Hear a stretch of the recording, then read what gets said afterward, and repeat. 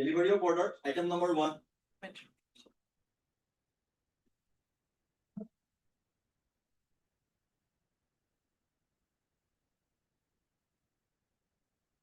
For reasons mentioned in the judgment, this civil revision petition is allowed and the impugned order of the executing court is set aside. Obliged. Diplo. Item 2 and 3. 2 and 3, you have to wait till tomorrow. Tomorrow, I will pass out.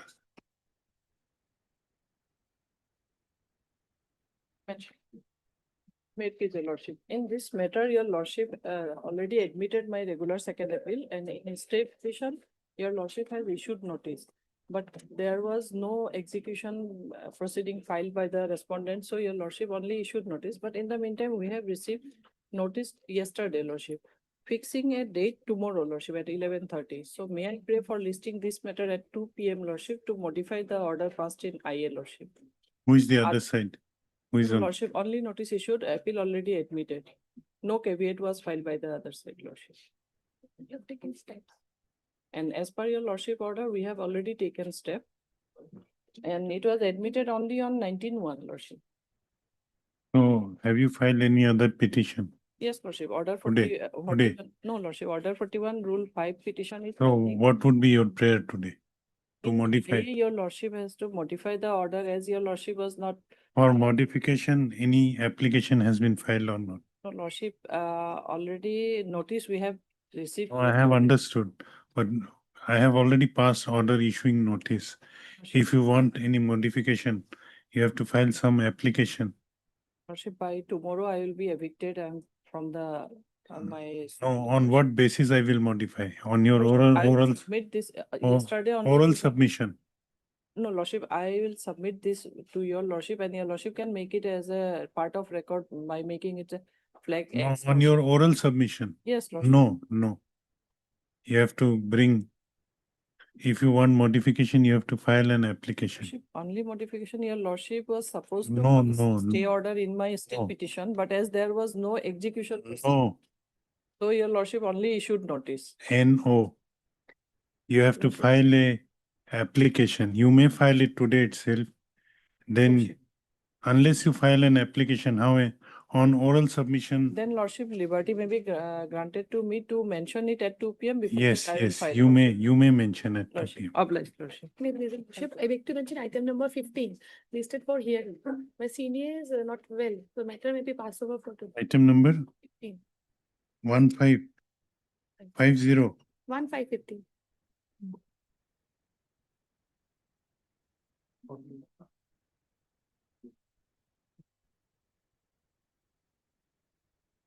What is your prayer?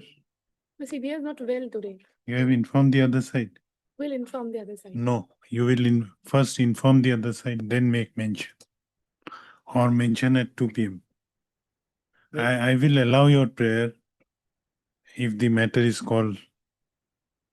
But for mentioning, you have to inform the other side. Only then you mention. Will inform. No, you inform first, then mention. May please lordship, item number 14. Yes. My lord, the respondent, he took my senior, Mr. B.K. Sharma, is in the Hyderabad for treatment, his treatment, and we took that consent, Mr. Das. You have informed the others. Yes, yes. Heard Mr. R.C. Paul, learned counsel for the respondent, who prays for an adjournment on the He ground, is the appellate. you are not objecting, on the ground that engaged counsel for the respondent number 1 and 2 is indisposed. Mr. S. Das, learned counsel for the appellant, does not oppose the prayer, hence the prayer is allowed. Let this matter be listed on 17th of March. Much May I please, lordship? Lordship, in item number 6, talk of compromise is going on to settle the dispute pending before Learned Trial Court. So matter may be listed after 2 weeks, lordship. In the Weeks. meantime, perhaps matter will be compromised. You have no objection. Heard Mr. R. Ali, learned counsel for the petitioner, also heard Mr. A. Bishwas, learned counsel for the respondent. It is submitted at bar that the talk of compromise is going on between the parties, and there is a possibility of reaching an amicable settlement by them. Hence, some time is prayed for the same. The prayer is allowed. Let this matter be listed when? After 2 weeks, Lordship. After? 2 weeks. 2 weeks, after 2 weeks.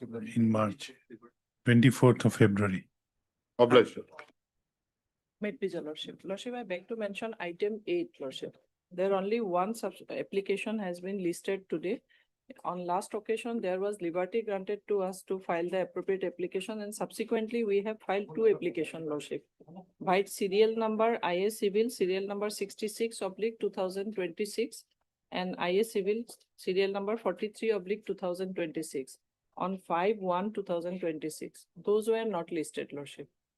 Earlier I have. You are for? I am for the appellant, lordship. Who is for the respondent? Government is there, lordship, and Mr. M.H. Rajgorbe, I will inform, lordship. So registry may be directed to list all the 3 IAs, lordship. Heard Ms. R Chaudhary, learned counsel for the appellant. Also heard Mr. S. J. Singh, learned government counsel appearing for respondent number 6, 7, 8. 6, 7, and 8. Learned counsel for the appellant. I'm sorry, madam, not 6, 7, 8. Yes, 6, 7, 8. 6, 7, 8, ठीक है, sir. Yes, Learned Government, counsel 6, for 7, the 8. appellant has submitted that the appellant has filed two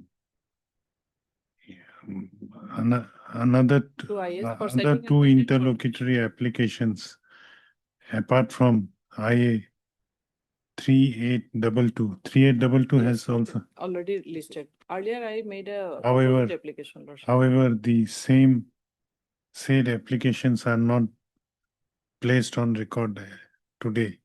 Hence, she prays for directing the registry to list the interlocutory application filed by the present appellant. Along with this appeal, the prayer is allowed. The registry is directed to list the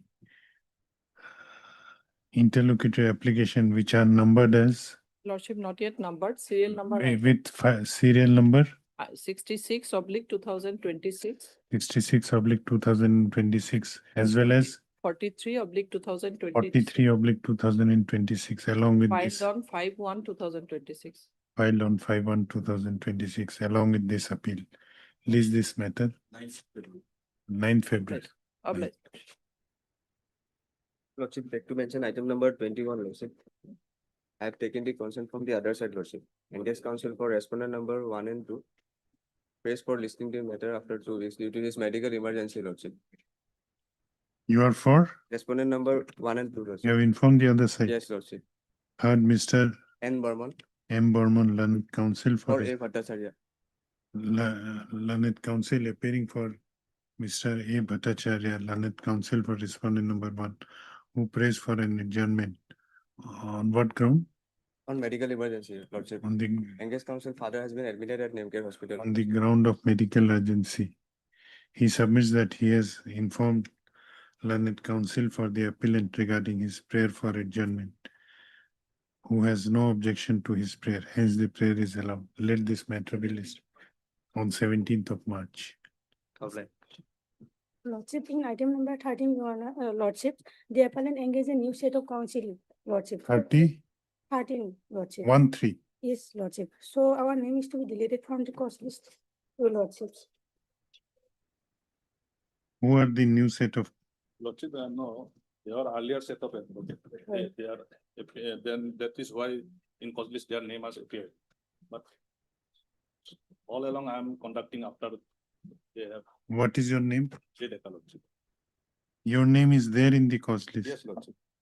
Item number 13. Whose name is to be struck out? Yes, Sattar, The 3 names are appearing, Lordship, that J. Mukit, A. Sattar, B. G. Islam. They are not English counsel now. Okay. Heard, Miss, what is your name? Totally. S. Chaudhary. Learned counsel submits that the appellant has engaged a new set of counsel, namely Mr. J. Deka and 3 others, and have taken the brief back from the earlier councils, namely J. Mukit, A. Sattar and B. Islam. And hence she requests to direct the registry not to reflect the name of aforesaid council in the cause list henceforth. Mr. J. Dekar, learned counsel for the appellant, is present. You're ready for hearing? Yes, yes. Lordship has fixed the date. To be. Then we'll pass orders at the time when we'll take it up. Yes. The registry is directed to not to reflect the name of Mr. J. Mukit, Mr. A. Sattar, and Mr. B. Islam as engaged counsel for the appellant in the cause list henceforth. এই part to রাখো, যেতিয়া take up Karim, you have to continue. Okay. Obliged. May it be please your lordship. Lordship, with the consent of the other side, I beg to mention item number 17 and 18 of daily list and 26, 27 and 28 of supplementary list. Lordship, my senior is not keeping well today. She is currently hospitalized, my lord. Well, in item number 17, I am appearing on behalf of the appellant and 18 on behalf of the respondents, my lord. So actually, the case. Who is your senior? Miss M. Sharma, What is your name? M. Kolita. Heard Miss M. Kolita, learned counsel for respondent in item number 17 and 18. Who prays for an adjournment on the ground that conducting counsel for the respondent, Miss M. Sharma, is indisposed. Also heard Miss U. Chakravarti, learned senior railway counsel, appearing for the appellant, who does not oppose the prayer. My lord, actually, my lord, in the item number 17, I am on behalf of the appellant, but in 18, I am respondent. Hmm. This is same, again, the same judgment, this is a cross appeal. Okay, okay. Common order of 17, 18. The prayer is therefore allowed. Let this matter be listed My lord, 12th of March. Lordship, it will be similar not much, prayer. my lord. Already case is ready for hearing, my lord. I have prepared my written argument in both the cases, my lord, for submitting before the honorable court. February, In 10 February, my lord. 10 February. Yes, Okay, my lord. okay. Lordship, a similar prayer in 26, 27 and 28 of supplementary list. You have informed the other side. Yes, yes, Lordship, I have taken consent, my lord. Heard Miss M. Kolita, learned counsel for the respondent, who prays for an adjournment on the ground that the conducting counsel for the respondent, Miss M. Sharma, is indisposed. Stop. She submits that she has informed learned counsel for the appellant regarding her prayer for adjournment, who has no objection to the same. Hence, the prayer is allowed. Let this matter be listed 10th of February. 10th of February. Obliged to lodge. Please, your lordship. Already we have informed and her consent is needed. What is item number? Item number 15. 15. Heard Miss, what is your name? Tania Devnath. T. Devnath. Heard Miss T. Devnath, learned counsel for the appellant, who prays for an adjournment on the ground of personal difficulty of the conducting counsel. Also heard Miss S. Chaudhary, learned counsel for the respondent, who does not oppose the prayer. Hence, the prayer is allowed. Let this matter be listed on 12th of February. May I please your lordship? Your lordship, with the consent from the other side, I beg to mention item number 4. Your lordship, we need some more time to file our affidavit in opposition against the condonation petition. So matter may be taken up after 2 weeks. Heard Miss P. Day on behalf of Mr. P. Day. P. Day on behalf of Mr. S. P. Roy, respondent number 10 to 31, 33 to 34 and 36 to 41. You are also appearing. I am appearing on behalf of respondent number 5 and 8, my lordship. Our name has not been shown. We have 5 Bukavat number in Also heard Miss Arvega. R. Begum appearing for respondent number. Respondent number 5 and 8. 5 and 8. Learned counsel for the respondent submits praise for an adjournment on the ground of personal difficulty. She submits that she has informed learned counsel for the applicant. Now, on the ground that they need some more time may be granted to them for filing written objection against the interlocutory application. The prayer is allowed. The registry is directed to reflect the name of Miss R. Begum and anybody else P. Kotoki. and Mr. P. Kotoki as engaged counsel for respondent number 5 and 8. 5 and 8. 5 and 8. 5 and 8 in the cause list henceforth. List accordingly. After 2 weeks, your lordship. List this matter on 13th of February. Admission, item 5.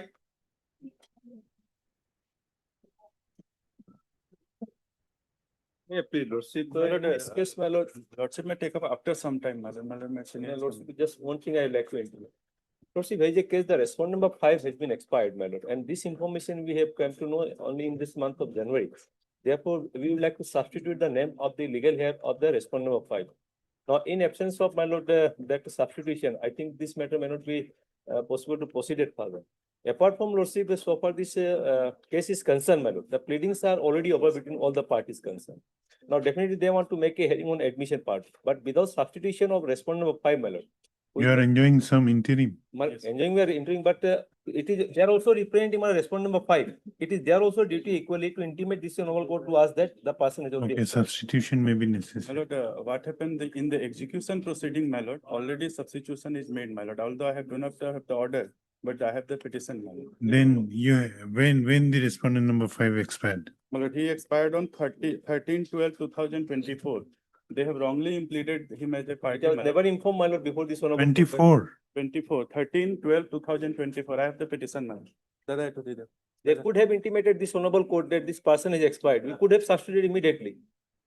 There is no any problem, my lord. My lord, in execution already substitution is done. This is a petition filed before the executing court. Even they are representing today itself, my lord, in this respondent number 5, in the name of Hanif Ali.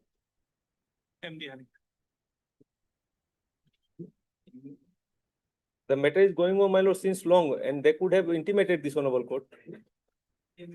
Equally, No, both, when you came to know? well, in this month of January, we came to know because these are small shopkeepers. They don't have any relay connection with what in course of discussion, once it has been intimated, then they collected the document. Okay, let them take steps. It is necessary, my lord. No, but on one hand, you are enjoying the interim. Other hand, you are delaying the. This information lying with them, even they are responding, But- representing respondent of 5 hearing case, my lord. They could have intimated this honorable court or to ask, my lord. Numbers of times this matter has been listed. My lord, I have. At our first instance, my lord, being known of this fact, Heard Mr. S. Samaria, learned counsel for the petitioners. Also heard Mr. A.K. Gupta, learned counsel for respondents. My lord, I am appearing for, my lord, all the respondent number 2 to 6, my lord, but here the name of the 5 is also there. my lord. Okay, learned counsel for respondent number I 2 have to actually, I 6, have filed. as well as Mr. E. Sharma for respondent number 1. C. Sharma appearing for respondent number 1. Mr. Learned counsel for the petitioner submits that the petitioner came to know in the month of January that respondent number 5 has already expired, and therefore he seeks some time to take necessary steps for substituting the legal heirs of respondent number 5 in this civil revision petition. On the other hand, learned counsel for respondents submits that respondent Mr. A.K. Gupta submits that the respondent number 5 had expired way back on 13/12/2024, and in the execution proceeding, the prayer for substituting the legal heirs has already been made on 21/20/25. Stop. I have considered the submissions made by learned counsel for both sides. Considering the submissions, they pray for taking necessary steps for substituting the legal heirs of respondent number 5. Prayer for grant of some time for taking necessary steps for substituting legal heirs of respondent number 5 is allowed. Let this matter be listed 20 February. The interim order shall continue till next day. Okay.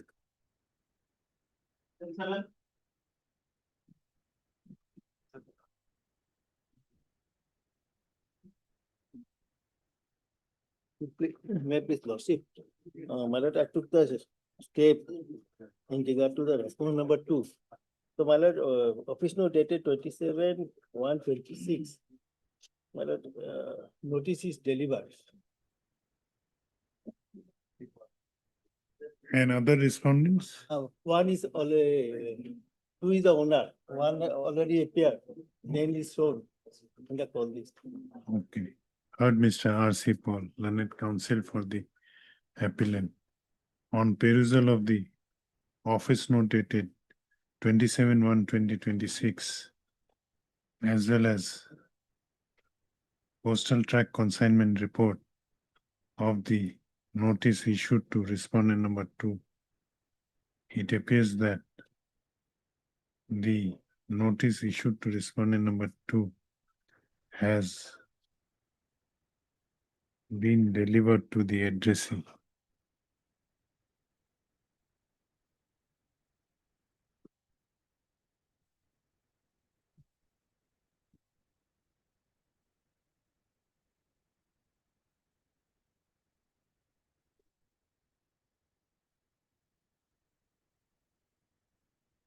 On 12/12/2025.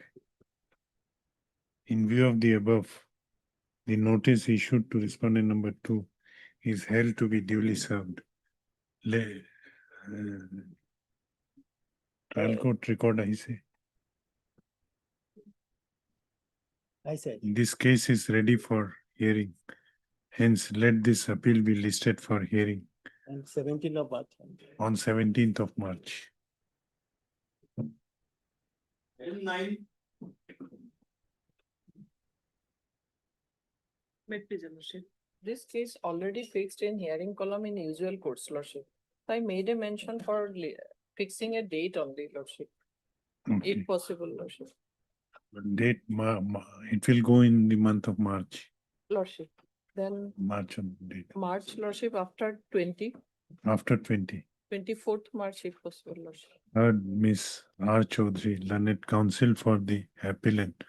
Also heard Miss, what is your name? S.R. Majar Bhuya. S.R. Majar Bhuya. Majar Bhuya. Majar Bhuya. Learned counsel appearing for the respondent. It appears that this appeal is ready for hearing.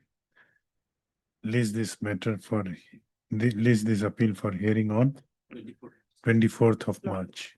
Deeply obliged. item 10,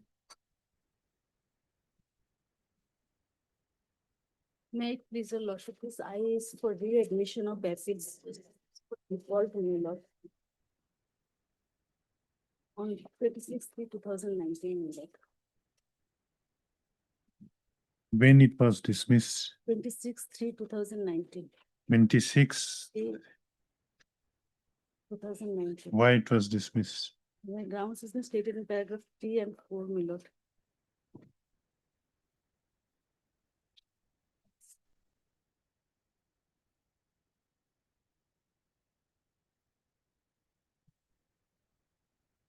Where are the grounds? Paragraph number 3 and 4, my lord. What are the grounds? What is the gist? It is a very long para. But on that day, I could not come because of some difficulties, and when the matter was called up, no one was there, my lord. That's the- Therefore, it was dismissed. Therefore, it was dismissed and one, my junior was instructed to seek for an adjournment, but she could not come She also could not come. because the display board did not show the item, my lord. That's So the fault is of display board. Where is that display? 3 and 4 I have stated, my lord.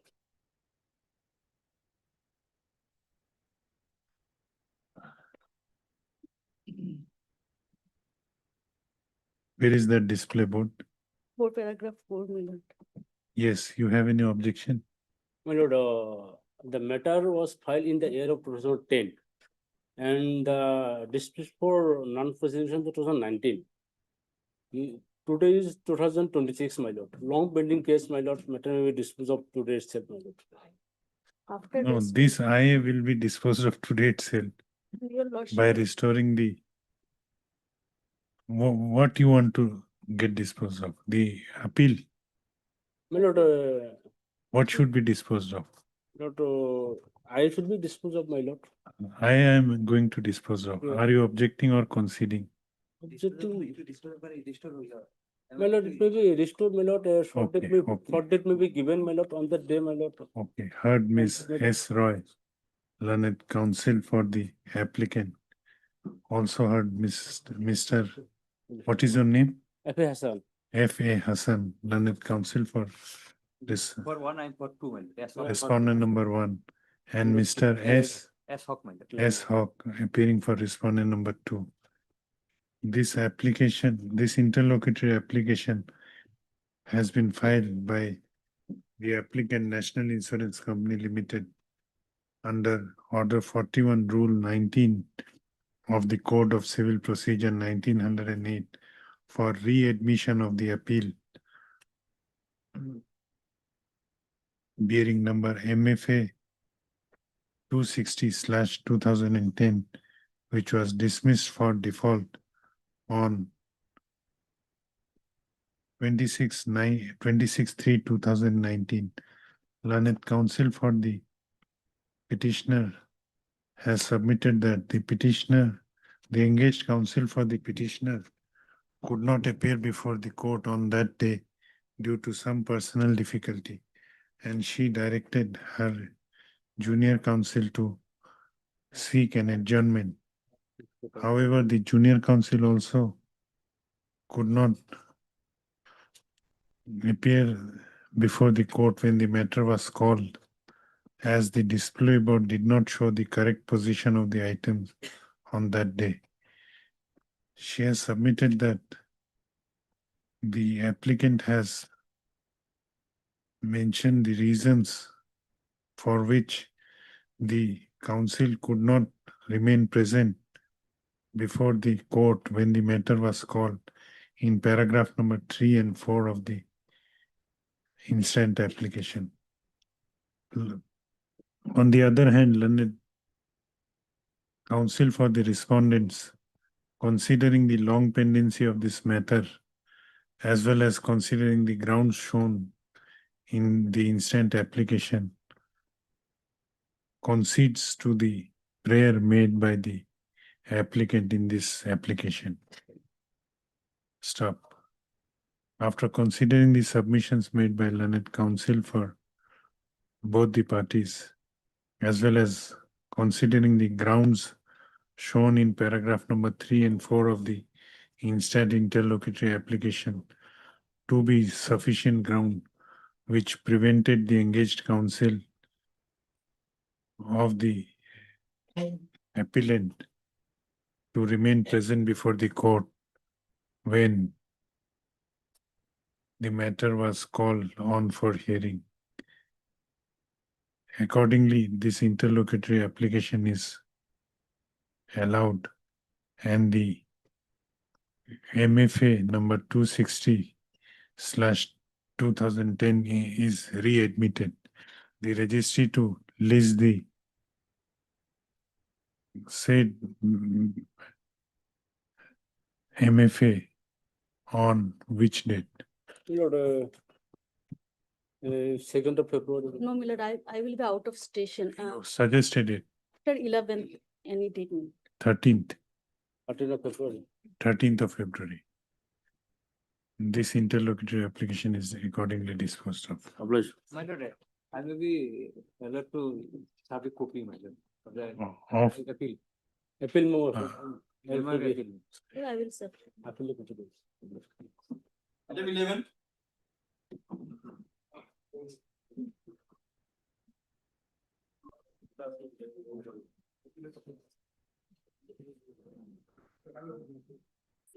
Item number 11.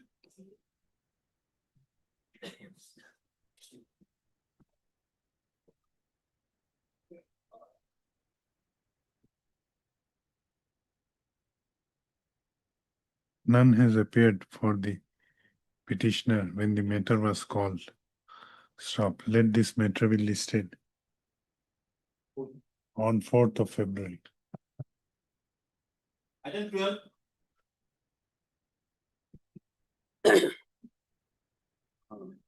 May it please your lordships. In this case, my lord, the main RS was, my lord, dismissed for default, my lord. And thereafter, in condemnation petition, my lord, your lordships has allowed the condemnation petition on last occasion, my lord. And so I have already, my lord, yesterday I paid the cost, my lord, rupees 5,000 to the respondent, my lord. As per honorable court's order, my lord, on last order.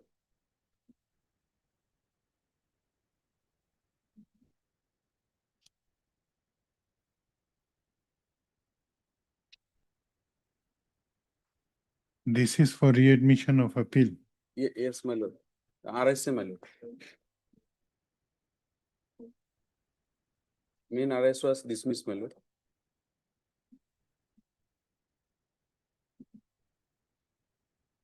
So why order 9, rule 9?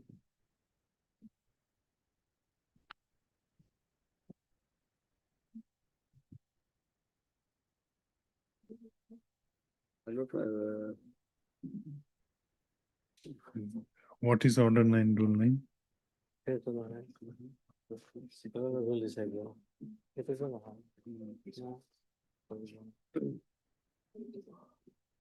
This application has to be under order 41, rule 19. Then I may be allowed to correct, man.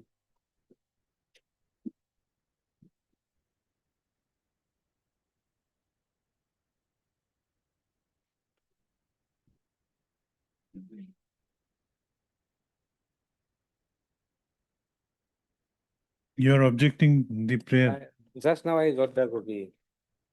My and my name also not shown.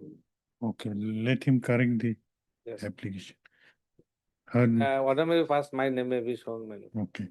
Heard Mr. S. Ahmed, learned counsel for the petitioner.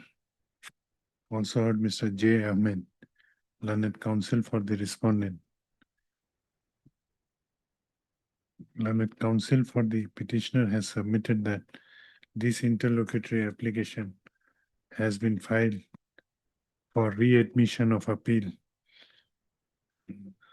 Readmission of regular second appeal number 82/2021, which was dismissed for default on 18/11/2021. He submits that there was a delay in filing the instant application, which was condoned by this court earlier by its order dated 6/1/2026, passed in IA number 1643/2025, by imposing a cost of rupees 5,000. He submits that the petitioner has complied with the direction of this court and has paid the cost. Stop. To the account. Through account, his account. I provide him the account number. Okay. I have issued check and check has deposited in his account. His account. To the account of the respondent, in the bank account of the respondent. However, stop. However, learned counsel for the petitioner submits that inadvertently he has mentioned he has mentioned wrong provision of the Code of Civil Procedure in this application and prays for some time to rectify the said error by filing an amendment application. By affidavit or my lord? I mean, The prayer is not opposed to by learned counsel for the respondent, hence same is allowed. 13 February. my Le- name, the registry is directed to reflect the name of Mr. J. Ahmed as engaged counsel for the respondent in the cause list henceforth. Let this matter be listed on. my lord, as well as I, as well as RSA, my lord. My lord, regarding date, my lord, short date, my calendar. Suggest Fourth, my lord. I'll file today, my lord. 4th of 4th of February. 4th of February. My name will, my name will be reflected, In- IA as well as the In both the RSA. interlocutory application as well as RSA, name should be reflected in both. Hello. Obliged, my lord. Much obliged. Limited.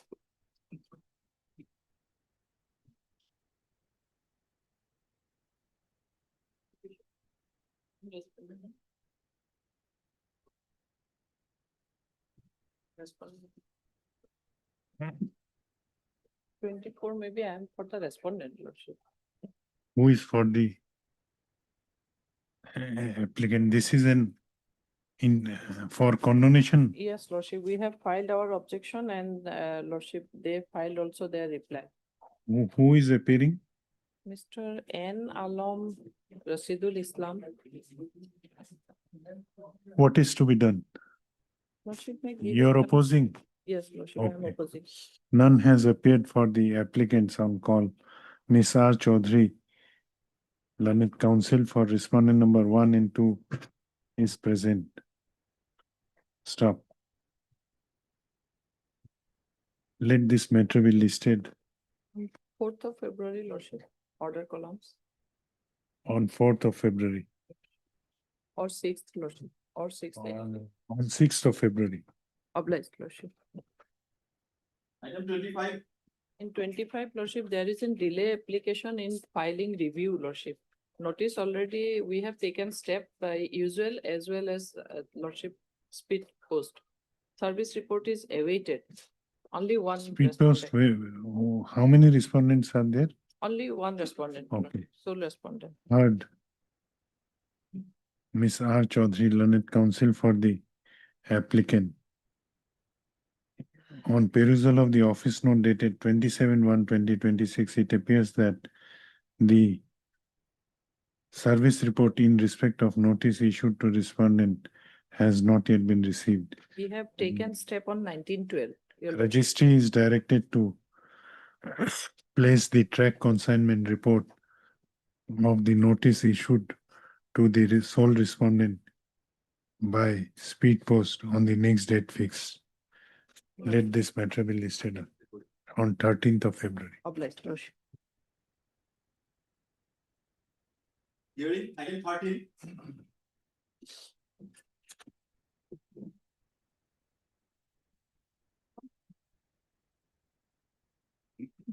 May it please your lordship.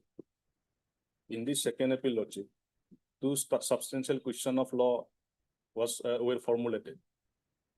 And lordship, on the face of the appellate court judgment, these two questions can be answered. Now, lordship, kindly see the order dated 3/9/2018. Just a minute. 3/9. 2018 in RSA.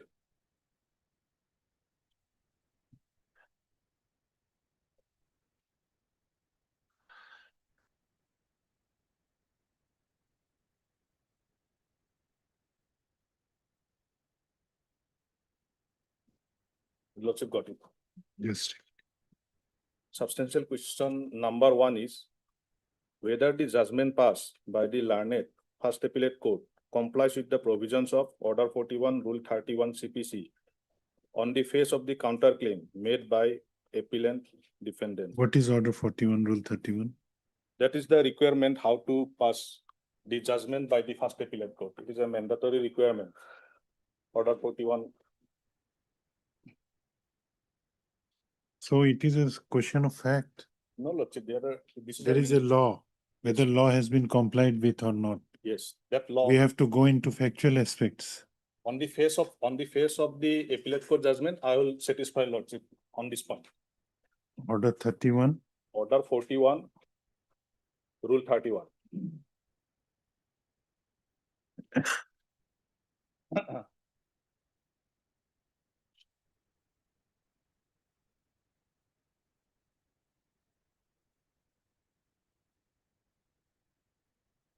Order 41, Rule 33 says, contains date signature of the judgment. The judgment of the appellate court shall be, in writing and shall state, what is it, shall?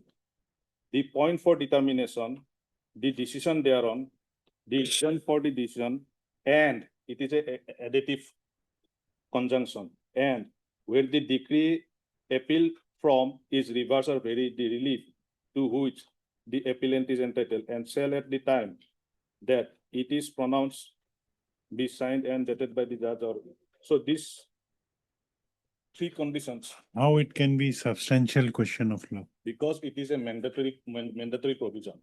If appellate court decides any judgment not complying with this, it can be sentenced. I'll place Supreme Court judgments on this point also.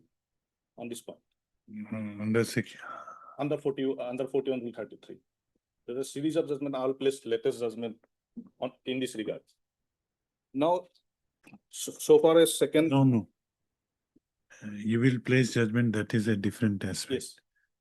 To emphasize which point you will place judgment. Yes. How it becomes substantial. I'll come to that. Okay. I'll come to that. I'm just giving the gist of the case, Lord. Okay. Then second point is whether the learned first appellate court had exceeded jurisdiction as circumscribed under section 9 of CPC by giving a declaration of the scheduled land, which includes a portion of the land acquired by the government under Land Acquisition Act and National Highway Act.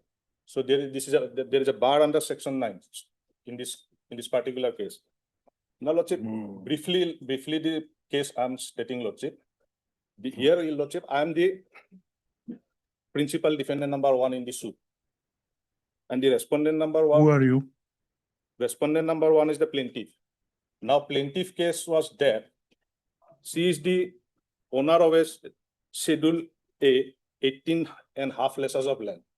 That is the Schedule A. And according to her, 3 lesses of land acquired by the government. And Schedule C is the Pakka house of 2 houses which she wants a recovery of possession. Now here, their case is that, according to plaintiff, in the plaintiff case is that, I am the tenant under the plaintiff. So, the plaintiff filed the suit for area rent and eviction from the tenanted premises. That is one part of case. Second part is that the land acquisition part. Notices is issued to the tenant also, and it is their case that respondent number 4, that the state authority, they are going to give the compensation of this 3 lesser of land to me. So this suit is filed under specific relief act for declaration and consequential consequential relief. What declaration was? Declaration right title interest regarding this schedule land, 18.5 lesses of land. And then- what consequential relief? Consequential is eviction from the suit premises being a tenant, then Lordship area rent, then recovery of that compensation part. All are Which class. was given to you by the government. That is the case of the plaintiff. No, the plaintiff wants, you have received the compensation from government against acquisition. That is not reflected from the record. Now we are going by the record, but her point is that the defendant number 4, they are going to pay the compensation to the defendant number 1, not to the plaintiff. It is their case. They took to participate in the LA case also. done. Now here, this 42nd point, Lordship, this compensation part also included in this case, that issued the notice and all. Now, Lordship, it is their case. Our case is, we have right title interest. There is a counterclaim is separately there. We have denied the title of the plaintiff. Now, so far as this case. Over 18.5 lectures. Yes. 18.5 lectures is the main schedule, issued property. In your counterclaim, how much land you have? I also claim right title interest. Over 18.5 Yeah. entire. Excluding the 3 lesser, of course, because that is acquired by the state Okay.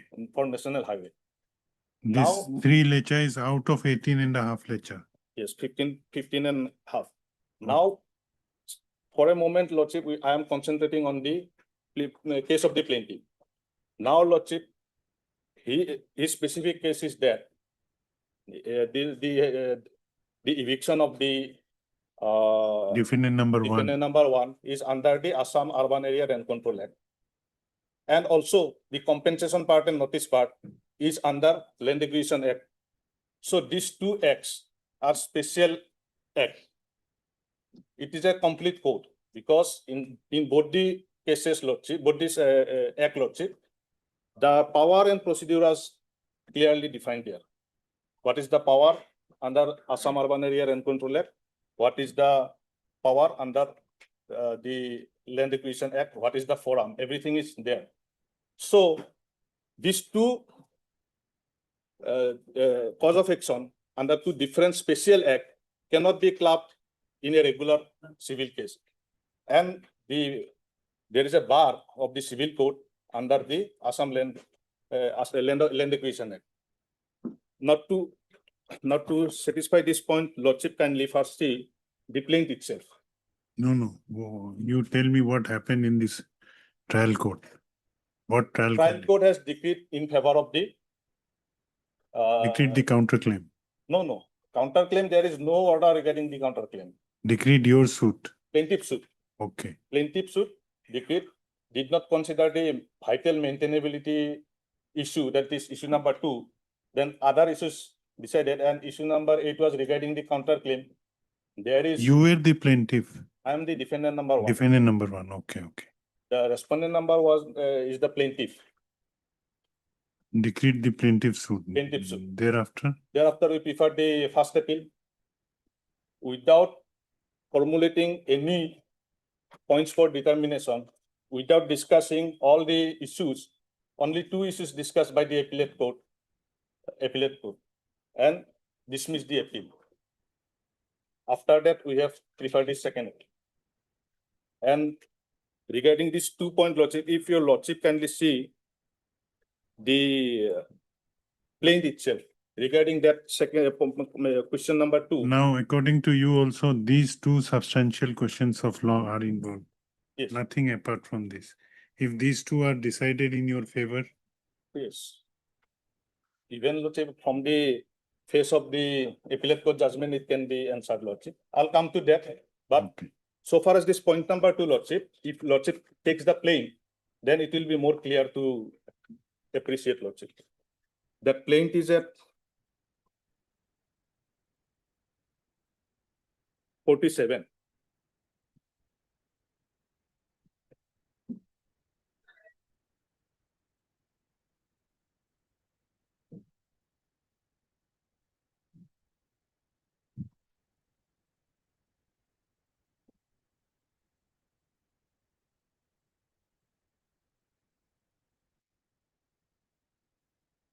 Forty-seven is 47 is the plaint, Lordship. okay. And kindly note the title suit number 7 of 2009.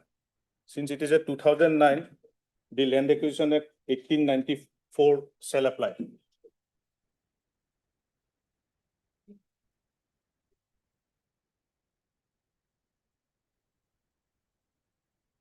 Yes. Here, Lordship, kindly see the cause title itself. That plaintiff is the Razia Begum. Respondent number 1 plaintiff. And principal defendant number 1 is the Firoza Khatun. Okay. And others are, Lordship, the state defendant, but defendant number 4, decree is passed against defendant number 4 also.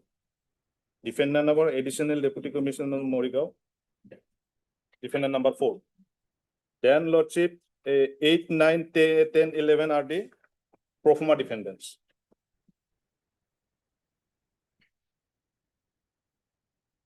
Now, Lordship can, if Lordship sees that page 2 at page 48, suit for recovery of area rent, eviction of tenant, principal defendant with his entire family from the suit premises, and for recovery of compensation of acquisition land and the house falling in the 4 lands of the National Highway 37 from the authorized officer, the principal defendant number 4, and for injunction restraining the principal defendant number 3, 4, 6 to make payment of the compensation of the acquisition land and house falling over it to the principal defendant number 1, and for declaration of right title interest of the plaintiff over the suit land. This is as a whole they have said in the cost title.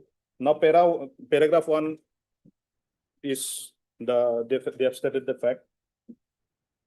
On Pakka House having it Now, what you want to show? to show that this suit itself mentioned regarding Assam Urban Area Rent Control Act and Land Acquisition Act. These two special acts cannot be clubbed together in a civil suit under section 34 of the Specific Relief Act. That is the declaratory suit under this is a under general provision. But two special act is involved as per the case of the plaintiff. And it is pleaded, specifically pleaded. And it is relevant for the question number 2.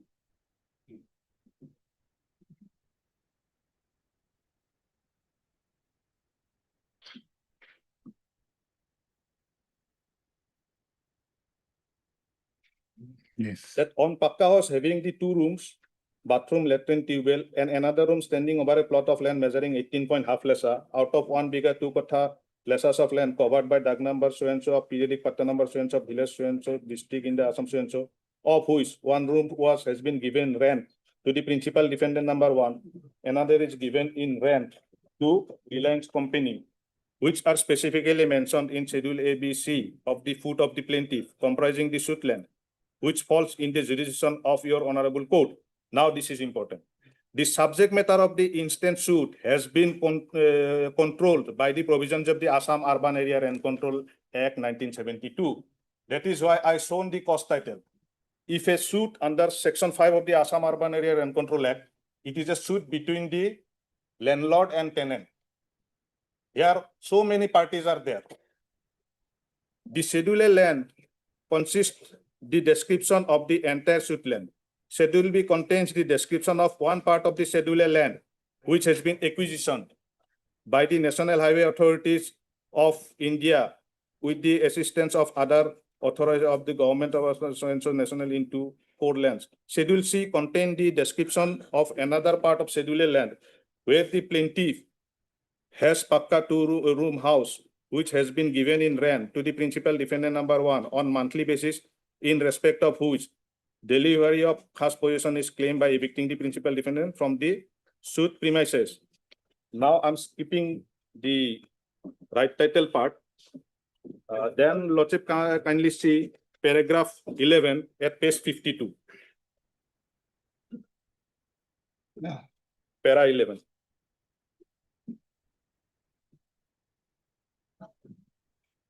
Yes. That thereafter the additional deputy commissioner, authorized officer Morigao, the principal defendant number 4, serve a notice to the plaintiff through number so and so. LA case number 310678. They have specifically mentioned the LA case number.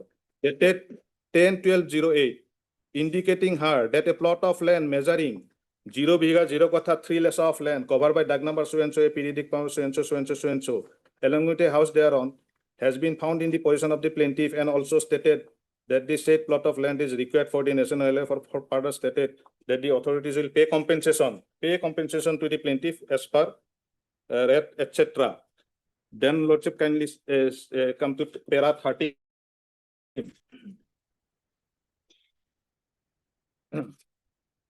Para 13. Thereafter, the additional deputy commissioner authorized officer Morigao served another notice through number so and so, LA case number 31/06, dated 1909, to the plaintiff and others, namely Smith so and so, wife of so and so, Firoza Khatun, wife of so and so, to appear before him on 7/9/09 at 11 AM with relevant documents to settle the dispute as regard payment of compensation of the land, which has been acquisitioned. Then Lordship, that 14 also it has stated, then 15 also Lordship. 15 I'm reading that the principal defendant number was not a pattadar of the suit land and she has been in possession of the house in rent on monthly basis and has defaulted in payment of rent.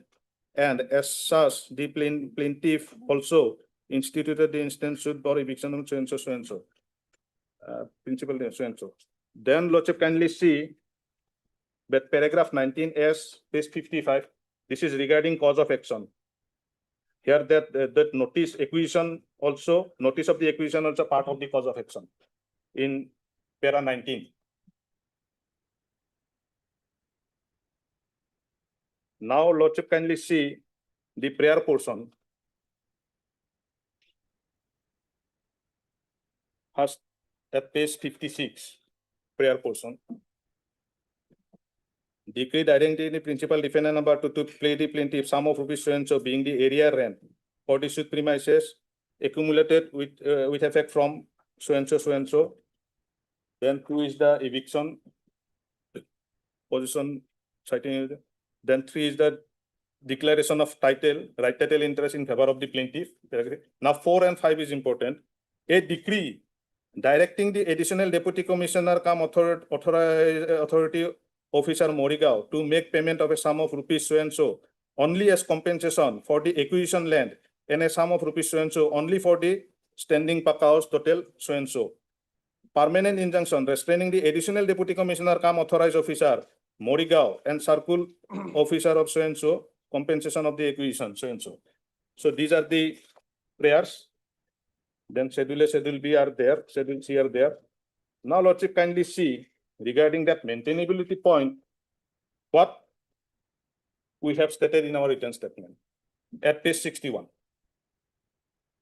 So this point has not considered neither by the trial court nor by the appellate court regarding that maintainability part. 61, para 11 Lordship in our written statement.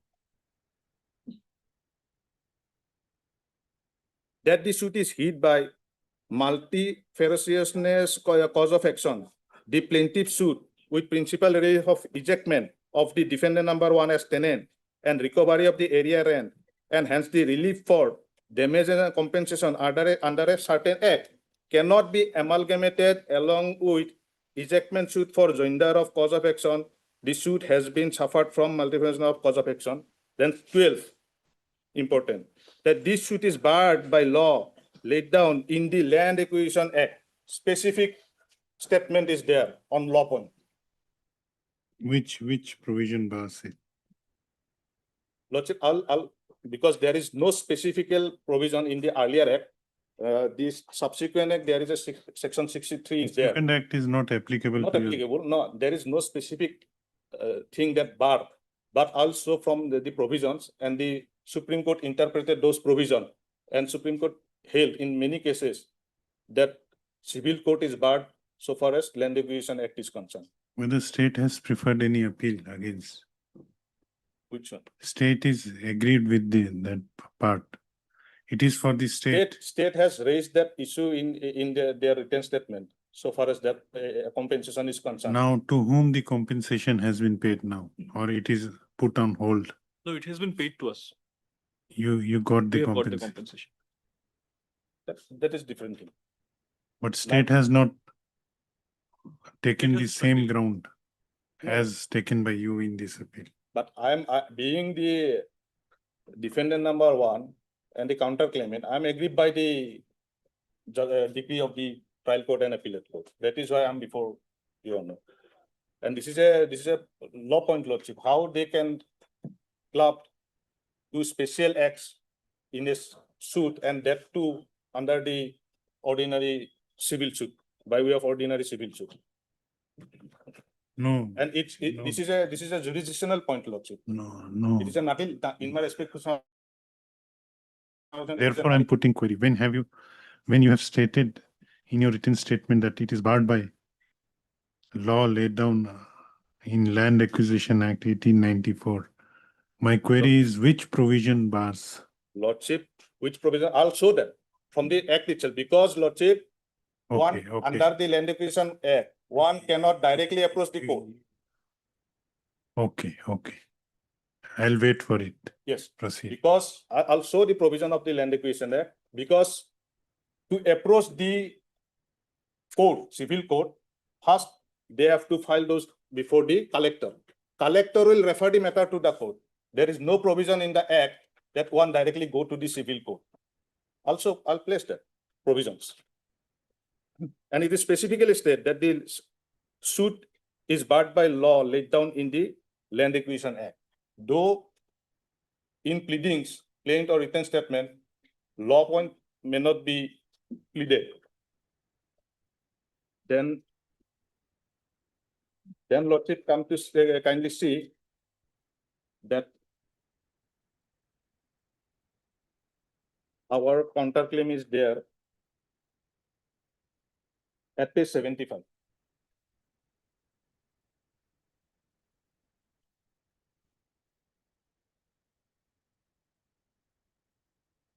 Page 75 is the counterclaim. Yes.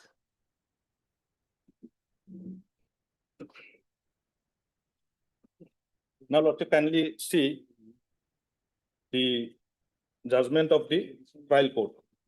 What are the issues framed and how it is decided,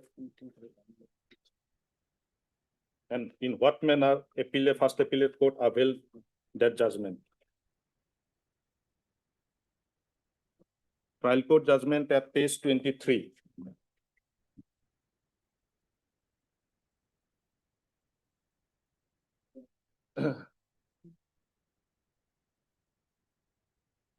That at this facts are stated that at page 28 of the trial court judgment, Lordship, that point raised by the defendant number 5 regarding that maintainability point, page 28, because it was not discussed at all by both the courts below.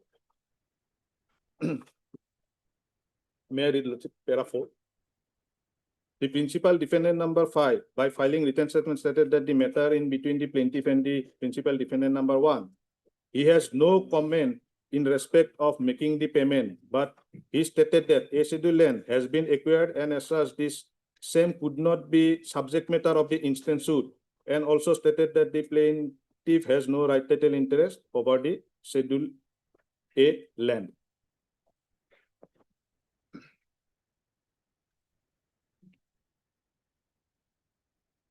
Then, Lordship, this para 6, that former defendant 8, 9, 10, 11 has submitted against the counterclaim. They did not submit written statement against the plaintiff, but they filed against the counterclaim. 7, plaintiff also submitted the written statement against the counterclaim. Now issues are at page 29, Lordship. Issues.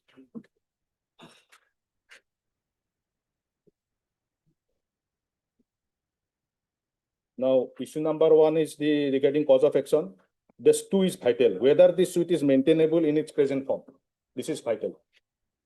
Whether suit is bad for non-gender. Then 4 is the whether the defendant number was tenant under the plaintiff. Whether the defendant to pay area rent, pay so and so being rent so and so.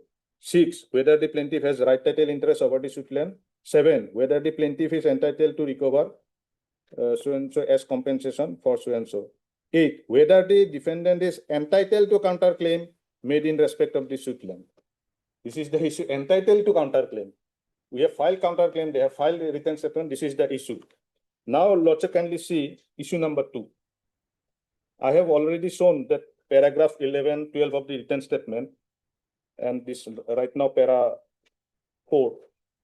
The defendant number 1 took the plea in their written statement that the suit is not maintainable in its present form. But from advertisements of the written statement, it appears nothing as to why the suit is not maintainable. This is the finding, nothing.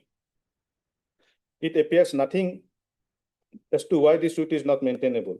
On the other hand, the defendant has not adduced evidence in support of her contention as to why the suit is not maintainable, and as such, the decision of the issue is redundant. This is the finding maintainability point. Then Lordship 4 and 5, on the basis of this Jamabandi and all, at 4 and 5 decided and 30, at 31, Lordship, on the basis of this Jamabandi, certificate copy Jamabandi mutation, this issue has been decided in favor of the plaintiff. Then 6 also, Lordship, decided in their favor. Now, Lordship, kindly come to page 33, issue number 8, regarding counterclaim.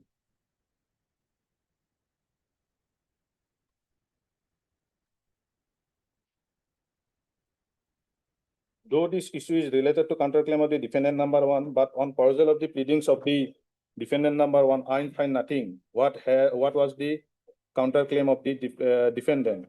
The defendant number 1 has not examined anybody, even herself, to support her pleadings, and as such, the issue is decided against. This is the finding. Now, let's kindly see the order, the decree part. The plaintiff has right, title, and interest over the scheduled land. That is there. Plaintiff is also entitled to get 28,500 as compensation for the acquisition of land, and a sum of rupees so and so for the standing house over the suit land, total to so and so, with a direction to the additional deputy commissioner come authority officer Morigao to make the payment. The defendant number 1 was directed to deliver first position of the suit premises described in Schedule A of the plain within 2 months from the date of passing of the decree. Now, here, Lordship, there is nothing regarding the counterclaim, whether it was dismissed, disposed of, nothing is there. Not even the area rent is there, but they have not filed any cross suit or cross appeal and all. So, no, this is the decree of the trial court. Without considering that maintainability, that vital point, that this suit itself barred under Section 9. Now, Lordship, kindly see the appellate court judgment. How cryptic is that appellate court judgment? You have not taken the plea that it is barred by Section 9. In your written statement. Law point need not be pleaded, Lordship. But, Law point need not be but- pleaded in the pleading. No, it need not to be pleaded, but if you're stating that it is barred by some law, Yes, obvious, Lordship. If it is barred by the Land Acquisition Act, civil suit, then obviously it comes under Section 9 only. That bar. It is a special act, special procedure, special power is there in the Land Acquisition Act. I'll place the judgment in this regard. It is clarified by the Supreme Court. Now, if your Lordship kindly see the appellate court judgment regarding the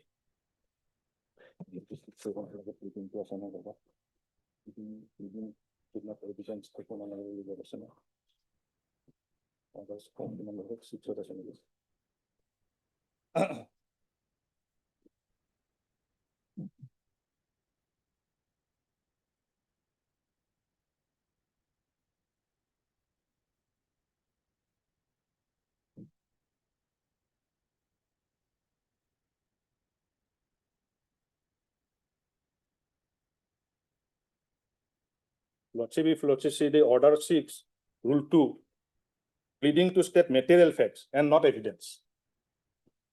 Every pleading shall contain only a statement in a conscious form of material facts on which the party pleading relies for his claim or defense, as the case may be, but not the evidence by which they are to be proved. Now, if Lordship sees the appellate court judgment yes, regarding the substantial question of question number 1. Here, if they like the trial court stated the facts of the case, appellate court also same facts reiterated here. Then Lordship kindly You see, read Order 8, Rule 2.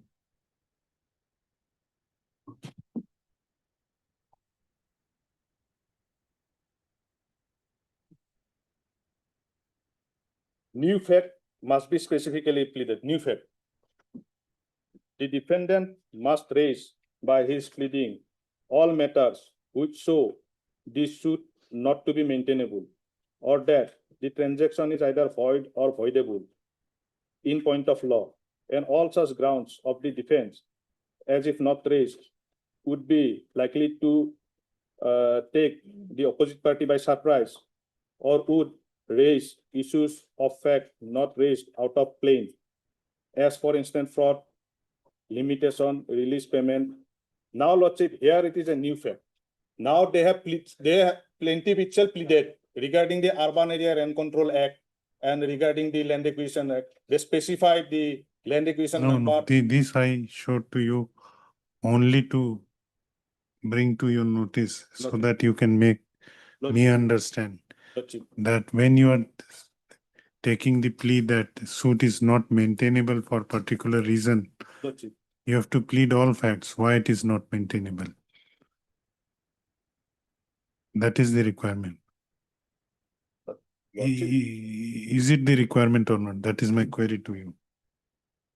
That when you are taking plea that suit is not Lordship, maintainable. In my respectful chairman, Lordship, if it is on the face of it, it is barred. Suppose, Lordship, this Land Acquisition Act, that is barred under the act itself. So it in my respectful submission, if it is specifically pleaded, that is well and good, Lordship. But in my respectful that even if they don't plead, it is a law point as a law point, Lordship. Now, Lordship, one thing is there. Suppose, Lordship, I have not filed any reply defense. Then also the point of law involved in the plaintiff, Yes. they have to prove their case. Now, it is the burden of the plaintiff to prove their case, how the urban area, under the Urban Area Rent Control Act, under the Land Acquisition Act, they preferred a civil suit under ordinary civil procedure. That their burden, they have before this Lordship first. Even I don't file any defense, so that they have to satisfy the court. Okay. Now here, Lordship, kindly see, they have reiterated the facts which in the trial court they have stated, and paragraph 9, kindly see at page 15, the appellate court judgment regarding the substantial question of question number 1. I'm showing this judgment.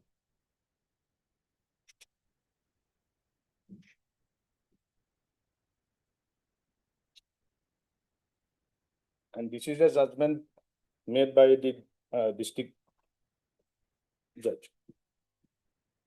9, at page 15 of the learned lower court framed as many as 9 issues to decide the case, out of which the issue number 4 and 6, in my opinion, are vital issues to decide the fate of the case, because issue number 6 relates to right title interest of the plaintiff over the suit land, and issue number 4 relates to tenancy of suit premises to the defendant number 1. In other words, plaintiff has to prove her right title interest over the suit land in order to get decree in the suit. It is to be noted that in a suit for declaration of right title interest, the plaintiff must affirmatively establish her title over the suit land on the basis of the documents on which plaintiff relies. The plaintiff cannot succeed in her suit only because that the defendant could not establish her defense case. The settled position of law is that the burden lies on the party to prove his case who alleges the same. This being the position, let us examine how far the parties have succeeded in establishing claim and counterclaim over the suit land. Now, he takes up the issue number 6. Then it is decided in favor of the plaintiff, and issue number now come to Lordship 11. This is my case. Issue paragraph 11 is my case so far as substantial question of number 1 is concerned. As issue number 4 and 6 are the issue touching the vitality of the suit, and the same are decided in favor of the plaintiff. So under such circumstances, I am of the opinion that plaintiff is entitled to get a decree as spread for in the plain. Hence, I do not find it necessity to make any discussion on the other issues. First of all, as per order 41 rule 33, no point for determination is formulated in this appeal. There is no discussion what grounds are taken. And most vitally, Lordship, even if he did not formulated the points of determination in the appeal, he did not discuss all the issues, because first appellate court is the last court of facts and law. He has to discuss all the issues. Only 2 issues are discussed. The vital issue, issue number 2, I have shown regarding maintainability, that 2 of the defendants take the plea regarding the Land Acquisition Act. It is not discussed at all. Then issue number 8, regarding issue number 8, regarding counterclaim, there is also no discussion. And in a cryptic manner, the appellate court avails. So on that count itself, the appellate court, first appellate court judgment is liable to be set aside. And second point is regarding that jurisdiction, section 9. Now, Lordship, kindly take the Land Acquisition Act.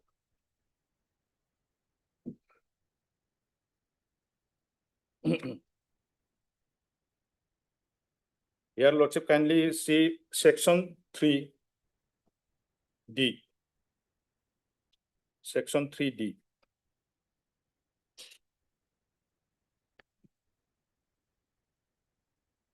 Here, court is defined in this act. The expression court means a principal civil court of original jurisdiction, then unless government distinct. Now, here in our Assam, state of Assam, the district judge is the principal civil court of original jurisdiction under this act. Then, Lordship, kindly see section 9, subsection 3.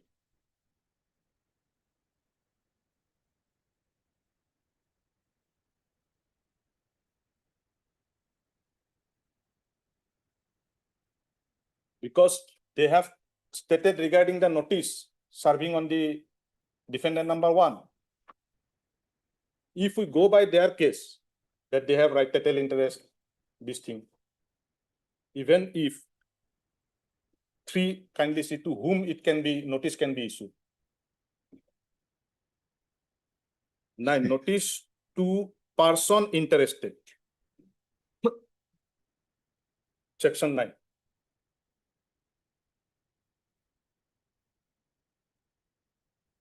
Yes. I'm reading this 3. The collector shall also serve notice to the same effect on the occupier, if any, of such land, and on all such persons known to believe to be interested therein. So, on their own admission, I'm the occupier of the land, because they are seeking the eviction, irrespective of what right title interest between these parties. Since I'm the occupier, I'm also entitled to a notice under section 9, sub-rule 3. And that is...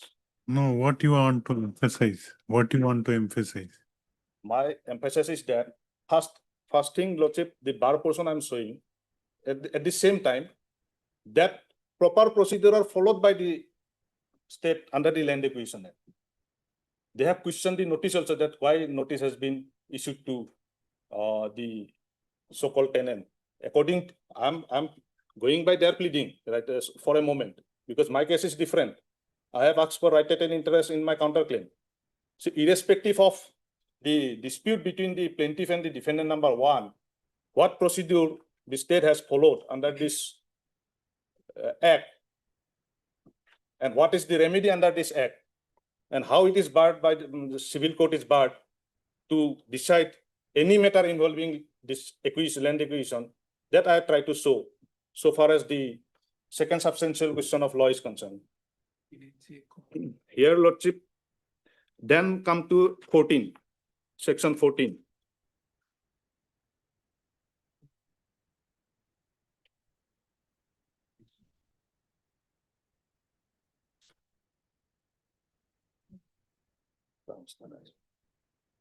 Yes. The power is also there. Power to summon and enforce attendance of witness and production of document.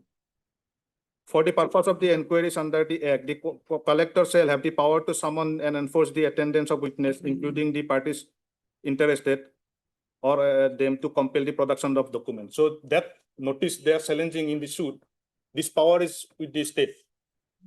They can summon. Then 18. Now this court power follows from section 18 onwards. And it is the vital provision.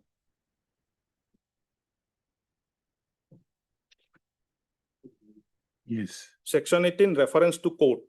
Any person interested who has not accepted the award may, by written application to collector,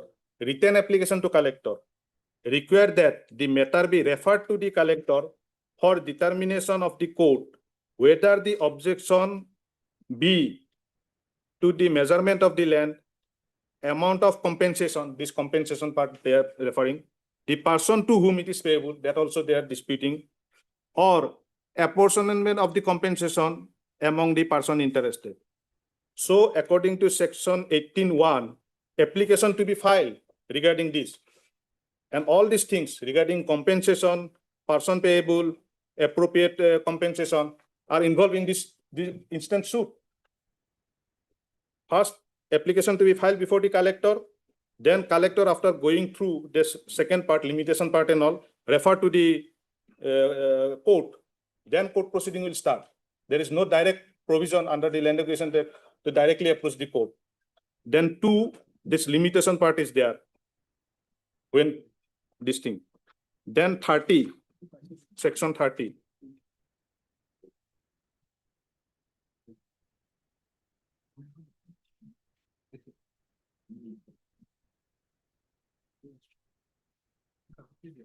Dispute as to apportionment, because they are raising this dispute. Why they are going to pay the defendant, not to the plaintiff? 30 section. Yes.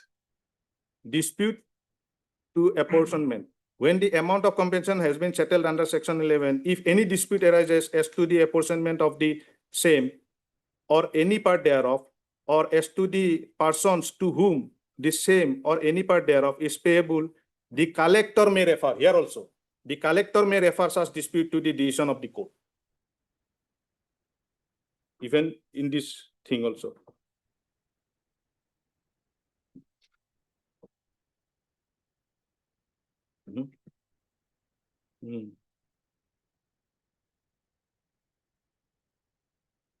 Then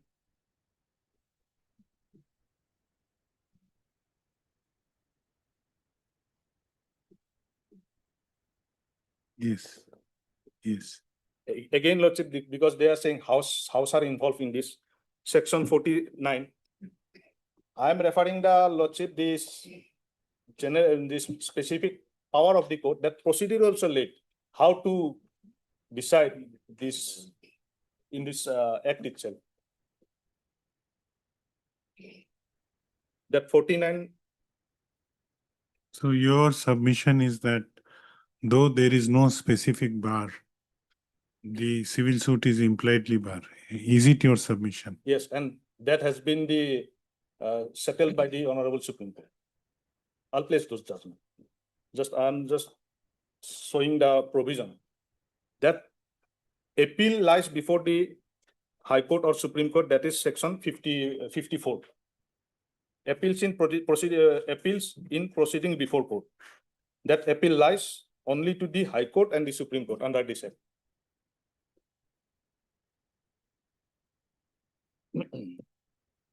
Yes. Now I cite some judgments regarding on in this point. The first judgment is Lordship 2021-10 SSC is 777. Regarding this first substantial question of law. I'm referring the para 7 Lordship.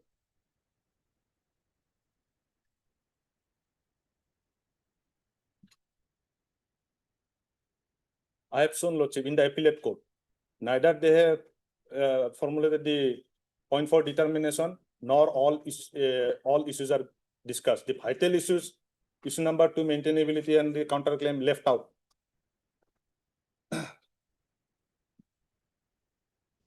Here I have highlighted Lordship.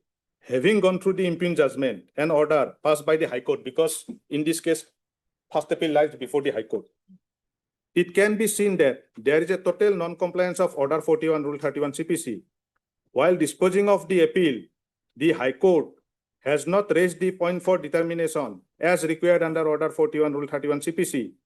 It also appears that the High Court, being the first appellate court, has not discussed the entire matter and the issues in detail, and as such, it does not reveal that High Court has reappreciated the evidence while disposing of the first appeal. It also appears that the High Court has disposed of the appeal preferred under Order 41 CPC, read with Section 96, in a most casual and perfunctory manner. Apart from the fact that High Court has not framed the point for determination as required under the Order 41 Rule 31 CPC, it appears that even High Court has not exercised the power vested in it as a first appellate court.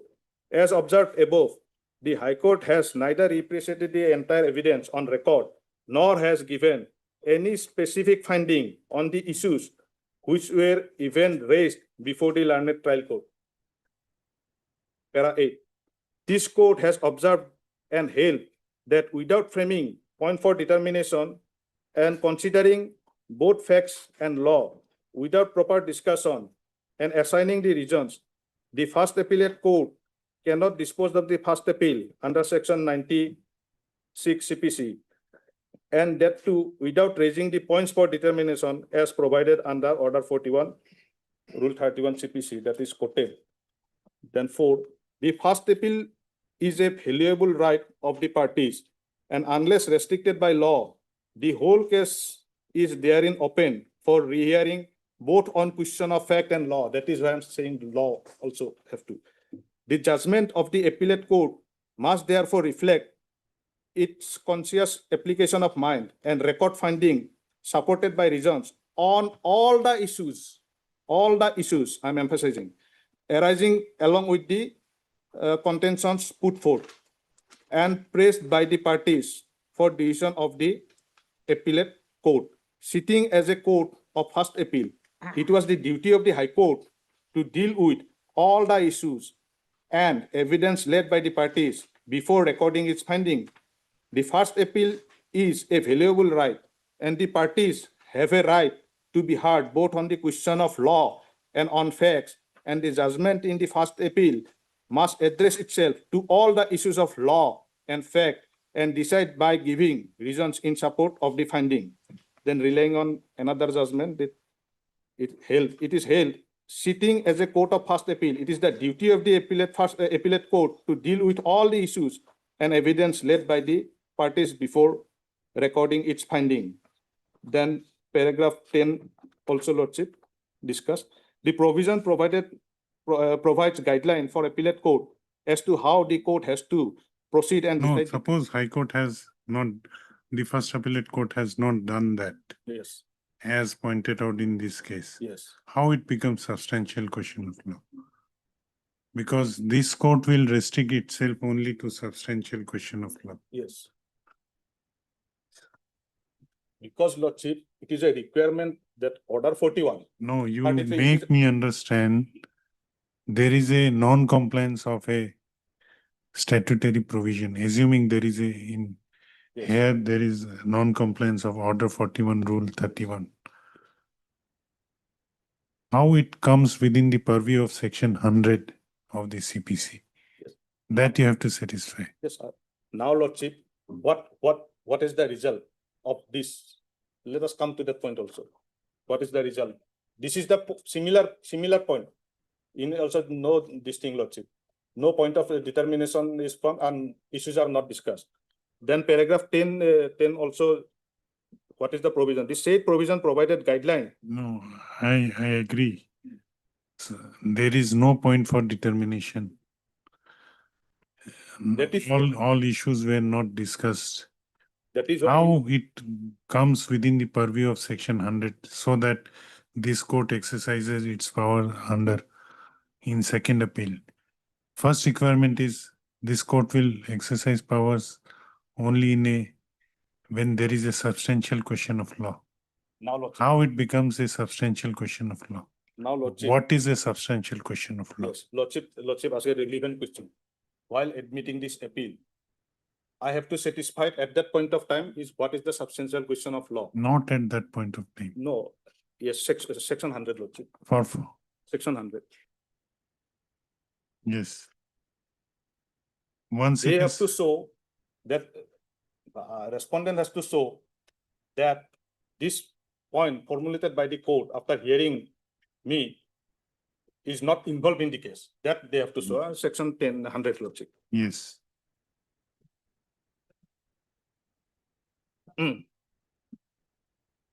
Save as otherwise expressly No, provided. assuming that they will make a submission, they have not yet made any submission. If they makes a submission that this is not a substantial question of law. So you have to, They have to show this substantial question of law formulated by the court after hearing the appellant is not involved in the present case. That they have to show. Substantial question of law already framed. Now, if she Lordship, because Lordship knows that at the time of admission hearing under Rule 11, if I cannot satisfy the court that this substantial law is not involved in this case, then Lordship dismiss the appeal. No need to issue any notice to the other side also. So that stage already I have overcome. Now, second appeal provision is save and otherwise expressly provided in the body of the court by any other law for the time being. no, in read court. 5. Before that, Lordship, the 3. In an appeal under this section, the memorandum shall precisely state substantial question addition. Yes, 4. Where High Court is satisfied, this satisfaction, Lordship, I am pointing out. 4. Where the High Court is satisfied that a substantial question of law is involved in this case, it shall formulate the question. So, being satisfied, court has formulated the substantial question of law. Now, 5. The appeal shall be heard on the question so formulated, and the respondent shall, at the hearing of the, be allowed to argue that case does not involve such question. This case, particular case, so far as formulation of substantial question of law, it is already under section 4, court satisfied. After, because I have stated so many substantial question of law. 5, court has formulated 2. So that question of law involved is already, it is under court satisfaction, it is there formulated. Now they will show that the substantial question of law formulated by this court is not involved in the present case. Only that. Okay. They cannot argue that it is not a substantial question of law. In my respectful submission, that part is already over. Because Lordship knows while admitting the formulating the second appeal, if any substantial question of law is not involved, then Lordship definitely dismiss at that stage itself without issuing notice to the other side.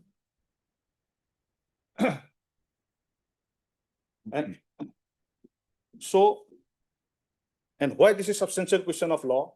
If it is not complied, Lordship, then it is a ground for setting aside this judgment itself. What is a substantial question of law? Lordship. What is a substantial question of law? Then I have to place another judgment regarding that. This is Lordship.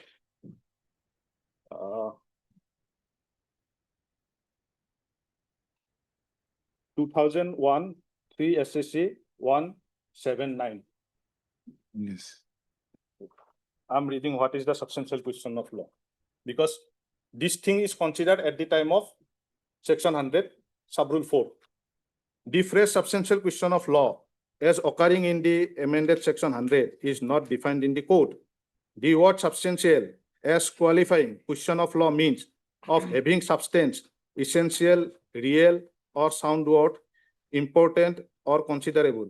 It is to be understood as something in contradiction with technical, of no substance or consequence or academic merely. However, it is clear that legislature has chosen not to qualify the scope of substantial question of law by suffixing the word of general importance, as has been done in many other provisions, such as Section 109 of CPC or Article 1331A of Constitution.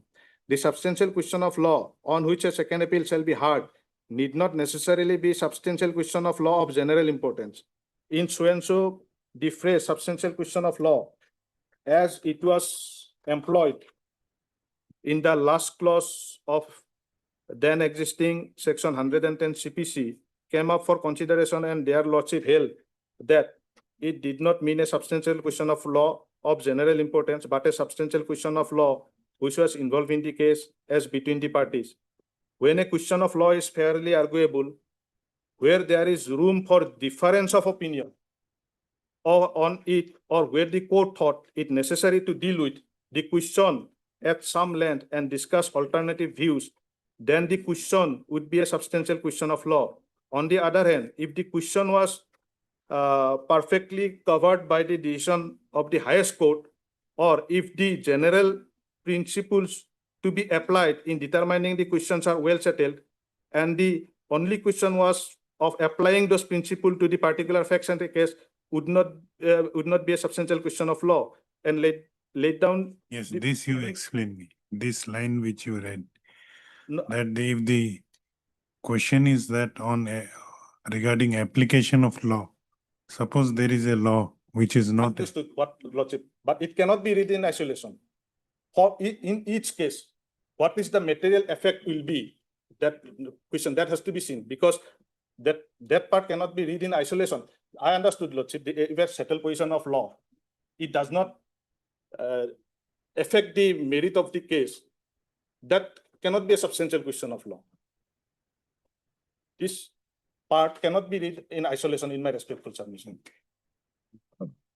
Then the proper test for determining whether a question of law raised in a case is a substantial would, in our opinion, be whether it is of general public importance or whether it is directly and substantially affect the rights of the parties, and if so, whether it is either an open question in the sense that it is not finally settled by the court or by Privy Council or by federal court, or is not free from difficulty or call for discussion or alternative views. If the question is settled by the highest court or the general principle to be applied in determining the question as well as settled, and there is a mere question of applying those principles, or that the plea raised is palpably absurd, the question would not be a substantial question of law. Then 13. So and so also it was held that a question of law of importance of the parties was a substantial question of law, entitling the admitted to a certificate under so and so. A point of law which admits of no two opinion may be a proposition of law, but cannot be a substantial question of law. To be substantial a question of law must be debatable, not previously settled by law of the land or a binding precedent, and must have a material hearing on the decision of the case. If answered either way, insofar as the rights of the parties before it are concerned, to be a question of law involved in the case, there must be first a foundation for it laid in the pleading, and the question should emerge from the substantial finding of fact arrived at by the court of the facts, and it must be. What is the citation?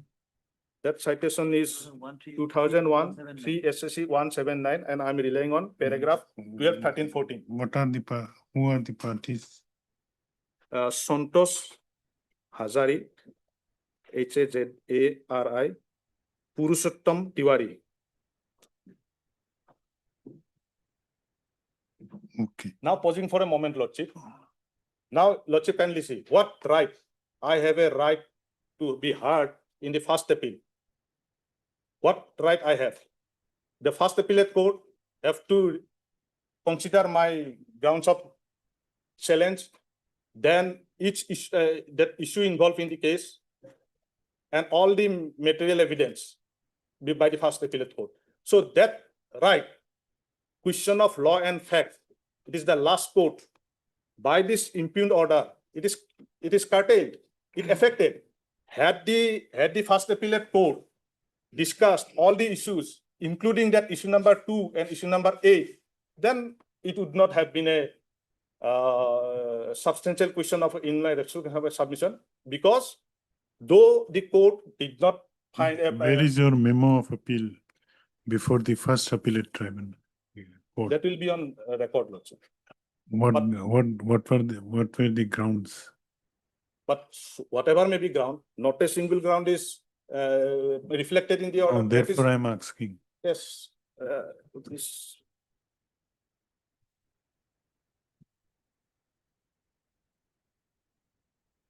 First title appeal. Title appeal. It will. title appeal 2/13, 2013.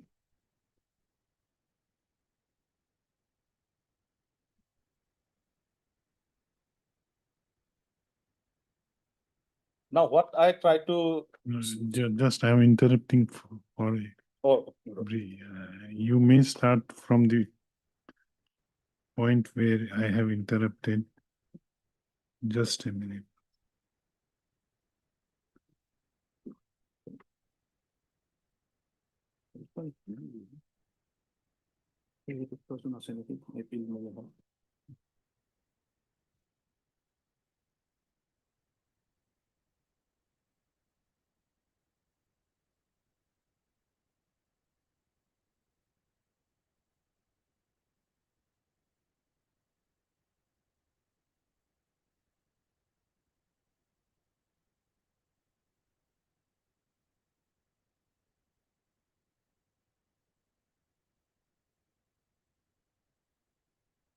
Okay. Yes, continue. now, Lordship, my submission is that, suppose Lordship, first appellate court did not frame point for determination, but he discussed all the issues, discussing the point, ground raised, then the pleading of the parties, then evidence, because it is the last forum where text, question of fact and law can be discussed and decided. And Lordship, it is not that the first appellate court has to uphold the trial court judgment. They can reverse also. So there has to be that application in this in our particular case. That is why that in the judgment I just read, what is the duty of the first appellate court? That is why.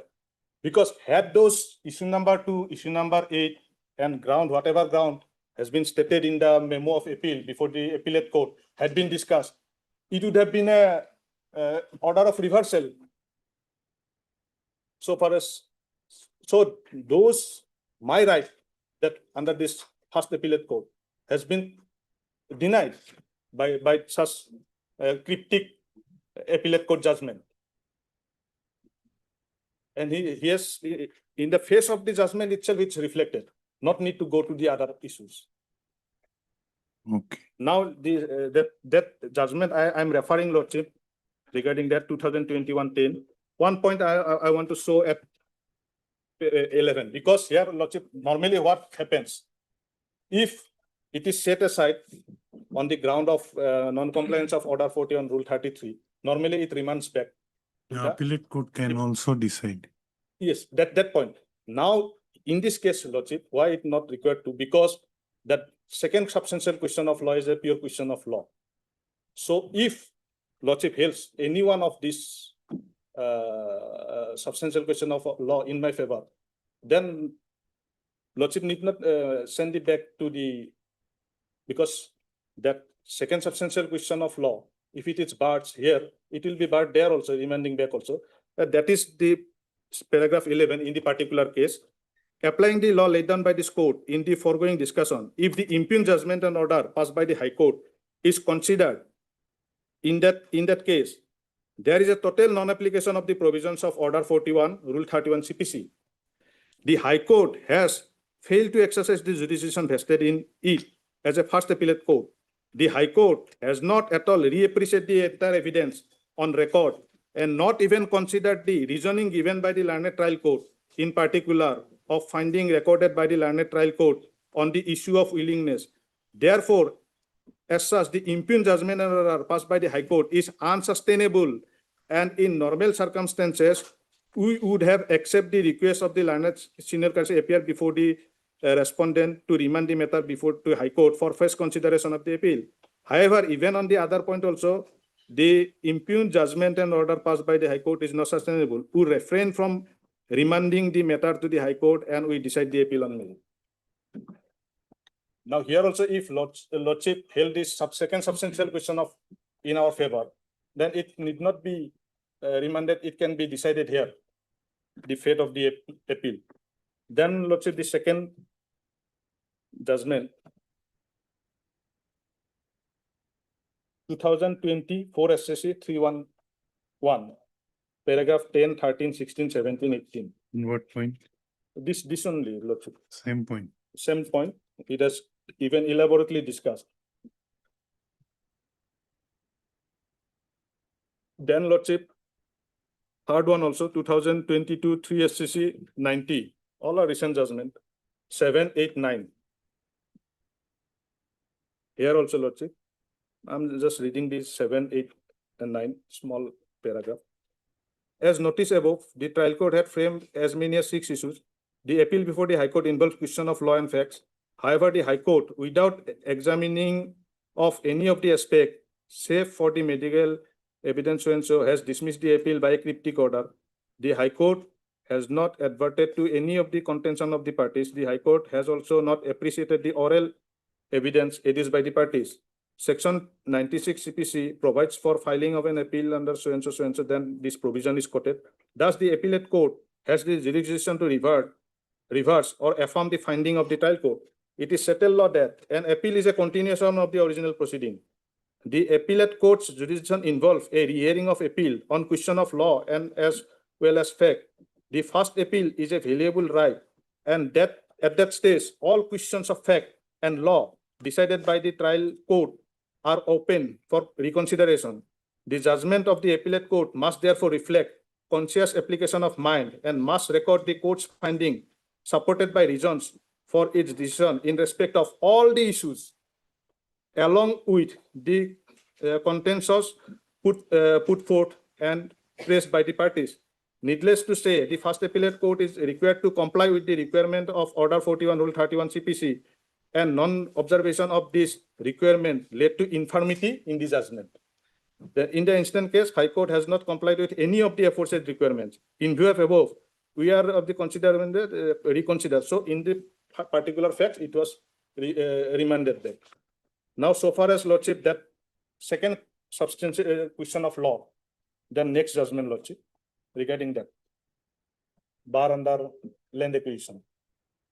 2006, 8 SCC 336, paragraph 11 and 12, I am reading.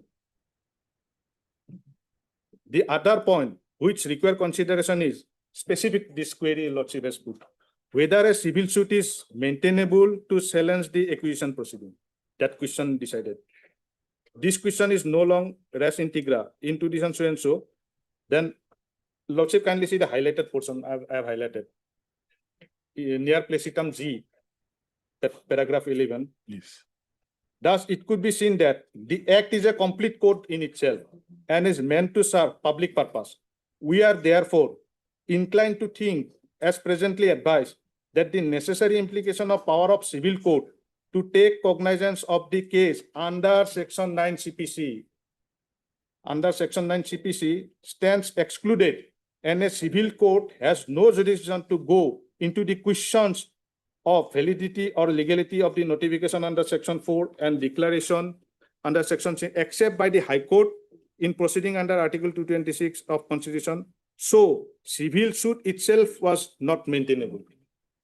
Then paragraph 12, that highlighted portion, it would thus be clear that the scheme of act is complete in itself, and thereby the jurisdiction of the civil court to take cognizance of the case arising under the act by necessary implications stood barred. The civil court thereby is devoid of jurisdiction to give declaration on the invalidity of the procedure contemplated under the act. The only right an aggrieved person has to be a pros constitutional court, that is High Court and Supreme Court, under plenary power under Article 226, 136 respectively, by with self-imposed restriction on their exercise of extraordinary power. Barring thereof, there is no power to civil court. The civil court power is excluded so far as this act is concerned. What was the relief apart? What was the relief granted by the trial? Now, if civil suit is barred, that is a jurisdictional question. If any order passed, any decree passed No. without jurisdiction, is a nullity. That is not my query. Yes. What relief was granted? Compensation to the this thing. And as well as a decree of eviction also, Yes, both. both. Now, compensation has already been paid. And who is in possession of the suit premises? I'm in the position. You are in possession. Okay, Because eviction suit was filed, that is stayed by the court. okay. That lordship payment is not a question involved here. Here question involved is the jurisdiction of the civil court. Well, at that point, we were involved in the land acquisition. I will try to verify Okay, okay. from the state Okay. because it was done through us. Yes, let him complete. Now it is a jurisdictional question. When under an act, civil court is barred, whether that court can give. Okay. And it is a nullity and it can be challenged at any point. Now next citation, lordship, 2011 14 SCC 713, paragraph 14. Here also, the question whether the civil court can entertain a suit involved, challenge the acquisition of land under the act is no longer res integra and must be answered in favor of the appellant. Then lordship, this question I have already placed, lordship. Then 16, it is seen that section 9 CPC gives jurisdiction to the civil No, court it to says same thing or different. a little bit different, but there are some addition in its judgment, but core issue is same. Civil court is barred. Land acquisition. Here, discuss the various earlier judgment and what is said in paragraph 19. In view of proposition of law laid down in the aforesaid judgments, we hold that the trial court did not have the jurisdiction to entertain the suit, and the lower appellate court and the high court committed serious error by confirming the decree passed in favor of the respondent. Then 21, in the result, the appeal is allowed. Impugn judgment, as also the judgment and decree passed by the trial court and lower appellate court are set aside, and the suit filed by the respondent is dismissed. Then lordship, 1991 SSC 193.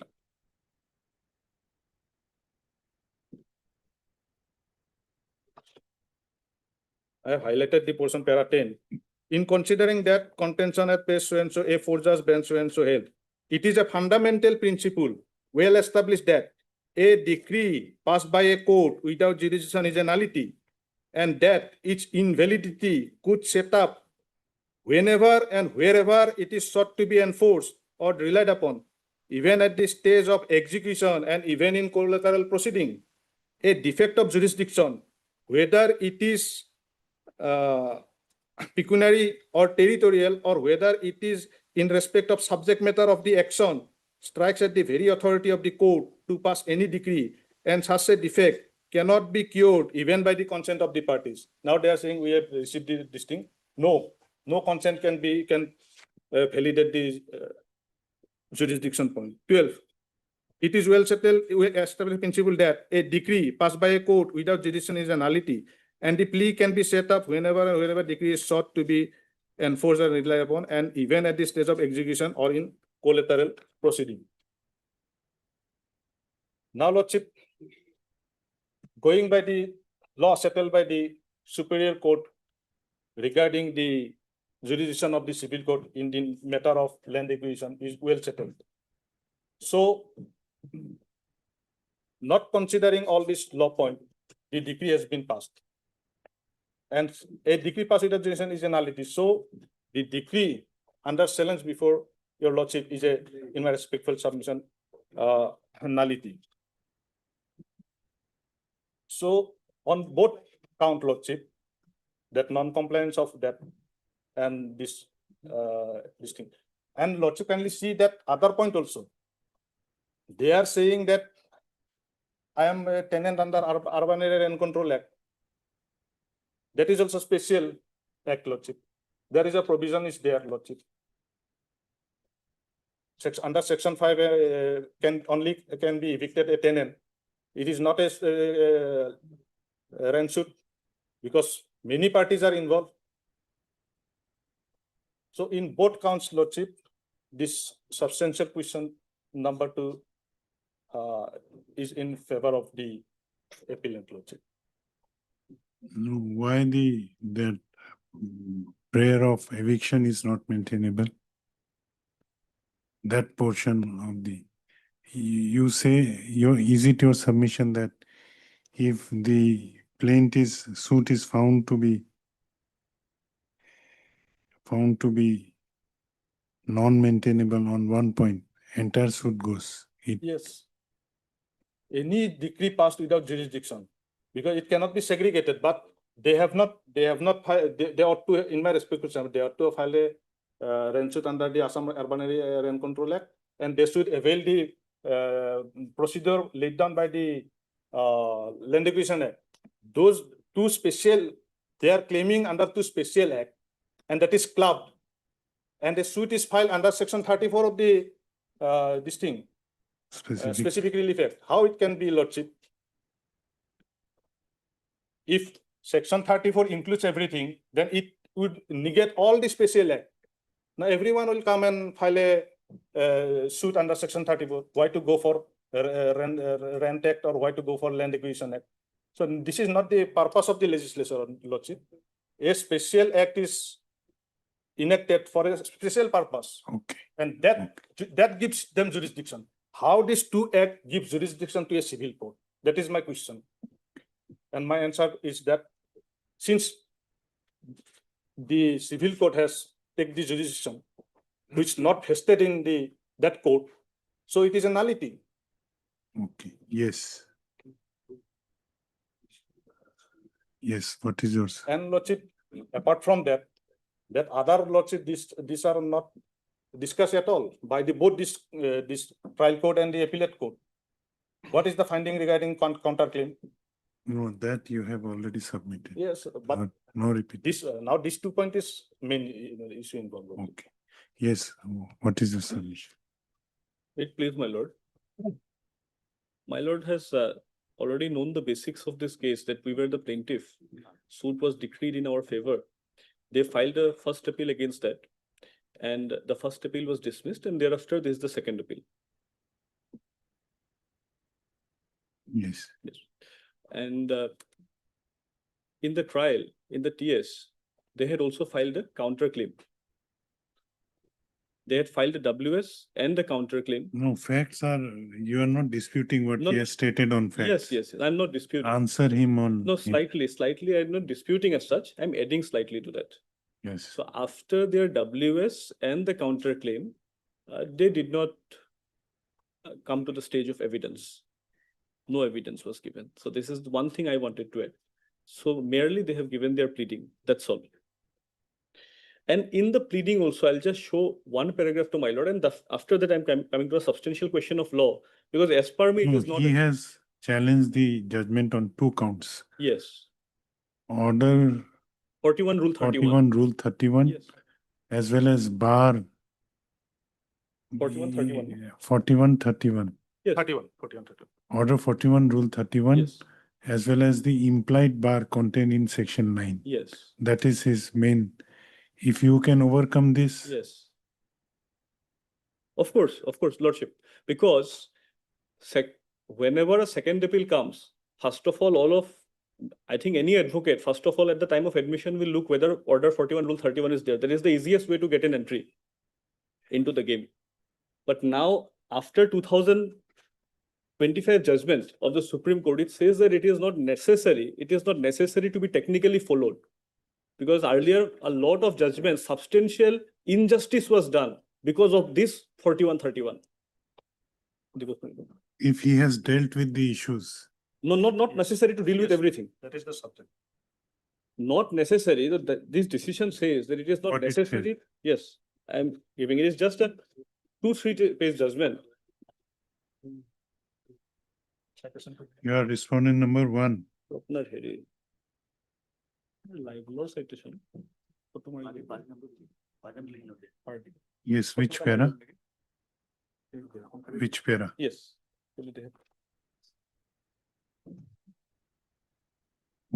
Lordship, from para 5, second page. It's a very short judgment. Yes. It appears that the High Court, relying upon few decisions, took the view that Order 41 Rule 31 CPC is mandatory, and failure on part of the appellate court to frame the points for determination as per provisions of 41 and Rule 31 would vitiate the entire judgment and make it wholly void. This is ultimately the prayer here also. Having heard the learned counsel appearing for the parties and having gone through the materials on record, we are in complete disagreement with the view taken by the High Court. Now, why? This explanation is given after this. We propose to follow the dictum as laid by this court in the case of this G. Amalo Pavam and others versus RC Diocese of Madurai, reported in 2006 3 SCC 224, wherein this court observed that whether in a particular case there has been substantial compliance with the provision of Order 41 and Rule 31 CPC should be determined by nature of the judgment delivered in each case. Non-compliance with the provisions by itself may not vitiate the judgment and make it wholly void and may be ignored if there has been a substantial compliance with it. Now, what is this? How to determine whether it has been substantially For complied? that, Lordship, slightly we have to go into facts. Slightly. Whether issues slightly. raised in the Yes. For that, slightly we have to move beyond judgments and slightly we have to delve into the slightly. What is the fact situation? Slightly we have to go. No, in this case, his submission is apart from 2 issues. Yes. First of all, no point for determination was formulated by the first appellate court. Yes. And out of 7 or 8 issues, he discussed mainly 2 issues. Whether tenant or not, whether right title interest or not. And the issue regarding maintainability was not at all discussed. Yes. So can it be regarded as substantial compliance? That is my query to you. If Lordship permits. Yes.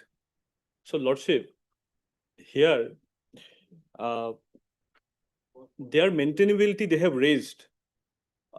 As Lordship had already pointed out, there was no specific pleading on what basis they have claimed it is non-maintainable. Because not maintainable is a very general claim written in every written statement. As a matter of formality, it is written everywhere.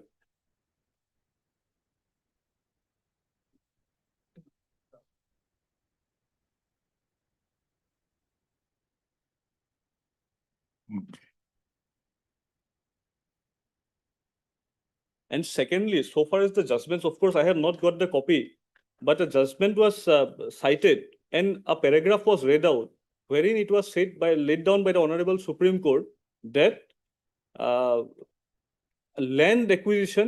process of land acquisition cannot be challenged in a civil suit. Whether we are challenging the process of land acquisition. Otherwise, I am also dealing with LA reference case in Kamrup Metro. Very few cases happen like that. My case was the only case last year, where most of the people take the money. I know the process, but here the thing is that whether we have challenged the process, we are not challenging. Our right title interest was clouded. They were not simply saying in that fact situation we have to approach and file the title suit to make the right title interest first of all clear. Or is the learned district judge in a LR reference case can decide the right title interest? Is it their argument?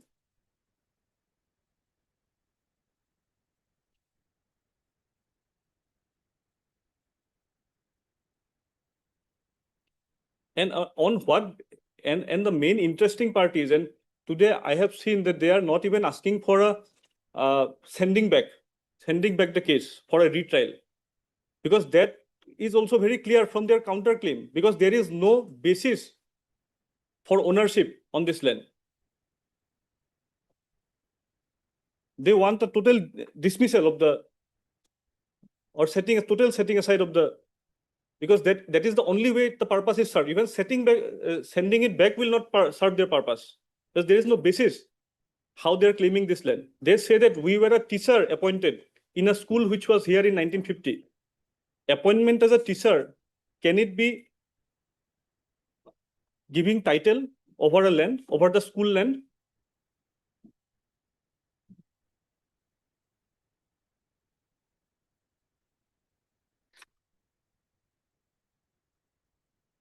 Yes. Please continue. Appointment as a teacher in a school, does it mean that that land of the school will belong to her? And very nicely they have created, because they have said that 1 bigha and so land is the total. If you put only questions without answering it, Yes, yes. your submission will remain incomplete. Yes, yes, no. You are only putting questions. You can assist this court by showing the answers also. Yes.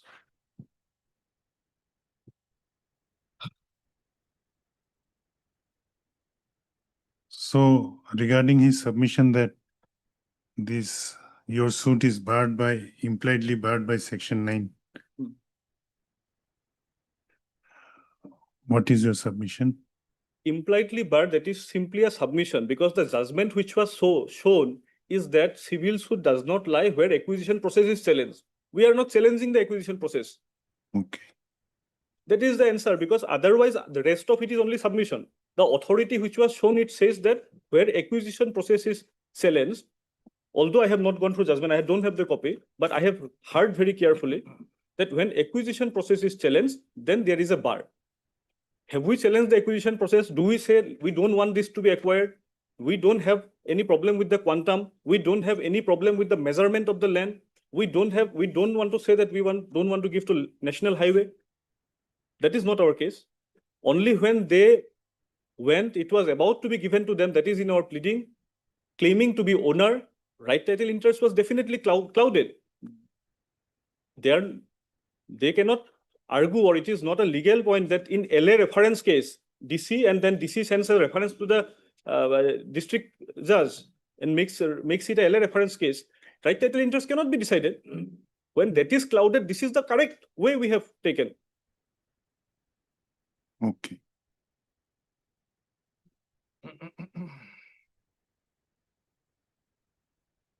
Yes. Anything else?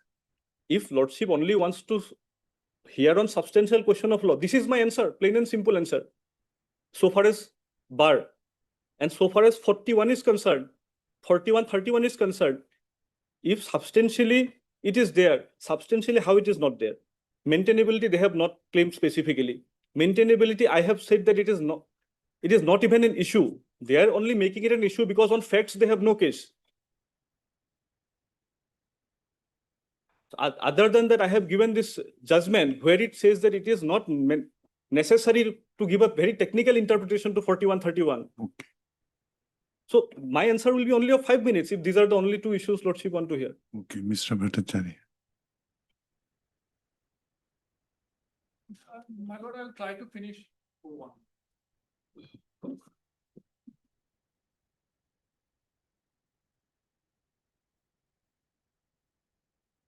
My lord, the state has been involved in this with the parties in various stages in this whole proceedings. My lord, I suppose at first I would like to start with the land acquisition, my lord. If there is some confusion. Yes. It's a land acquisition, my lord, the National Highway Act. Our commissioner, when he sits in these proceedings, he is, after the land is acquired, and then he has the power, he sits at a certain stage, in the second stage, as an arbitrator among the parties. And that is all over the country now. And the law is quite uniform there. It is not that in Assam it is different, it is all over the country, it's same. Anyway, and then what happened in this particular case, the appellate judgment, the findings of both the courts are there and they are matching. It is not that one court is saying something, the other court is saying something. Both the courts, the findings are same. So there should not be any problem, my lord, and regarding. No, what is your submission regarding, as regards the submission of learned counsel for the appellant? Yeah. That where the question of apportionment of award is involved. Yeah. The appropriate procedure is to make an application either under section 30 or a reference under section 18. And he has cited a judgment which says that civil court's jurisdiction is excluded, impliedly excluded. Yes. What is your response to that? My lord, as he rightly pointed out, the payments has already been made, and the case, if one have to challenge the land acquisition process, in whatever way, it may be the amount, it may be the acquisition of the land itself, or it may be certain orders that were passed at different stages by different statutory bodies. So that has to be done under a land acquisition appeal. And under that specific act, the National Highway Act in this case. And here we are in a case where it is the bona fide possession and the ownership that has been challenged, that has been for protection of which the plaintiff had originally approached the court in the original court below. Yes. That is the case we are here. So in this case, my lord will not have the jurisdiction to decide anything regarding the land acquisition case. That has been settled, my lord, and nobody has filed any case under that act, National Highways Act. Neither the present. No party has filed any case. Neither the appellant. Yes. Appellant has also not. Yes, and the respondent has already said that payments has been made. So if they have any problem, they have to file a case against him. Yes. And not in these proceedings. Again, under the National Highway Act. And which is very important, which is uniform all over the country. Yeah, just one query before. What is your name? My lord, Jedeka. Mr. Deka, what relief you sought for in your counterclaim? Counterclaim, I have sought relief of this right title and everything. Now, point is not that, Lordship. I am not going into dispute this. Very simple question. What relief you prayed? Come to the counterclaim then. Where is your counterclaim? Relief is at page 1889.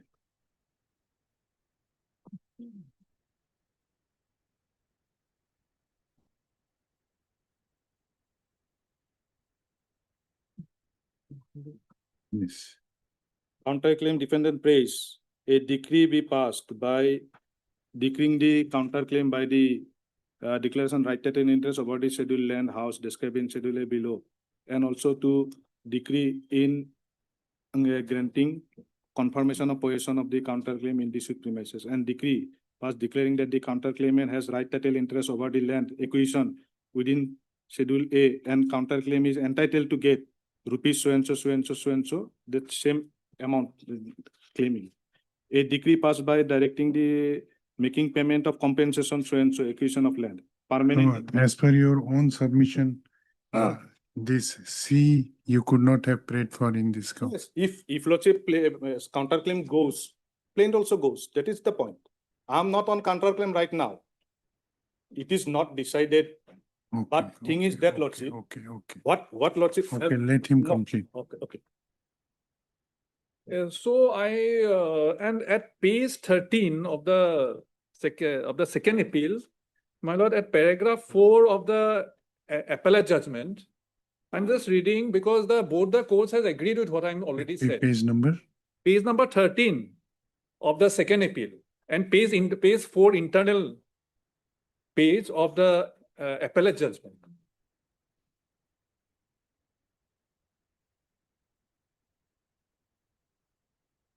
Paragraph 4 towards the bottom of the page. Yes, sir, paragraph 4. Yes. Defendant number 5 files separate written statement wherein the legal plea submitted that the matter is in between the plaintiff and the principal and the Schedule A land cannot be subject matter of suit land as has already been acquired. Plaintiff has no claim, right, title and interest over the Schedule A land. Now, after the acquisition, all is transferred to the acquiring party, my lord. So that there is no other way now, after all these years. And the compensation amount has been paid, so that is closed now. As far as the acquired portion is involved. That cannot be reopened now. Reopen in this. In these, and if they want to reopen that, there will be years of continuation of delay. If they want to file a case under the National Highway Act, there will be 2-3 years continuation of delay. That will also be not possible now. It's closed from all sides now. No, is it your submission that as regards compensation, if they want to claim anything, they have to file a LA appeal or? Yes, against the party who got the compensation amount. Because that has been paid. Okay. And we will be a formal party, that is different. So that is settled. I can come to the tenancy matter. Yes.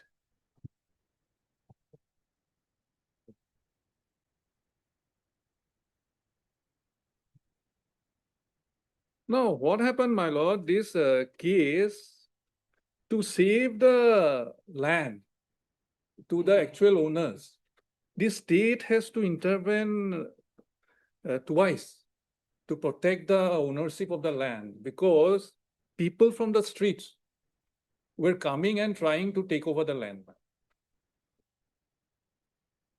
And this particular incident may have some connection with this case also.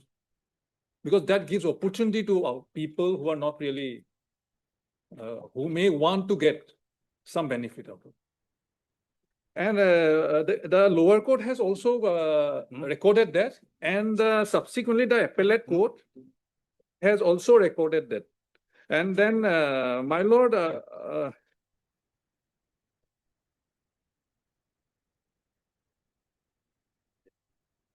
my lord, shall I read out the portion recorded by the original court? That will be better because how the land was. No, what you when want the to? state had to come to protect the land, my lord. Okay, read that. Yes, because the original that is important because at page 31 of the second appeal and page 9 internal page of the original judgment of the original court. Page 31 of the second appeal and page 9 internal. Issue number 6 towards the bottom. Yes.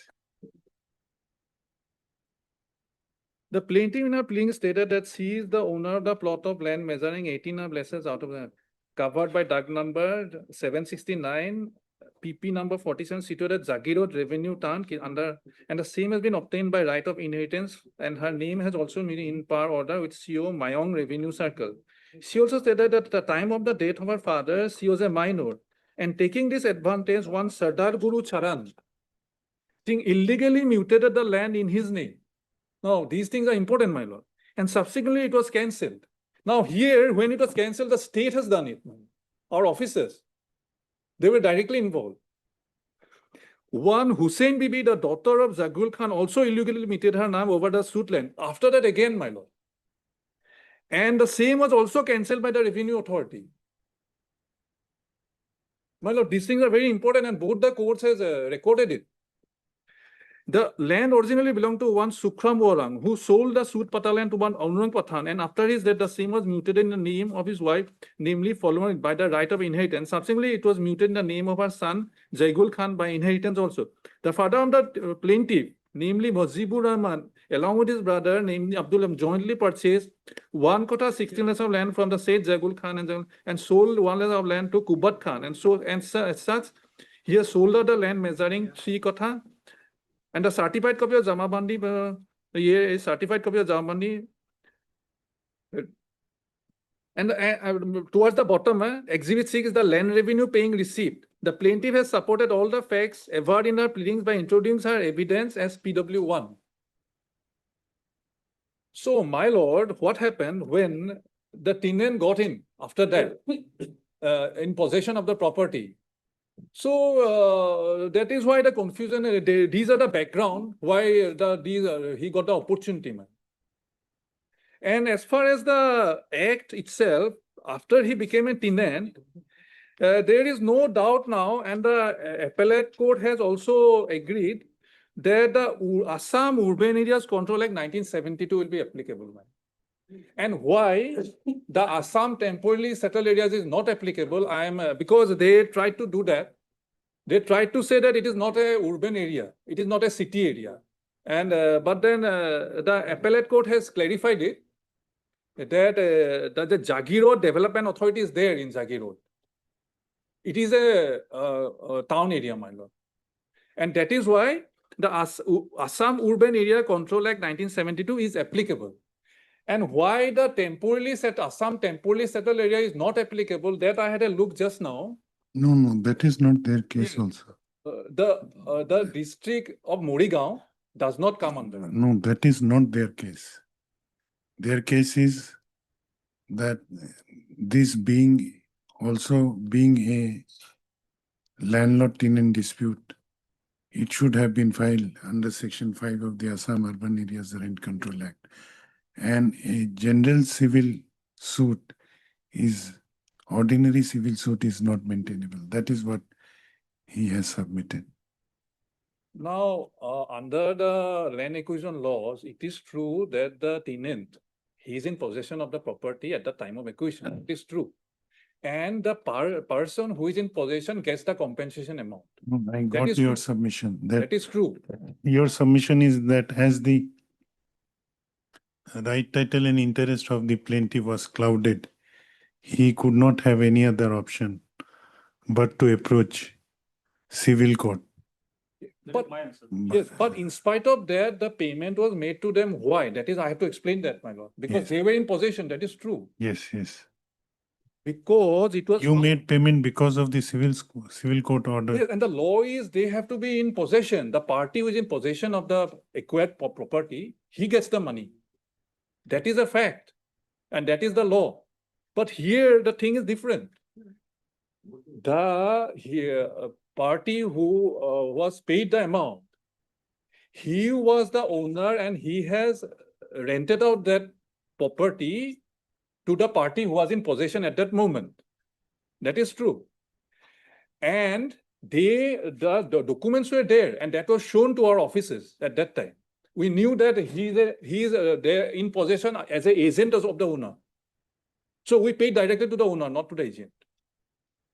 And number two, both the courts have found that in the month of September 2009, I think, they have stopped paying the rent to the owner.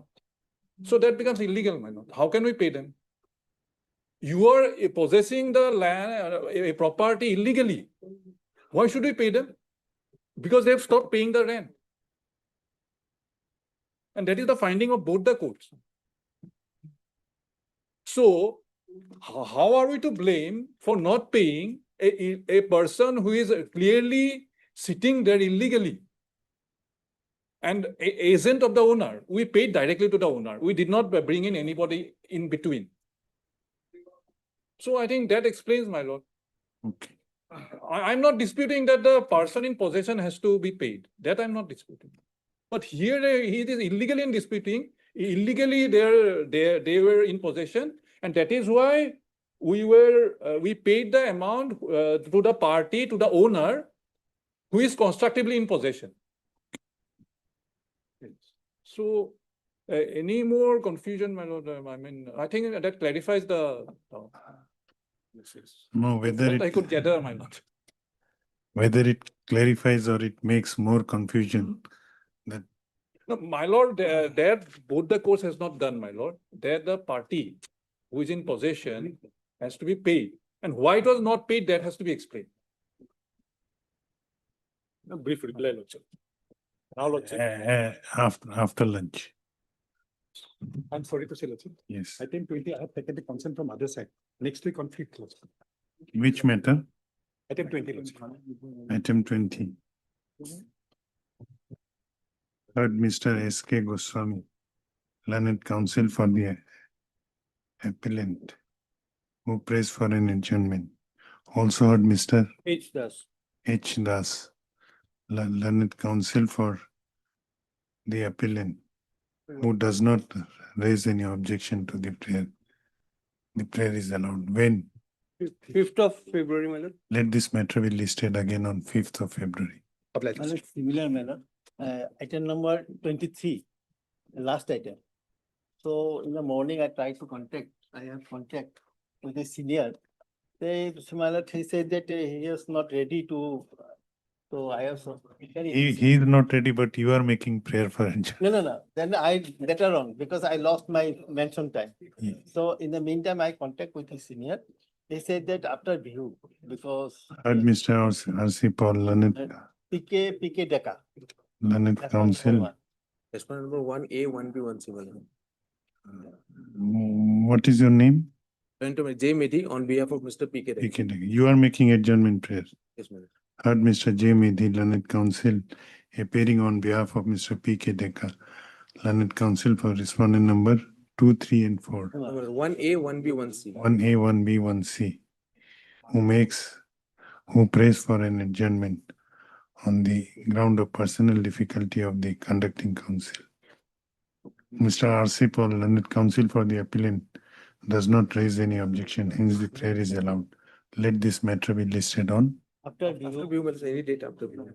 Which bihu? Bahag Bihu. Because he needs some documents from me. Yes, madam. That is. 21 April. Deep leverage. Yes. Any other mentioning? 30 or 3 or. 3. Obliged. Yes. In reply, Lordship, short reply. I have confined my argument on this to substantial question of law. One thing my learned friend has said, that since it is a right title interest is there, that is why they have seek for compensation. Now, if your honor sees what order passed by the learned trial court, it is at page 34.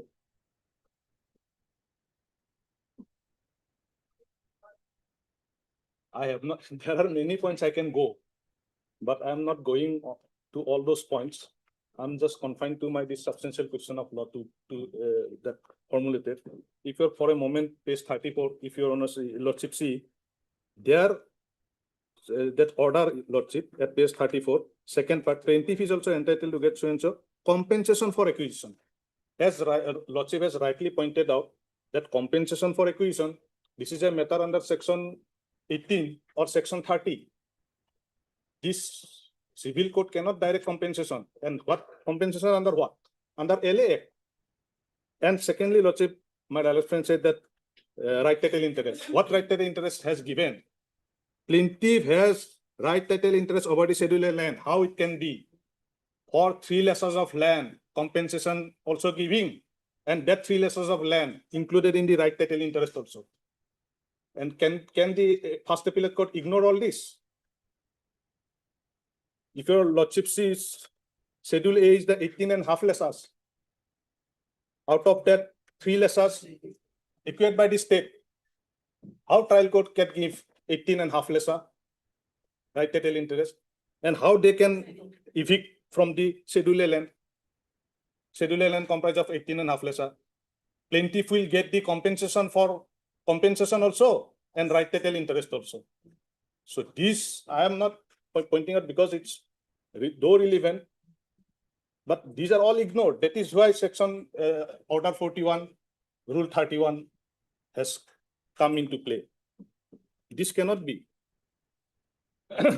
And secondly, lordship, in my submission while placing the judgment, lordship, I have already said, if all these issues are discussed, then this point for determination is not relevant. What my judgment, my learned friend has cited, lordship, that only question framed. Substantial compliance. Yes, but in that case, lordship, the only question was before the court is whether it is incumbent upon the appellate court to frame point for determination as per the provisions of incumbent upon frame point of determination. That is the question involved in that particular case.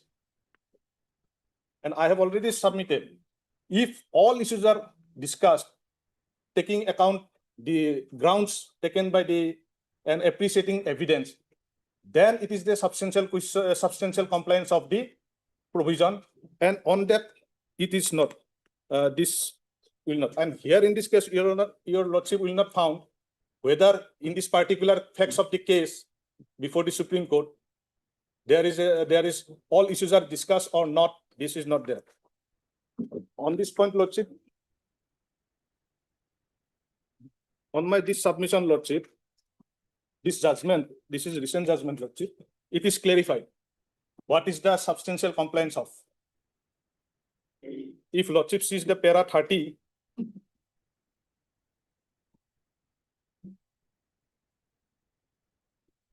if lordship sees the para 30,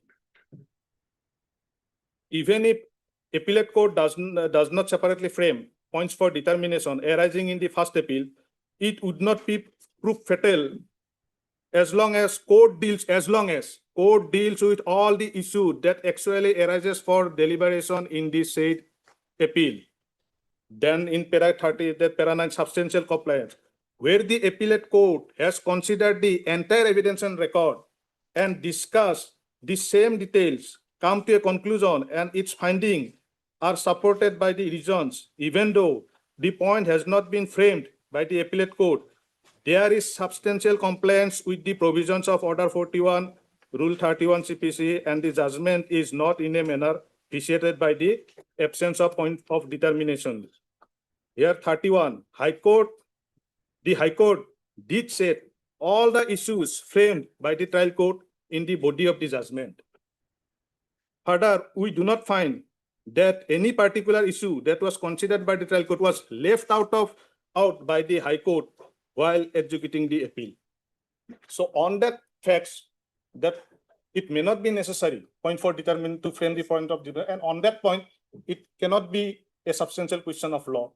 But in our present fact situation, lordship, it is apparent on the face of the record that except 2, he did not decide anything. He did not discuss what grounds have taken. And all the 3 judgments on this point I have already stated, lordship.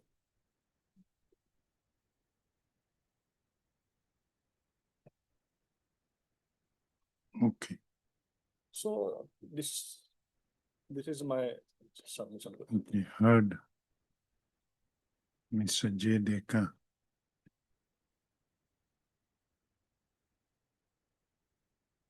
Heard Mr. J. Deka, learned counsel for the appellant. Also heard Mr. M.K. Chaudhary. M.K. Chaudhary, learned counsel for Respondent number one. respondent number 1, as well as Mr. K.K. For 2, 3, 4, and 6. Bhattacharya, appearing for respondent number 2, 3, 4, and 6. The standing council of National High Authority was also here, but then he's not here now. He was there the first time. What is his name? C Borua, sir, no? C? C Borua. C.K. Borua. Also, also Mr. C.K. Barua, Chandra Borua. C Borua. C. Barua, appearing for respondent number National Highway. 5. Standing council for National. Learned Standing Council appearing for respondent number 5.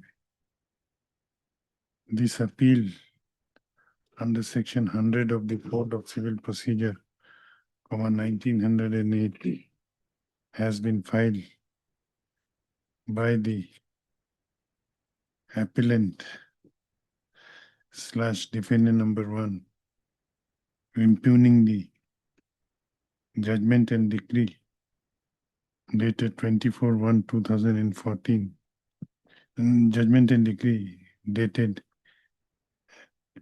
28/5/2013,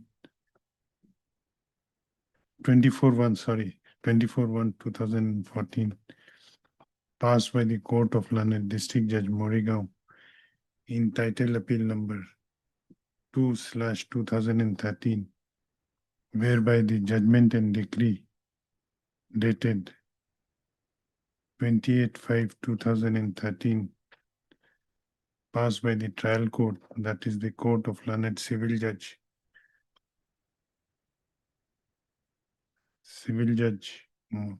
Morigaon, entitled suit number 7/2009, was upheld. The brief facts relevant for consideration of the instant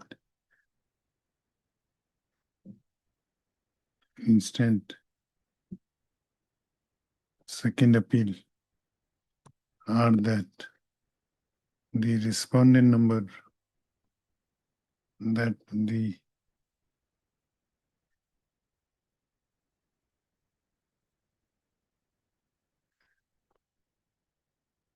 respondent number 1, where is the judgment of the trial court?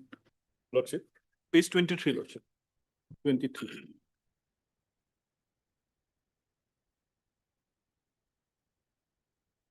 That the respondent number 1, Musammat Razia Begum, as plaintiff, had filed a suit for declaration of right title and interest, recovery of area rent, eviction of the defendant number 1, within bracket present appellant, and recovery of compensation in respect of the land acquired by the state respondent, before the Court of Learned Civil Judge Morigaon. The said suit was registered as title suit number 7/2009. The present appellant as well as other defendants appeared before the trial court and filed their written statement. After considering the pleadings of the parties, the trial court framed following issues. Court issues from page number 29. Page number 29. Stop. .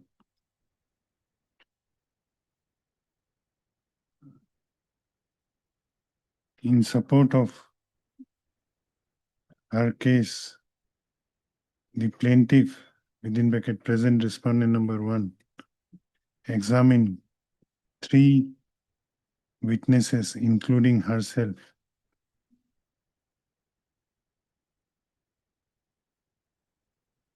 However, as 2 of the witnesses, apart from the plaintiff herself, expired before they could be cross-examined, their evidence was expunged.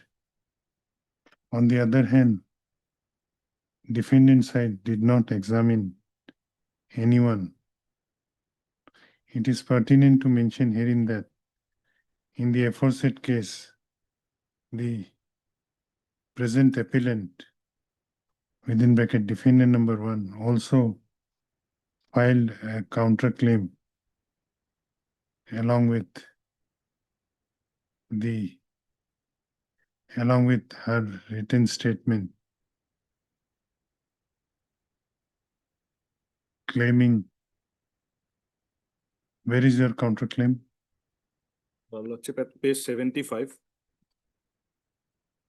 Prayer is at page 89. Prayer portion. It started at page 75.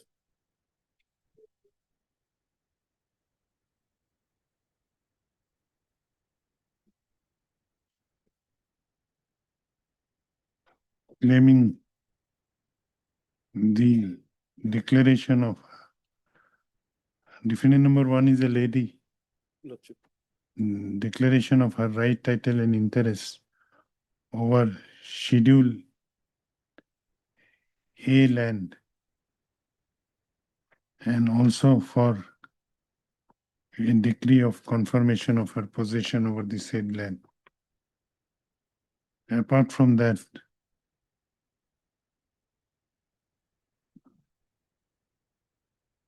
the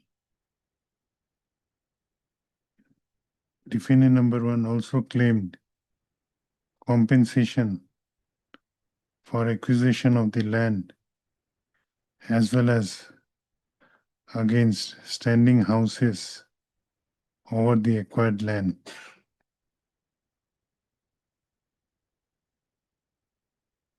As well as for permanent injunction. The trial court, by its judgment dated 7th May 2013, decreed the suit of the plaintiff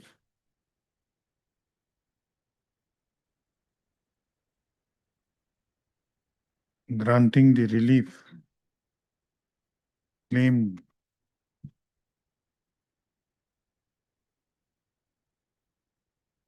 by the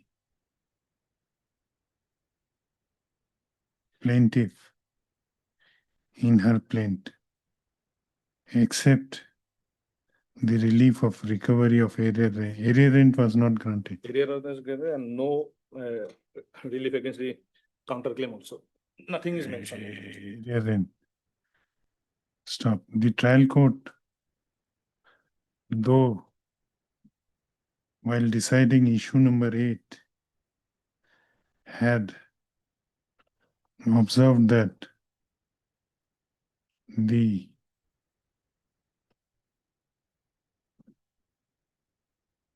defendant number 1 failed to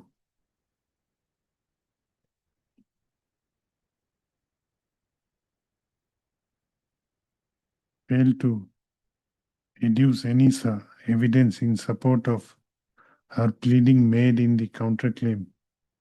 However, nothing was mentioned in the operative part of the judgment passed by the trial court as regards counterclaim. Stop. Being aggrieved by the judgment of the trial court, the present defendant number 1, the present appellant, within bracket defendant number 1, preferred an appeal before the Court of Learning, District Judge Morigaon. The said appeal was registered as Title Appeal number 2/2013. Stop.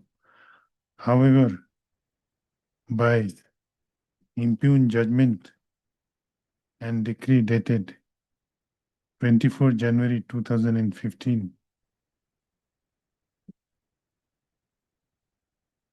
the First Appellate Court dismissed the appeal preferred by the appellant and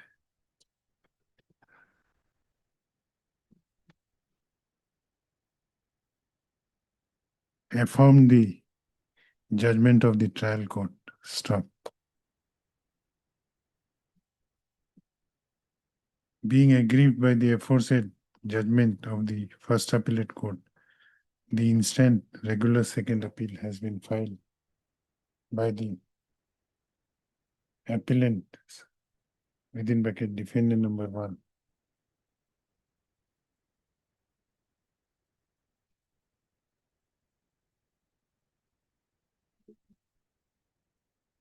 Order dated 3/9/18.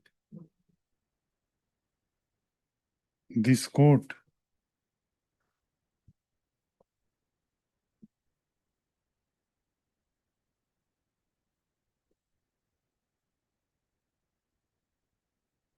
after considering the memo of appeal and as well as the documents annexed therewith, as well as after hearing learned counsel for both sides,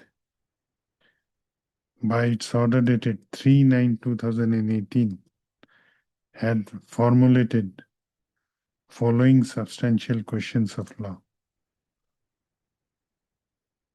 Quote substantial question of law. Following substantial question of law dash. Number 1, whether the judgment passed by the learned First Appellate Court complies with the provisions of Order 41, Rule 31 of the CPC on the face of the counterclaim made by the appellant/defendants. Number 2, whether the learned First Appellate Court had exceeded its jurisdiction as circumscribed under Section 9 of the CPC by giving a declaration of the Schedule A land, which includes a portion of land acquired by the government under the Land Acquisition Act 1894 and/or National Highway Act 1956. Stop. Mr. J. Deka, the learned counsel for the appellant, has submitted that the judgment of the First Appellate Court is hit by provisions of Order 41, Rule 31 of the Code of Civil Procedure 1908, inasmuch as the First Appellate Court, while passing the impugned judgment, did not formulate any points for determination as required under Order 41, Rule 31 of the Code of Civil Procedure. He further submits that the First Appellate Court has only dealt with two issues framed by the trial court, namely the issue number 6, as well as which other issue? 4. As well as issue number 4, and have categorically mentioned in paragraph 11 of the impugned judgment that since the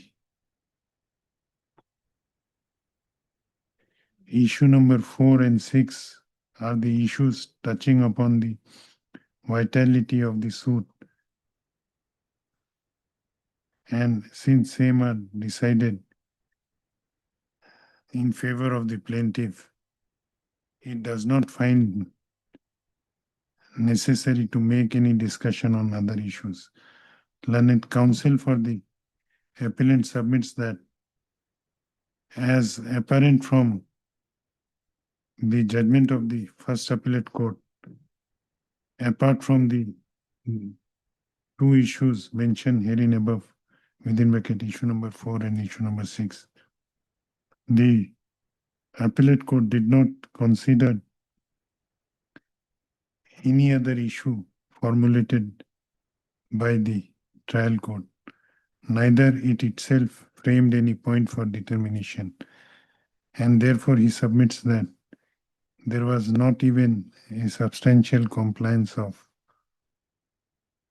the requirement, substantial compliance of the mandate as provided under Order 41, Rule 31 of the CPC.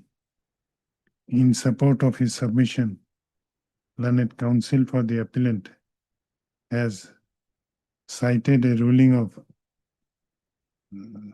following rulings of the apex court. K. Karupuraj versus M. Ganeshan, Sai Lobuyat, reported in 2021 10 SCC 777. Number 2, Malluru Mallappa through legal years versus Guru Vattappa versus and others, 2024 SCC 13.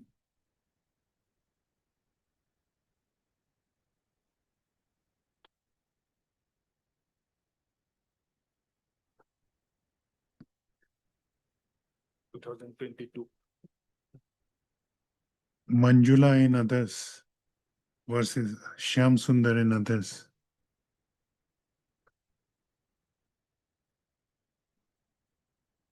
reported in 2022 3 SCC 90. And last one is 2024. Separately given. Next is 2024 SCC online SC separately given, Lordship, that Bansi is not there. Regarding this point.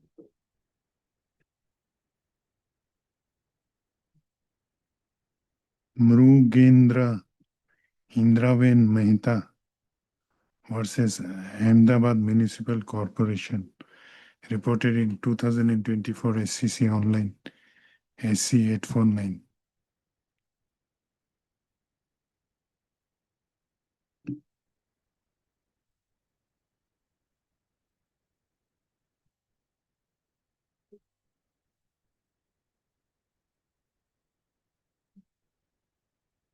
Stop.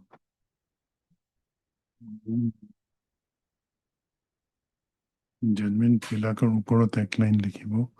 Learned counsel for the appellant has submitted that in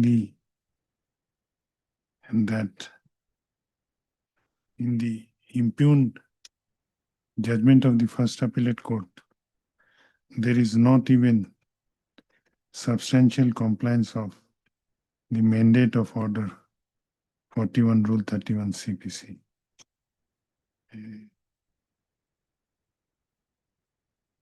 He therefore submits that on this count, he submits that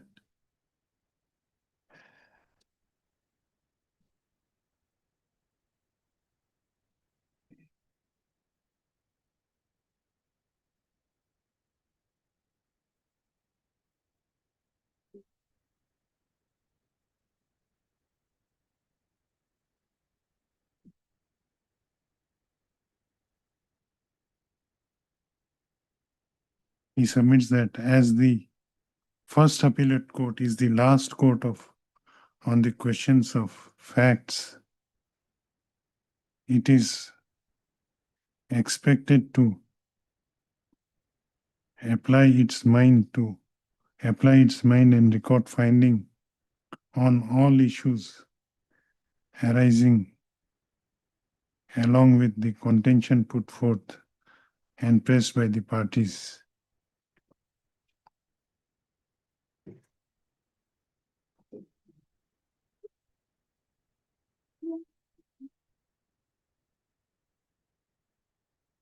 He further submits that the first appeal is a valuable right of the parties,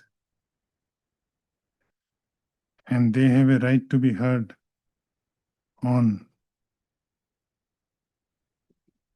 both on questions of law as well as questions of fact. However, in the impugned judgment, the first appellate court in the instant case has not dealt with or made any observation as regards the question of maintainability of the suit raised by the appellant in his written statement / counterclaim. He therefore submits that the impugned judgment is liable to be set aside on that count only, and the first substantial question of law should be decided in favor of the appellant. He further submits that, next para, he further submits that as regards the second substantial question of law is concerned, though the plaintiff, within bracket respondent number 1, had claimed relief as regards compensation against acquisition of his land, he had not approached the appropriate court / forum under the provisions of Land Acquisition Act 1894, which he ought to have done. He further submits that as regards the relief claimed for eviction of the present appellant from the tenanted premises, the plaintiff ought to have filed suit under the provisions of Assam Urban Areas Rent Control Act.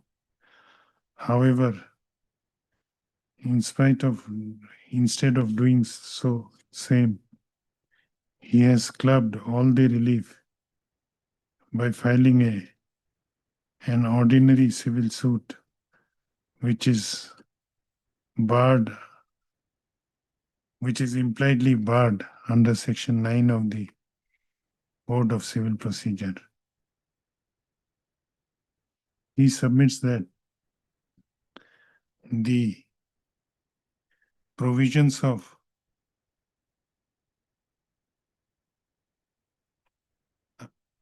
Land Acquisition Act 1894 contain appropriate are sufficient for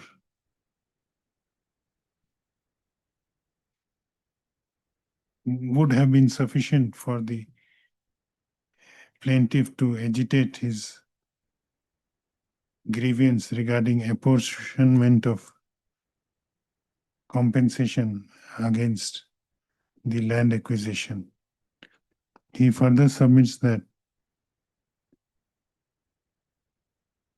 the apex court has, in a catena of its decisions, had categorically held that in the in the matters governed by categorically held that what? That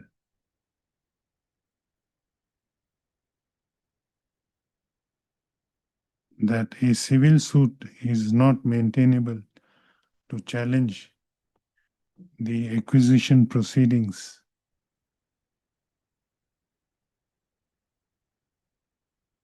as the Act of 1894, that is Land Acquisition Act of 1894, is a complete code in itself. And therefore, by necessary implications, under Section 9, Civil Court has no jurisdiction to go into the questions of validity or otherwise, or of the land acquisition. In support of his submission, he has cited ruling of the Apex Court in the case of Commissioner Bangalore Development Authority versus K.S. Narayan, reported in 2006 8 SCC 336. Itu number 1 dibo. 336. Number 2, State of Punjab versus Amarjit Singh, reported in 2012 11 14 SCC 713.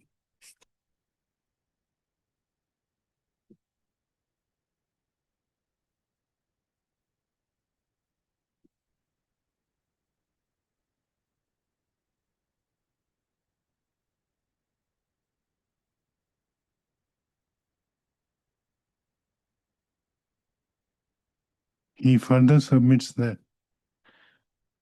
it is a fundamental principle which is well established that a decree passed by a court without jurisdiction is a nullity, and that its invalidity could be set up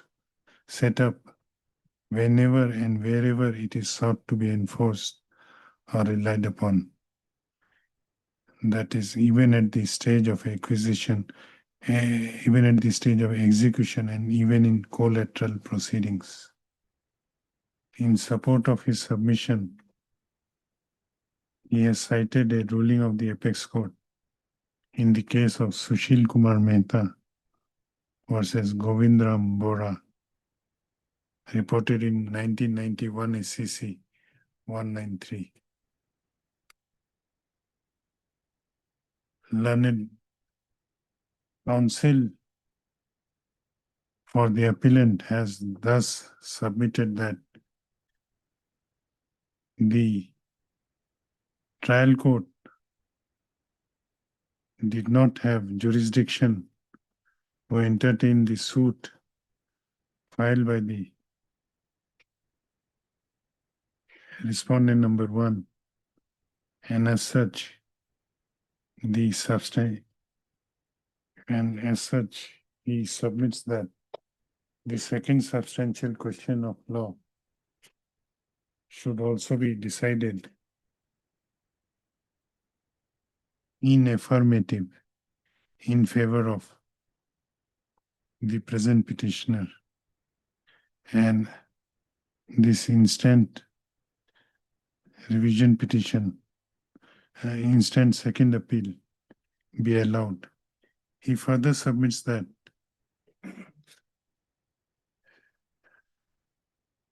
in the event of allowing of the second appeal, this court need not to remand back matter to the first appellate court to decide the appeal afresh. He submits that as the evidence is available on record, this court may decide the suit on the basis of available materials and prays for dismissing the suit of the plaintiff slash respondent number one and declaring the counterclaim of the appellant slash defendant number one. On the other hand, next para, on the other hand, Mr. M. K. Chaudhary, learned counsel for the respondent number one, has submitted that though the first has submitted in respect of first substantial question of law that though the first appellate court had not formulated the point for any point for determination specifically in the impugned judgment stop. However, he submits that it has discussed all the relevant issues and all the evidence which was relevant for deciding the appeal preferred by the present appellant before the first appellate court. He submits that since there was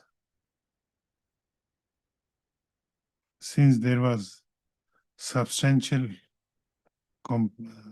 since there has been a substantial compliance of mandate of Order 41 Rule 31 of the Code of Civil Procedure 1908 by the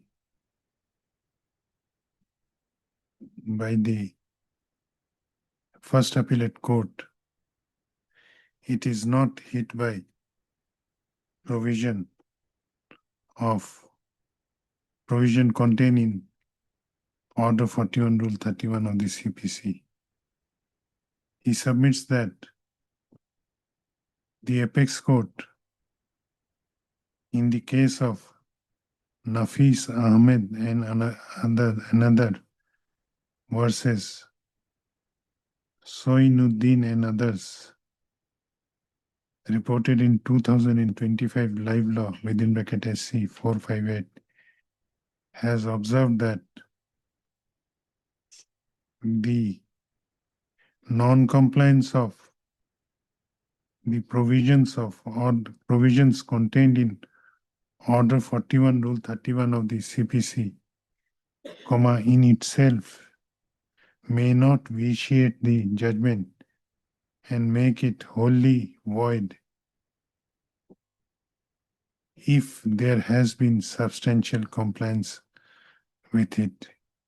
He submits that as in the instant case, the learned First Appellate Court has considered all the relevant factors which were necessary for deciding the appeal filed by the present defendant. The contentions raised by the learned counsel for the appellant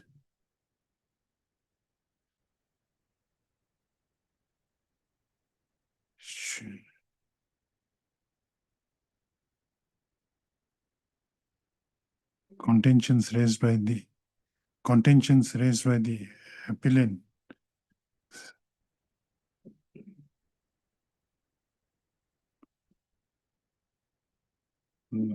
does not warrant favorable consideration.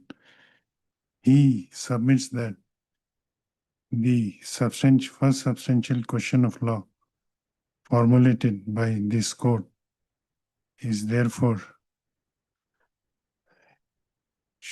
should therefore be decided in favor of the present respondent number one. As regards the second substantial question of law which has been formulated by this court, he submits that though the jurisdiction of civil court is outstayed if in the case where there has been any challenge to any acquisition proceedings. However, in the instant case, the acquisition proceeding has not been challenged either by the plaintiff or by the defendant. The dispute in this case, he submits that the dispute in this case was over the right title and interest over a plot of land, a portion of which has been acquired by the state respondent. He submits that since the right title of an interest of the respondent number 1,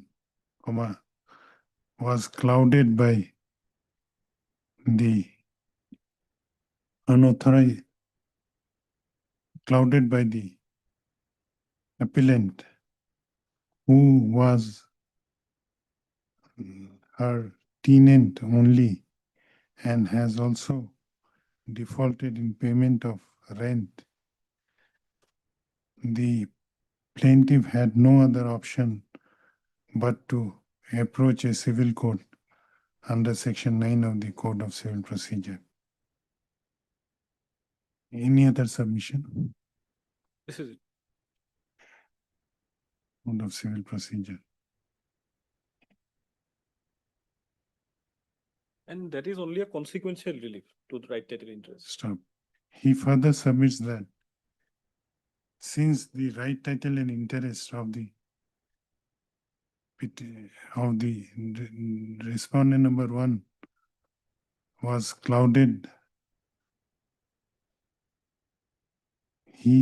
clouded by the acts of the present appellant, he approached the civil court seeking declaration of his right title and interest, and the other reliefs sought for were only consequential in nature. He also submits that the state respondents have already paid the compensation to which he was entitled, she was entitled After the judgment of first appellate. after the judgment of the first appellate court. Stop. On the other hand, he therefore submits, he therefore prays for dismissal of the instant regular second appeal.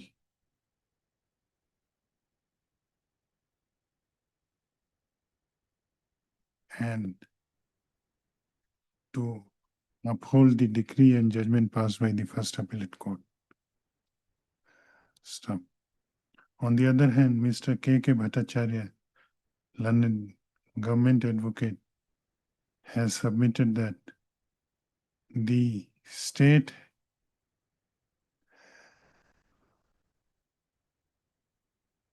has no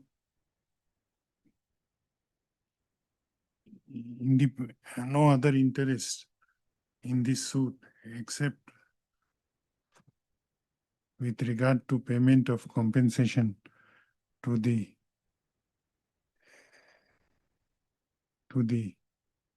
party who is entitled to get the same for acquisition of the land. He submits that out of 18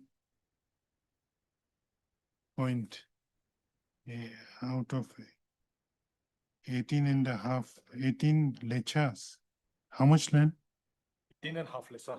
Out of 18.5 lechas of land, 3 lesser. only 3 lechas of land was acquired by the state respondent.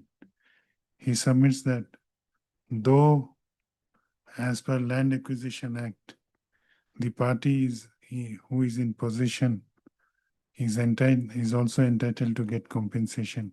However, in the instant case, since it was found that the appellant was a tenant of respondent number 1 and he was defaulter in rent, therefore the state after passing of the judgment in the first appellate by the first appellate court has disbursed the compensation to the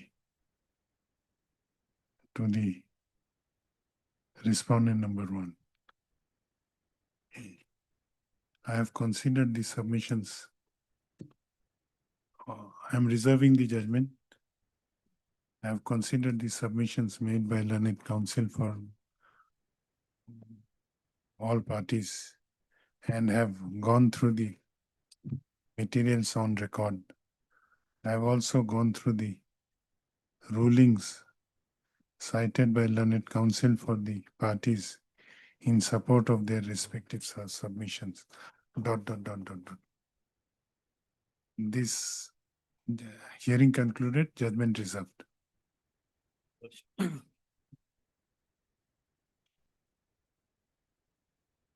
Okay, morning, I think the deletion, that part will be not required, I think. Which? Morning, a mention was made to delete the name of the council from the cause list. Lordship had passed an order in the mental schools. That is not relevant now, I think. That is not relevant, it is reserved. It is reserved. No, this will be there in the order sheet. Then it That can be strike out. Jed Mukhi, Three council is named there. okay, that will be there in the order sheet. Yes. Obliged, Lordship, for giving a patient's hearing.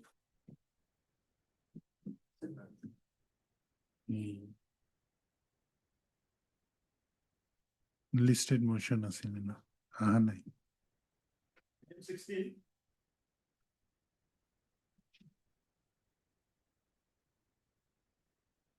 Yes. My pleasure, Lordship. My lord, this is an appeal, Lordship, an appeal filed by the insurance company, Lordship, against the judgment dated 13/10/24 by the MSCT Golaghat, Lordship. Here, what happened, Lordship? The case of the claimant was that, Lordship, that he was proceeding as a pillion rider in a motorcycle. And No, I'm not getting you. the case of the claimant in this case, Lordship, I am appearing. You for are the claimant or insurance I'm company? insurance company. Okay. We have filed the appeal, Lordship. Okay. Insurance company filed the appeal against the judgment 30/10/24, 2014 by the MSCT Golaghat, passed by the MSCT Golaghat, Lordship.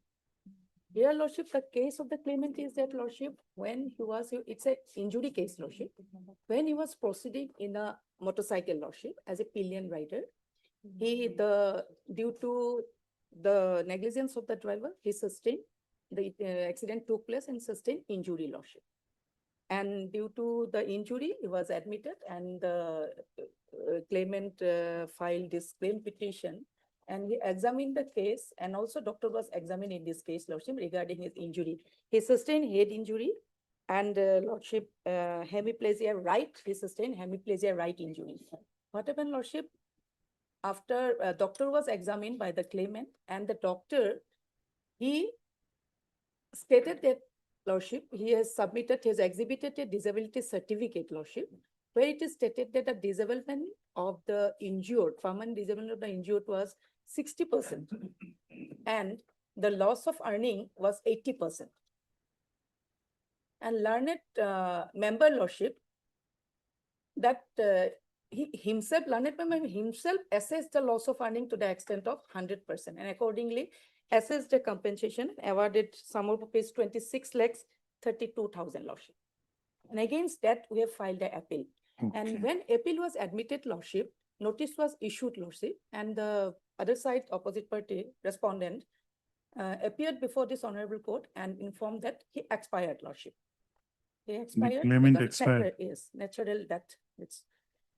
Therefore, Lordship, we have filed a petition since the brother is already on record, Lordship. He is the only legal heir. The brother was already on record, so we have filed a petition for striking out the name of the claimant who already expired, and brother is on the record, Lordship. And then we have filed an IA, Lordship, allowing us to add some additional ground in the appeal, Lordship, since the injured expired, Lordship. And that was allowed, Lordship. And it was fixed, it was placed before this honorable court along with this record, lordship.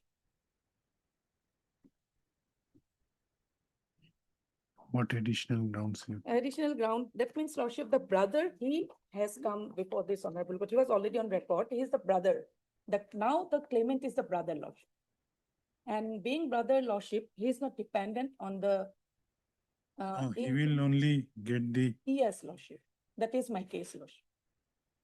And so far as injury, that time the case was of injury, lordship. And the award was passed on under the heads of lordship. Lordship may kindly see the judgment. no, why brother will not get? Judgment, lordship, What? the other heads, lordship, other heads I'm saying. Because loss of dependency, loss of earning they will not get. Only the other things, lordship may kindly peruse the page 15 of the appeal memo, lordship. Bench. Page 15, lordship. Internal page 8. Yes. This is lordship. I will start from paragraph 18, lordship. The injured used to draw his salary of rupees 8,000 per month as computer engineer hardware. After the accident, he lost his job. He has not yet employed to work sitting on a. No, when he died. He died, lordship. He died on 13/12/2014 after the award, lordship. After the award. Award delivered on 30/10/2014.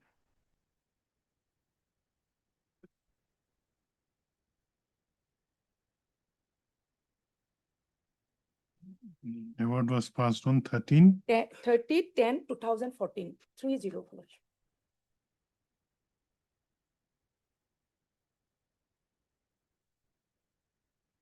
Yes. The other heads, lordship will find the loss of this paragraph 18, lordship.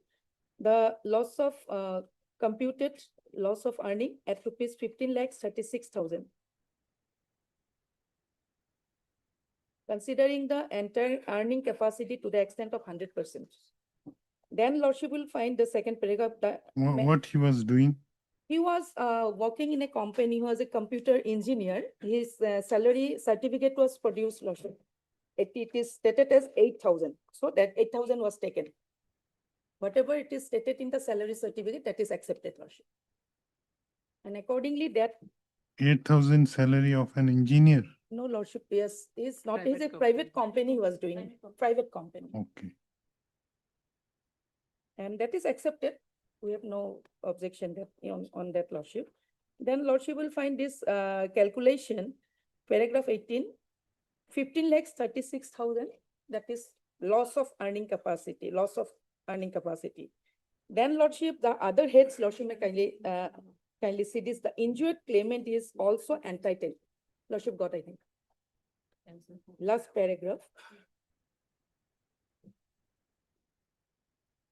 These are the other heads, lordship. Yes.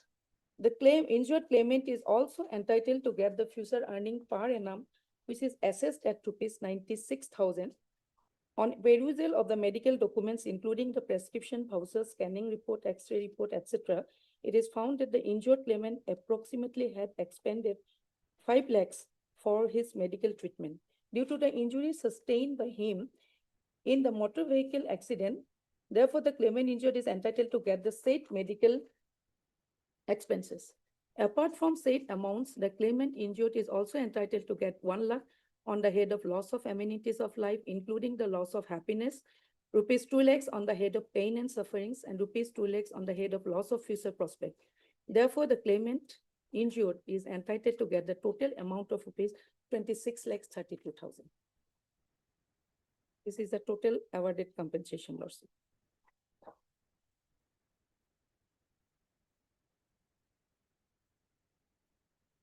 What is your submission? My submission is that, lordship, since the injured expired, lordship, injured claimant expired, lordship, and his brother is on the record, lordship, as claimant, my humble submission is that the brother is not dependent on the whatever income or loss, that loss of dependency he will not get. That is my one. And secondly, Lordship. But he expired after passing of the judgment. Yes, Lordship. That is. Yes, Lordship. Still, he will not get. We will not get Lordship. Okay.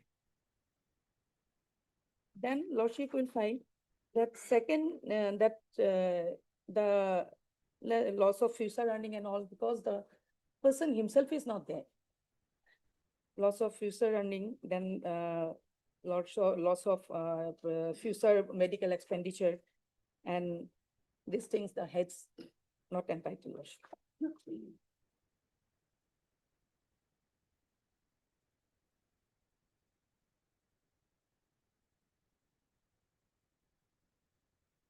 Anything else? Lordship. Any authority? Yes, Lordship.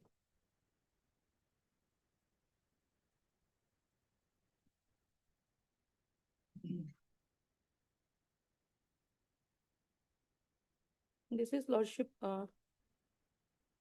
Supreme Court decision, Lordship.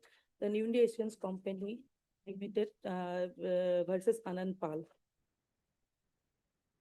This is a small judgment, Lordship.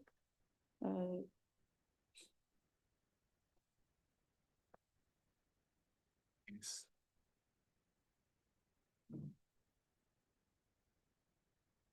Paragraph 7, Lordship.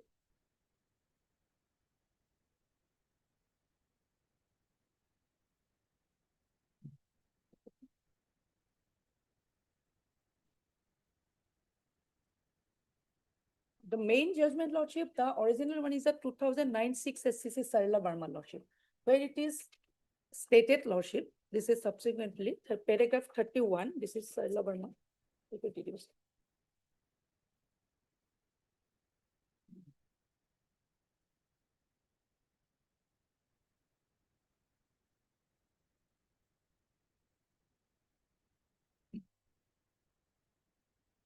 Lordship. Paragraph 31, Lordship.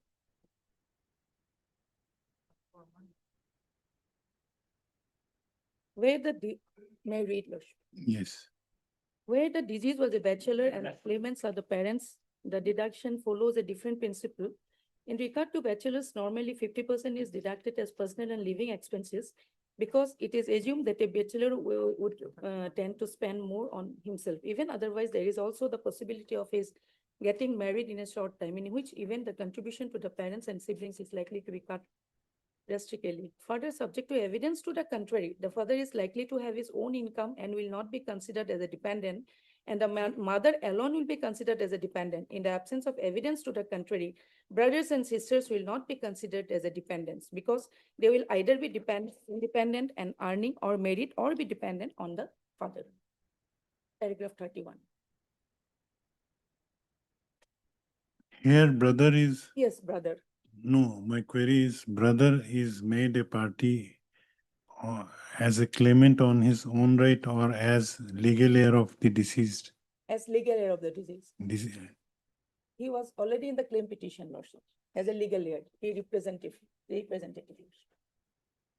In the claim petition is also there, and in the appeal also we have made party.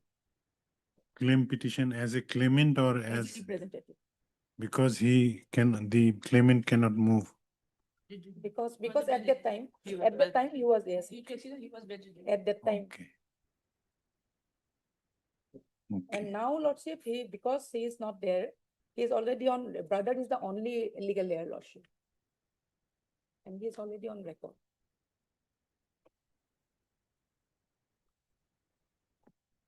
Okay, what else is also? Then, Lordship, this is Anand Pal, where it is, Lordship, the next one.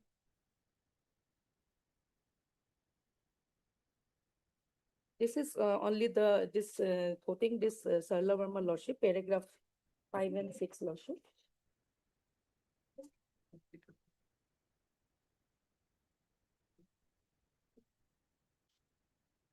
This is 8, paragraph 8.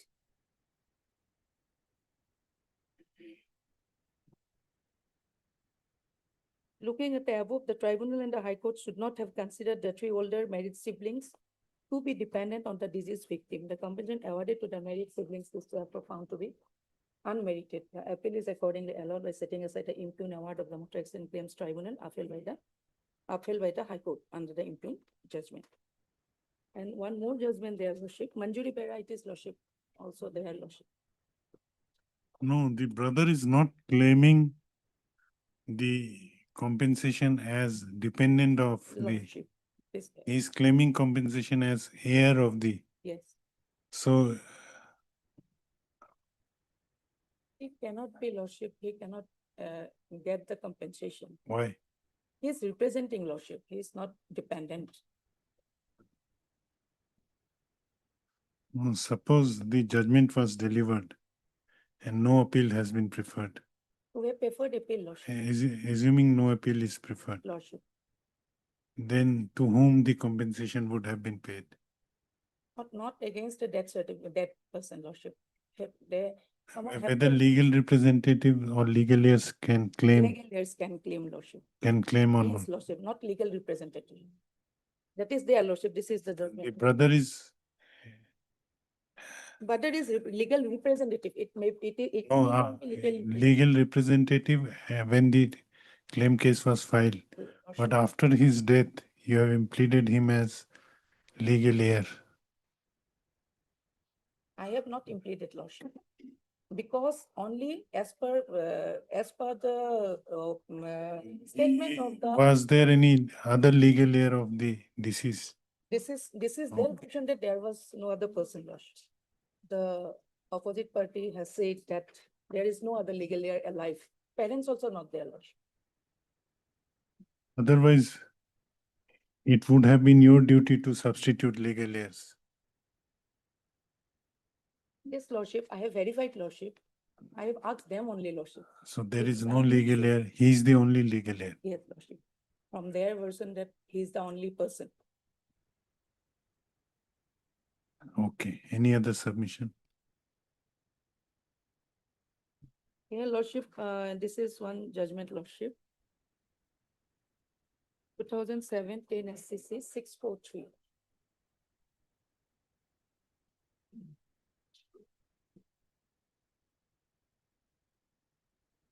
On what point?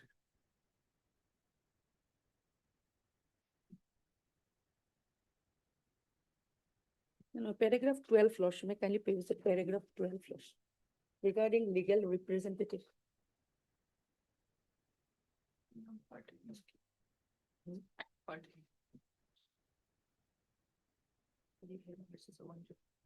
Yes.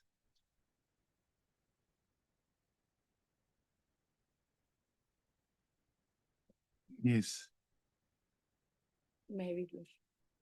yes, please. As observed by this court, a custodian of branches of Banco National Ultramarino versus Nolini Naik, the definition contained in section 22 of CPC is inclusive in character and its scope is wide. It is not confined to legal heirs on instead. It stipulates that a person who may or may not be legal heir competent to inherit the property of the deceased can represent the state of the deceased person.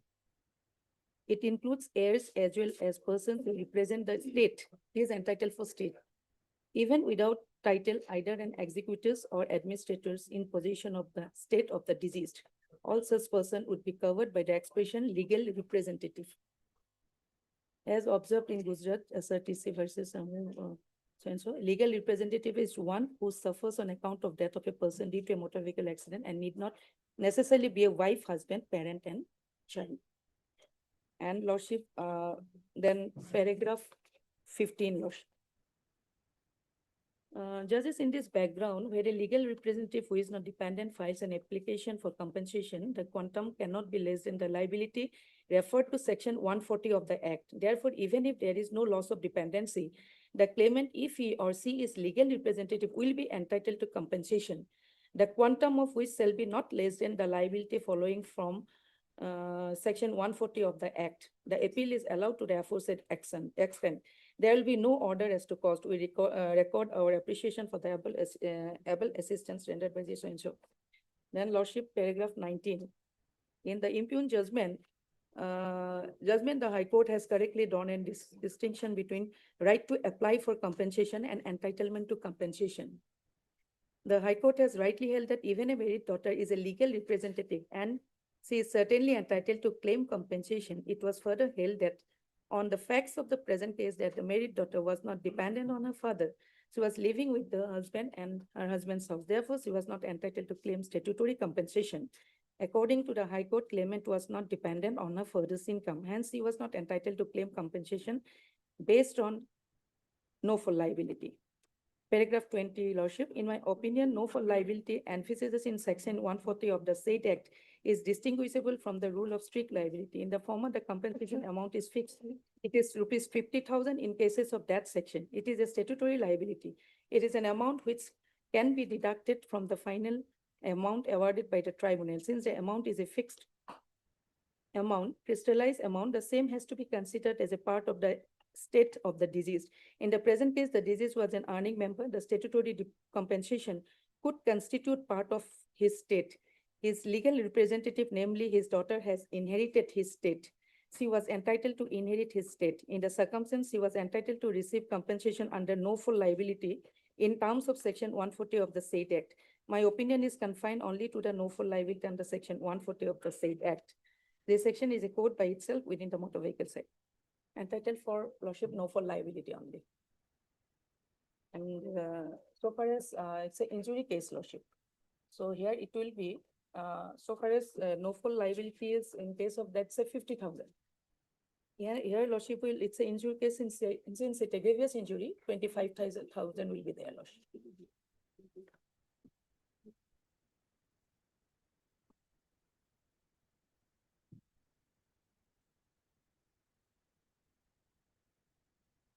Small point, only on this point, Lordship. Yes. Otherwise, the, so far as this concerned, the other point that is heads, Lordship, the medical expenditure, future expenditure, these are cannot be allowed. Only the loss of state, he will get. What is a estate? What is the meaning of estate? That is the Lordship, the no full liability, so far as here, Lordship, in this case, no full liability was given.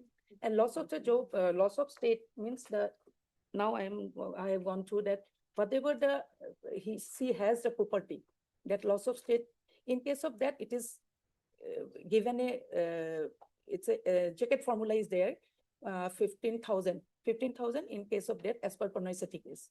Loss of state and the funeral expense all 15,000. And consortium is given for, that is the loss of state is given 15,000. So far as that case is concerned, Lordship, as per Panoy city. But here, Lordship, since here no full liability means the 25,000 is entitled, Lordship.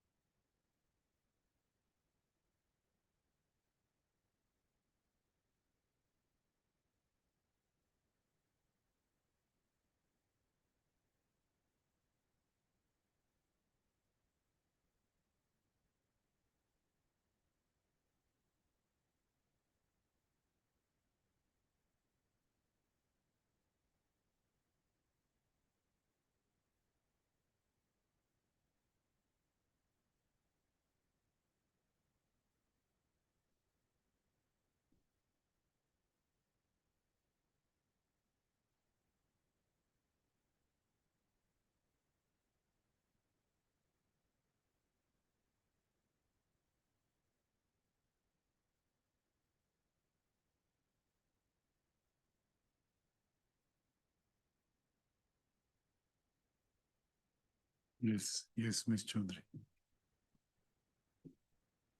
In this case, my learned friend has argued the points which can be considered before passing of the award, Lordship. After passing of the award, Lordship, the entire award becomes a state of the deceased, Lordship. Now only the brother is to inherit that property, Lordship. The estate is the award itself. Yes, Lordship, entire award. there can be no division, Lordship. As because already it was awarded and the award was passed, and after passing of the award only the claimant died, Lordship. When claimant died, 13/11, 13/12/2014, Lordship. And this appeal was filed 13/10/2014. Prior to his death. and what was the order while not, Judgment was 13/10/2014. No, no. the substitution?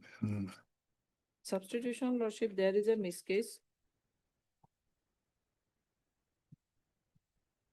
984, your Lordship will find. So, The application was for an application for striking off, delete the name of Sri Anshuman Bora since deceased in the miscase number 989 of 2015. There was a condonation application. 984. 984, Lordship.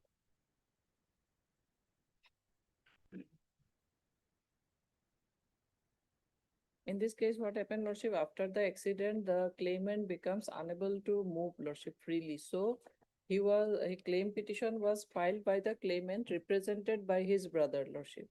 And only he adduced his evidence by coming to the tribunal with a wheelchair, Lordship. And on commission, his statements were recorded, Lordship.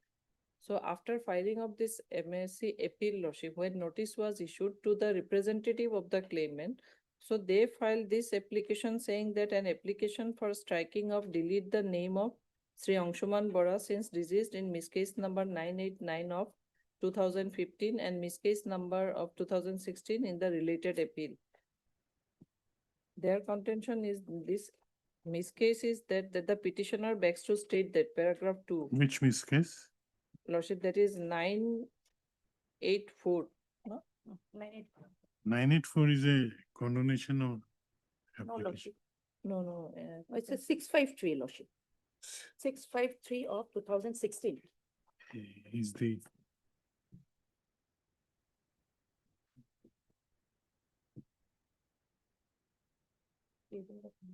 Nine eight nine or 984. And then say 984 and 989. 984.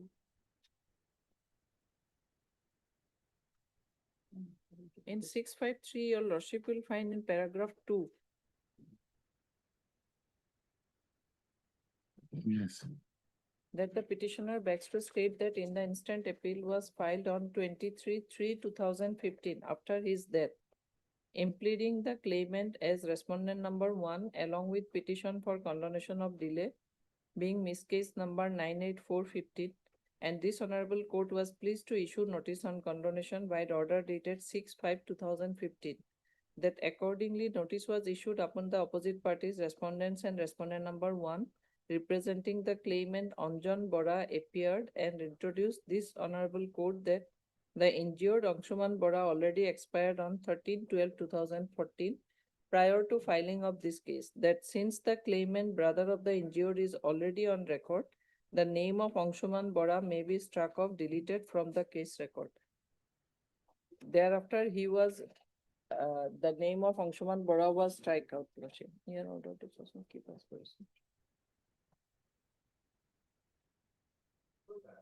So though the pleadings. Why his name was strike out?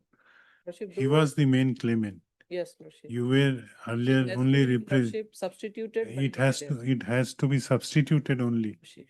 It cannot be.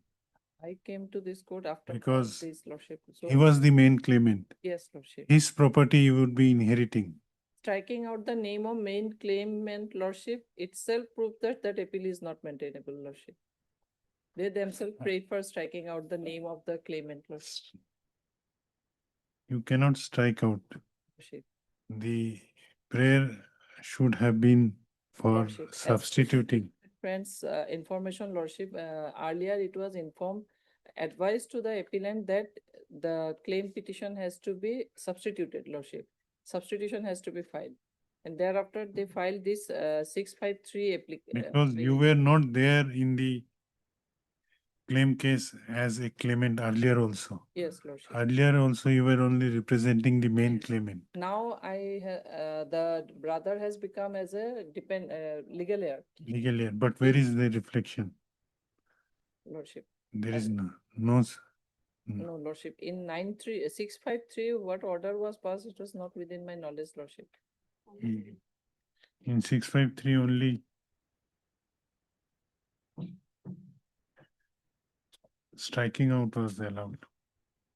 At the risk of the appellant's Lordship, maybe it ought to be like this or that.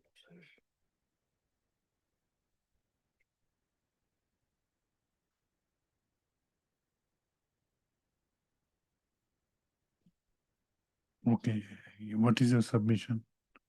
If Lordship, that is their case, then they want to strike out the name of claimant, Lordship, then Lordship, the appeal is not maintainable. Already claimant is not there, Lordship. And my submission is that, Lordship, it has become the assets of the Lordship disease. So the legal heir has a right over the property of the disease to inherit, Lordship.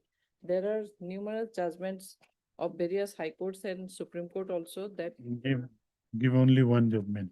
Lordship, I have 6 judgments, Lordship. Give the best judgment. Lordship. Yes. Jai Singh, Lordship, I am referring the number 1, that is from Madhya Pradesh High Court, Lordship.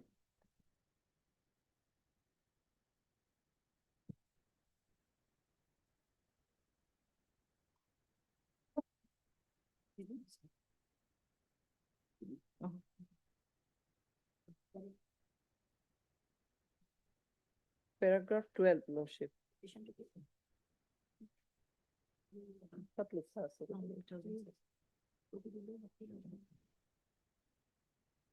I am reading paragraph 12, Lordship. We are also not inclined to accept the submission of learned counsel for the appellant when he contended that since the injured respondent number 1 has died after the award was passed, that is during pendency of appeal, and hence award has become unenforceable at the instance of his legal representative.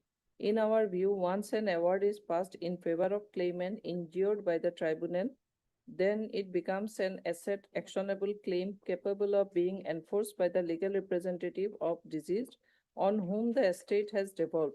It is ripened into an estate in the hands of the claimant, and hence if he claimant dies pending appeal, the legal representatives become entitled to defend the award in appeal. The only embargo put on the rights of legal representatives in such case is that they do not have any right to claim enhancement in the compensation awarded by the tribunal in favor of the claimant, because that right was available only to the injured being personal in nature.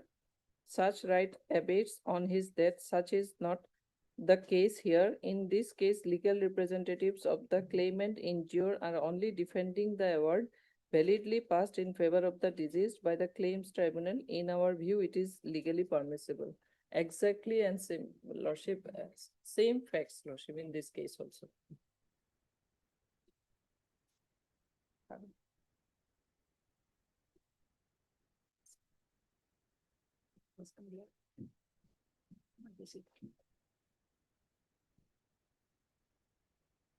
Our High Court judgment is also there, Lordship, in one of the case, New India Assurance Company Limited versus Sri Chitra Kirsian and another.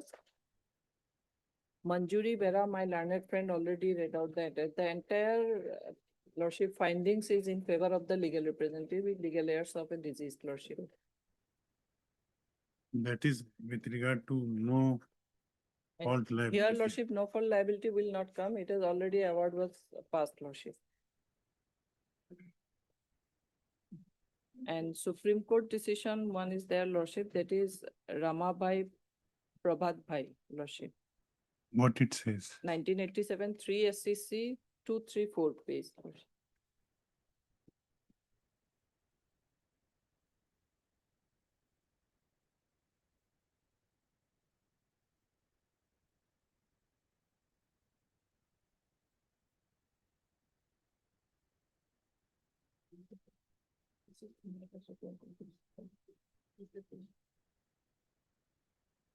Paragraph 13, Lordship. We feel that the view taken by the Gujarat High Court is in consonance with the principles of justice, equity, and good conscience, having regard to the conditions of the Indian society.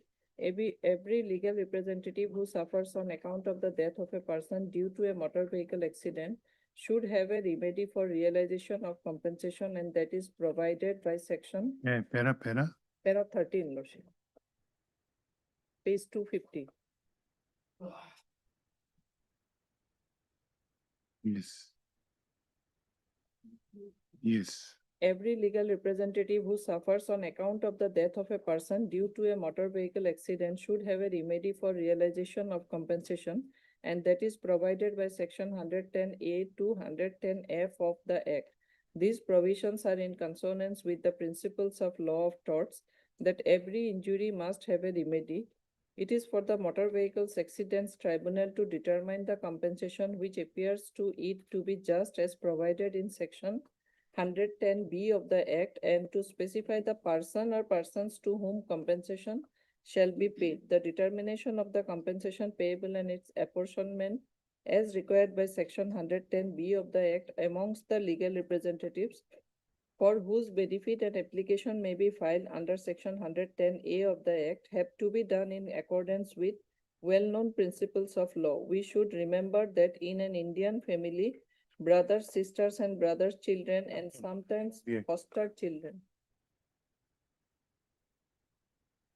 MV Act.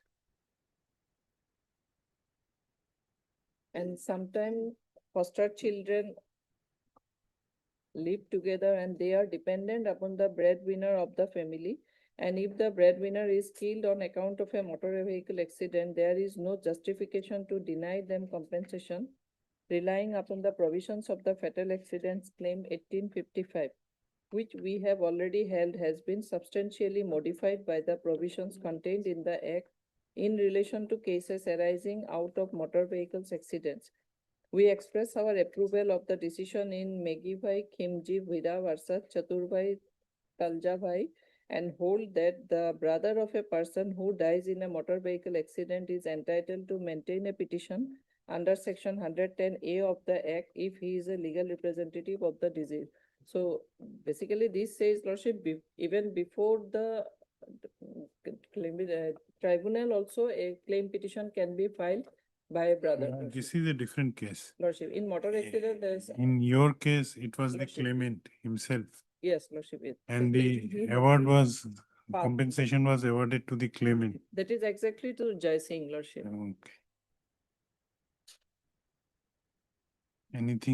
Anything else? Lordship, I have some decisions, so, Muthi too.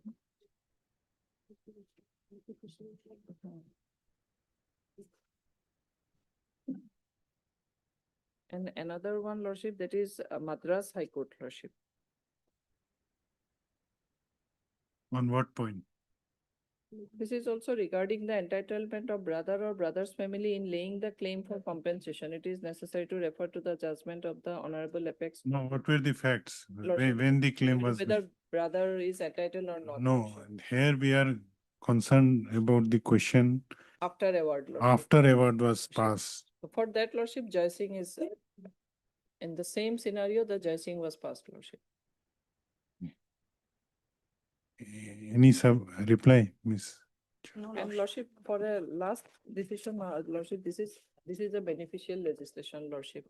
And in the beneficial legislation, Lordship, so strict adherence to the rules and regulations should not be maintained, Lordship. What rules should not be adhered? Lordship, In what context you are making this submission? Lordship, this is a beneficial legislation and their ground is that. It's Lordship, okay that this is beneficial legislation. and already award was passed, Lordship. Yes. Taking into account all the aspects of the. So whether any rules come in your way, No, Lordship. In my submission, Lordship, there is no bar to give the award in favor of the brother who is a legal heir of the deceased claimant, Lordship.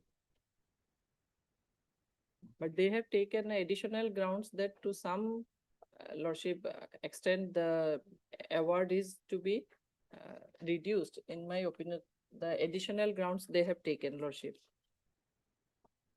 That as he died in the meantime, so the love and affection and all two grounds he is not entitled. The brother is not entitled. brother is not the claimant. Entirely, yes. Entirely not entitled.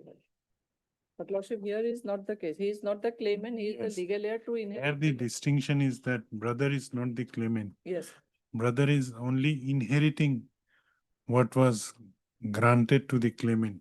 Lordship. After the award was passed, the claimant died. But against that lordship, we have filed appeal. That is not the lordship, the award which is given lordship. That was we have challenged lordship. In the appeal, you have substituted the brother as legal heirs only. Lordship, there was no lordship objection. They have present on that day, lordship. Okay, facts are peculiar. Okay, anything else? No, so my humble submission is that so far as brother, being representative, he is not entitled for the loss of earning, lordship. Loss of dependence or loss of earning as awarded by the learned tribunal. And he is entitled for the lordship that no fault, that is in case of injury, that is 25,000 only, lordship. And so far as the other hits are concerned, lordship, other hits are all related to treatment and all. Future treatment, future prospect, lordship will find. All relates to the treatment, future prospects and loss of this thing, amenities, loss of happiness. These are their lordship. Heard. Miss M. Chaudhary, learned counsel for the appellant. Also heard Miss R. Chaudhary, For the claimant, lordship. learned counsel for the Claimant respondent. claimant respondent. This appeal under section 173 of MV Act 1988 has been filed by the appellant insurance company, namely Oriental Insurance Company Limited, under section 173 of Motor Vehicles Act 1988 against the judgment and award dated 30/10/2014 passed by the Motor Accident Claims Tribunal, Golaghat, Assam, in MSC case number 73/2011.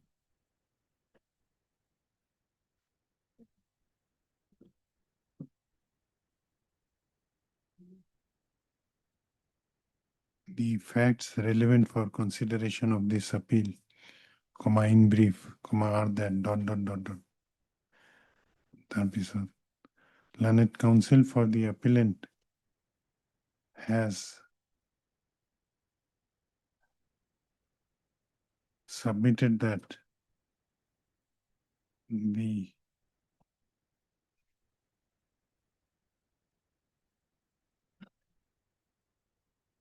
during the pendency of the present appeal,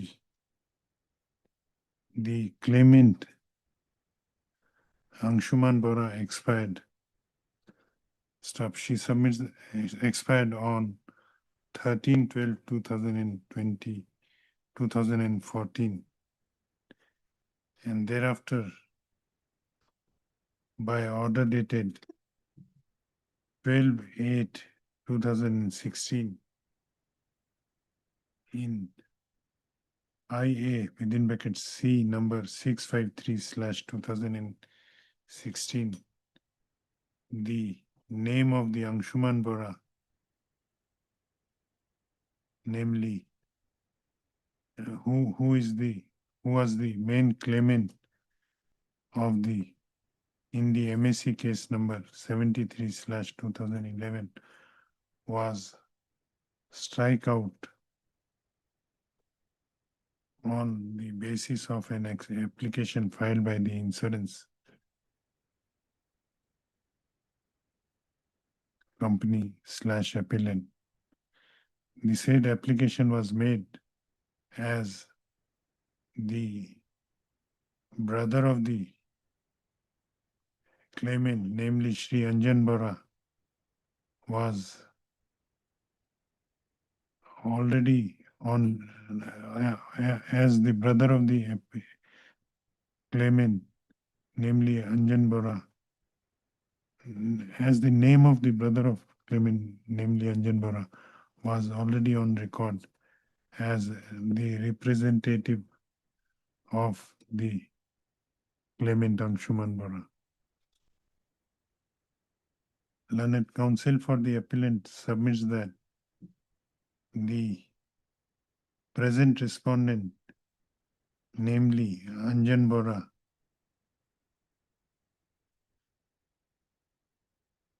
being the representative of deceased claimant, is entitled to get compensation only. He is entitled to get limited compensation only to the extent of the estate of the deceased claimant.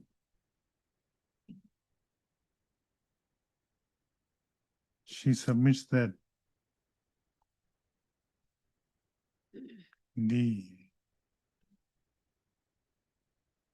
present respondent number 1 would not be entitled to get compensation computed against the head future earning, which was assessed at rupees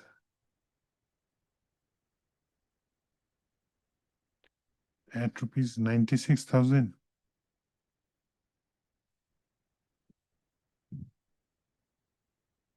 Yes, Lord.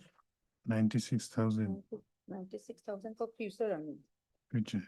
Then Lordship, 5 lakhs for medical treatment. She further submits that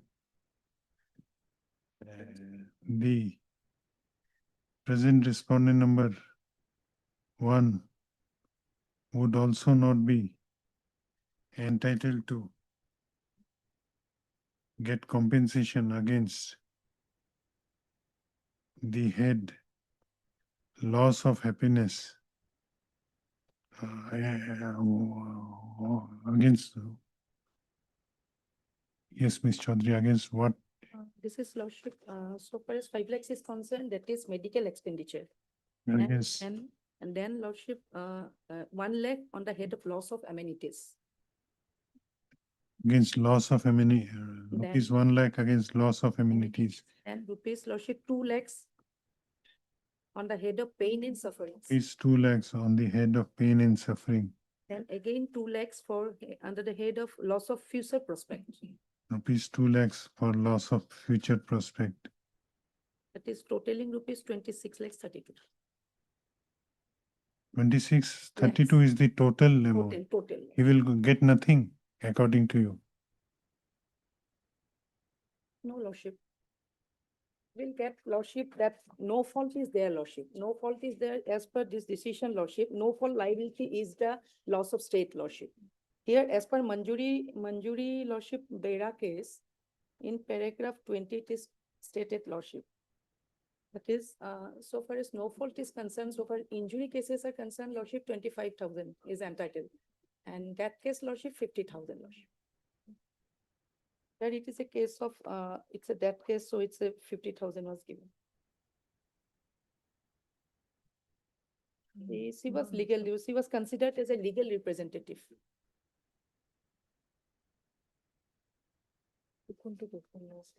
Manjuri Bera. No, 50,000. 50,000, no. 5 lakhs, 5 lakhs. 5 lakhs. Medical. 5 lakhs is the medical expenditure, Lordship. 5 lakhs. She further submits that as legal representative of the deceased claimant, the present respondent number 1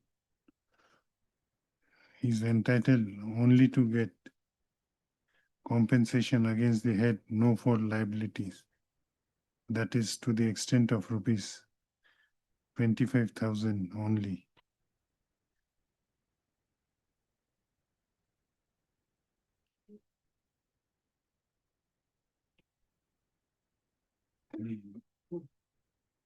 In support of her submission, she has cited ruling of the apex court in the case of Manjuri Bera, versus Oriental Insurance Company Limited, reported in 2007, 10 SCC 643, as well as the case of Sarla Verma and others versus Delhi Transport Corporation and another, reported in 2009, 6 SCC 121. Any other submission? Yes, Lordship. The Honorable Supreme Court's decision, Lordship, that is latest 23. This is New India Insurance versus Anand Pal, Lordship, where it was dismissed, Lordship. Set aside the impugned award of the High Court, Lordship. Paragraph 8. Relying Sarla Verma case, Lordship. New India Insurance Company Limited versus Anand Pal.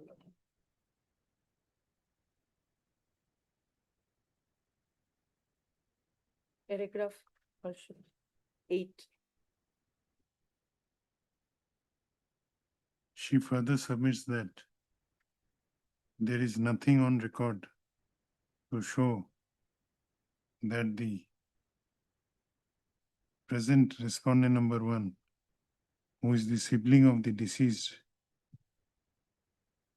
claimant, was dependent on deceased claimant in any manner, and therefore he is not entitled to get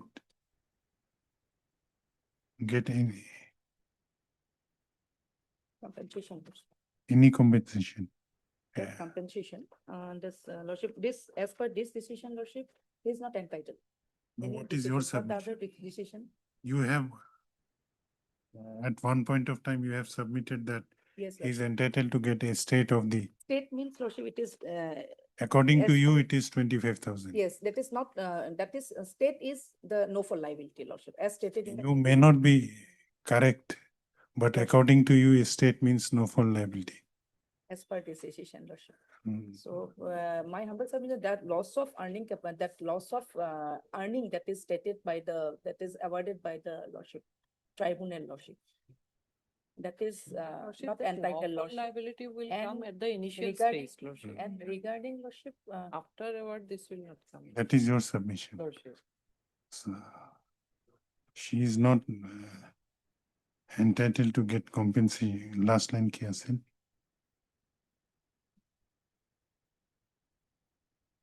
Compensation.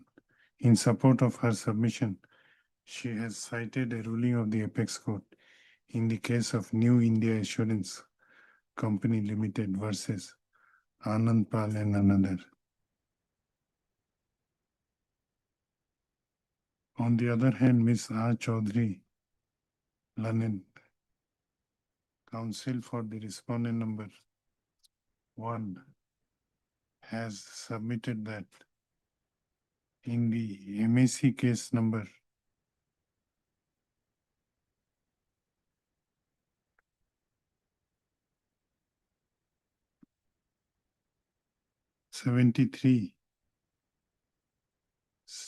73/2011, filed by the deceased claimant Anshuman Bora, the present respondent number 1 represented him before the tribunal as he was unable to move due to the injury sustained by the accident.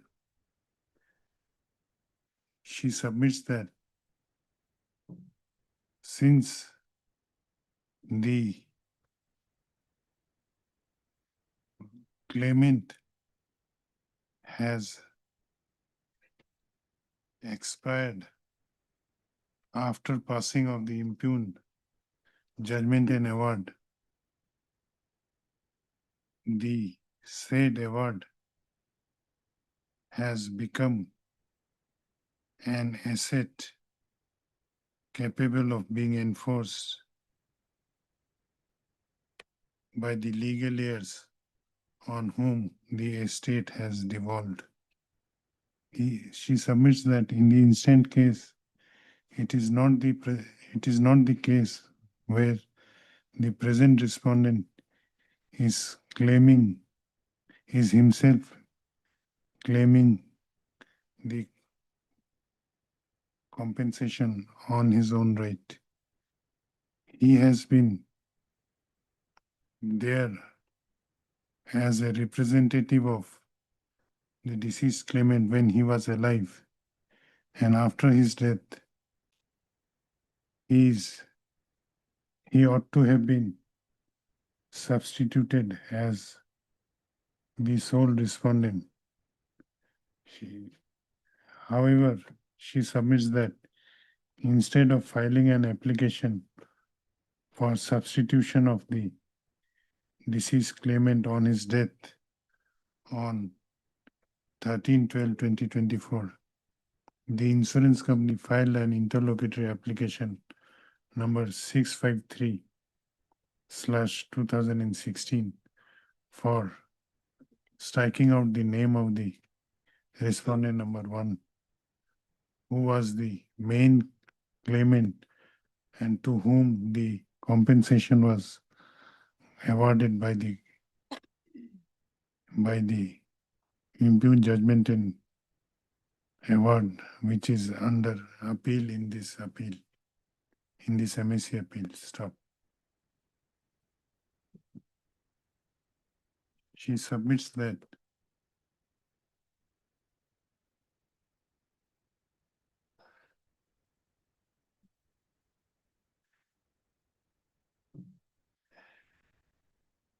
as the present respondent number 1 is claiming the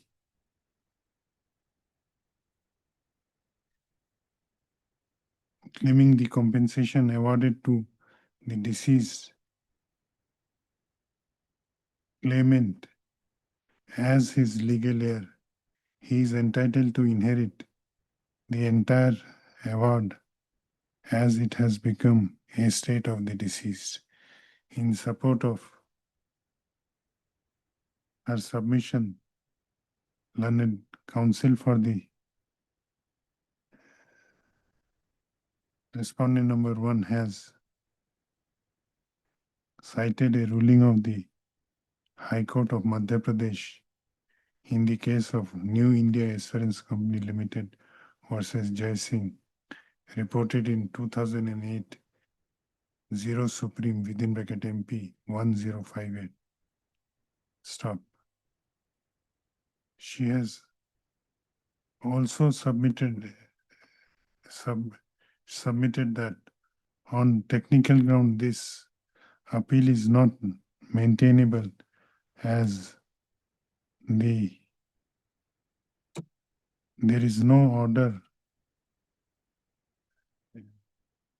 regarding substitution of the legal heirs of deceased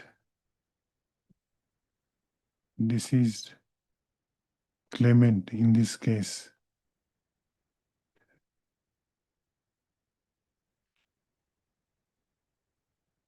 Though she submits that the present respondent number 1 is the sole legal heir of the deceased respondent.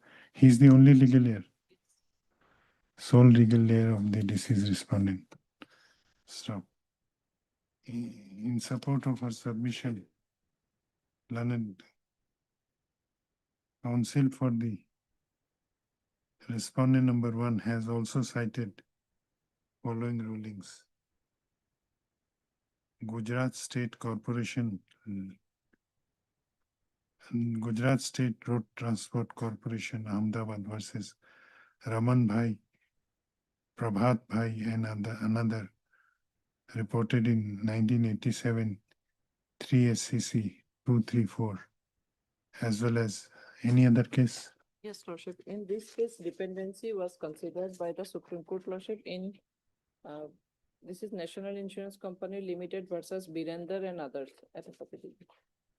In paragraph 15, it was held that it is thus settled by now that the legal representative of the deceased have a right to apply for compensation, having said that it must necessarily follow that even the major married and earning sons of the deceased. No, this is not applicable. Your Lordship, case is a can you different release case. one point that he is not dependent on the income of the deceased, Lordship. On that point, Lordship, this Supreme Court held that even the matter That question would have arisen before award, Lordship. had he died before award. But Lordship, law is similar to before award or after award, Lordship, whether the deceased brother is, whether he is dependent on the state of the deceased or not, Suppose somebody is not dependent. even then, Lordship is I'm putting a entitled, query. Somebody is not dependent Lordship. and your somebody's brother got a award.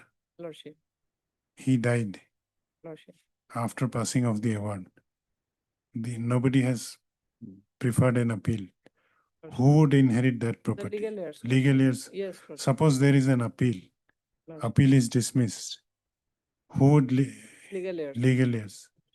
So There is no bar that whether he is dependent or not, whether he can file an execution or not. so either I am not understanding properly. The question of dependency would come if you are claiming compensation Lordship. on your own right. That being But my learned friend has argued that brother, he is not dependent on the income of the deceased, Lordship. On that point only I am saying this. the submission the thought. Learned counsel for the appellant also submitted that since the no, in this I have already dictated. Since he is not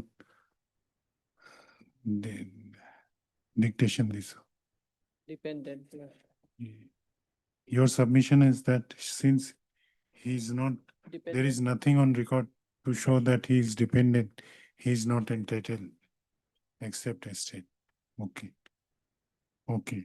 She has last para ki hai? It is all dictated, I think. I have dictated it. Case number Yes, number 984. Okay. which case you are going to cite? That is National Insurance Company Limited versus Birender and others, Lordship. National Insurance Yes, sir. Company Limited.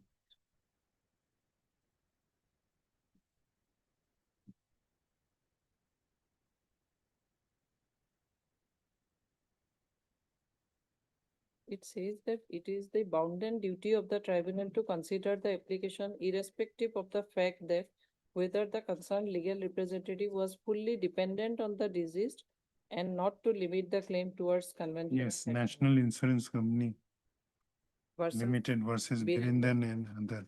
Yes, sir. Reported in Paragraph. 2020, 11 SCC 356.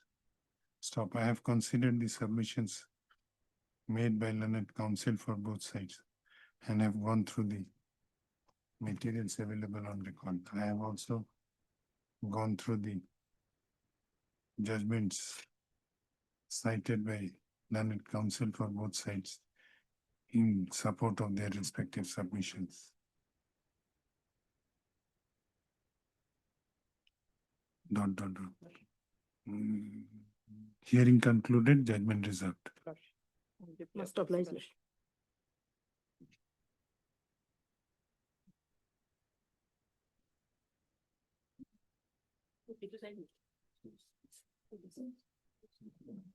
Yeah.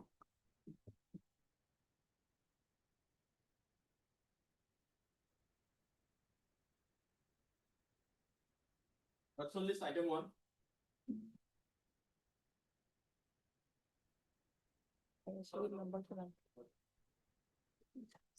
Yes. In this case, Lordship, I have annexed one notice, Lordship, that is page 6, annexure 1. Yesterday only the appellant received, Lordship. Third paragraph, your Lordship will find as such you are hereby informed and to remain present at the decretal land on 31/2026 Friday at 10:30 AM for execution of the decree entitled execution 7/2025. But in this case, your In Lordship. this case, the substantial admitted. question of law has been formally Yes, Lordship. heard. Ms. R. Chaudhary, learned counsel for the applicant. This interlocutory application has been filed by the applicant in connection with RSA number 1/2026 for modification of the order dated 19/1/2026 passed in IS within bracket C number 58/2026.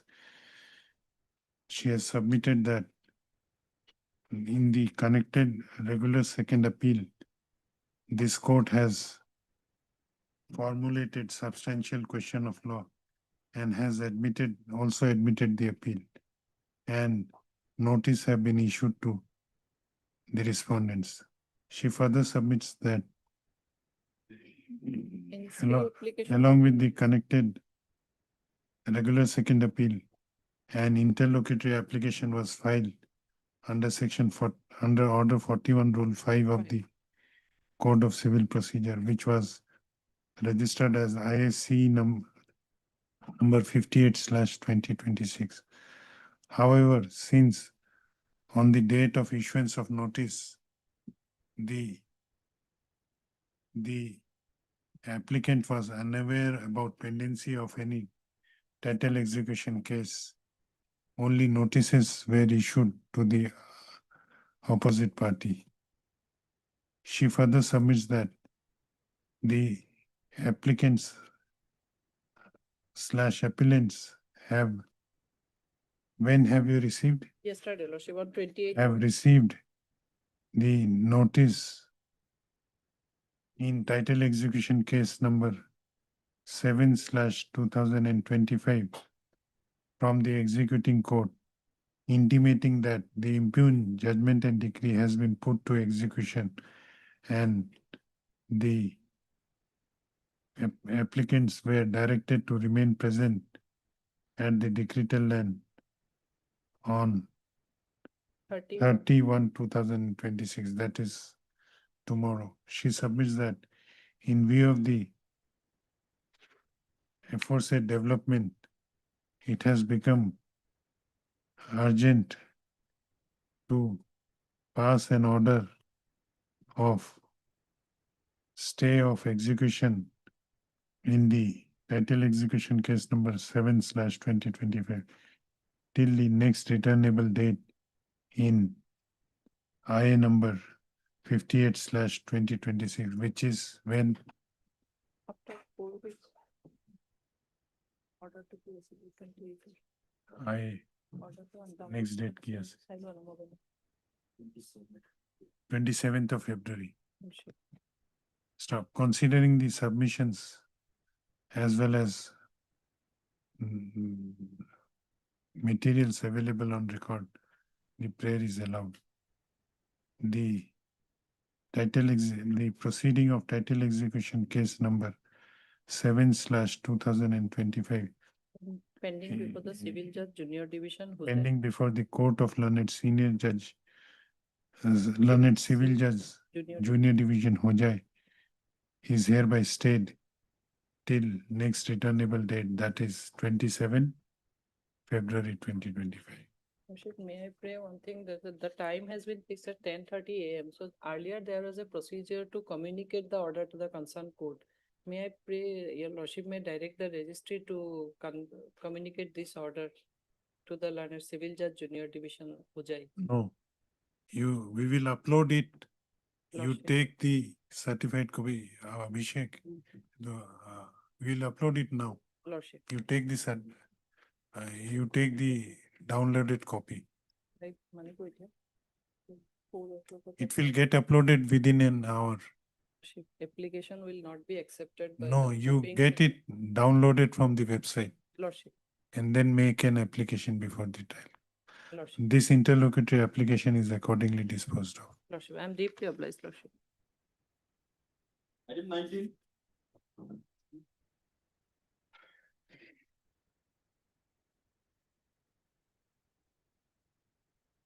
May I please? My lord, the impugned, my lord, judgment, Lordship will find at page 29.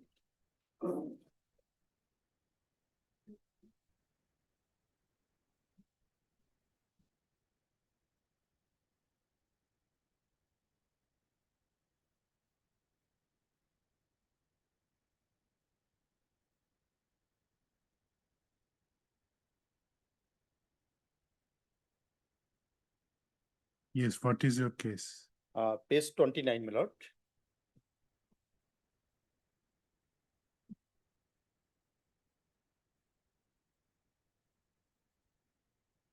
Then lordship kindly see at page 34, paragraph 12. We are, my lord, basically aggrieved. Page 34, paragraph 12, my lord. May I read, my lord? Yes. Yes. Paragraph 12. The claimant has also sought to prove that due to the accident, he had become permanent disabled.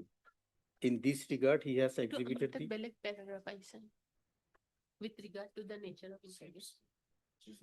is 34. ও দুটা double আছে নাকি?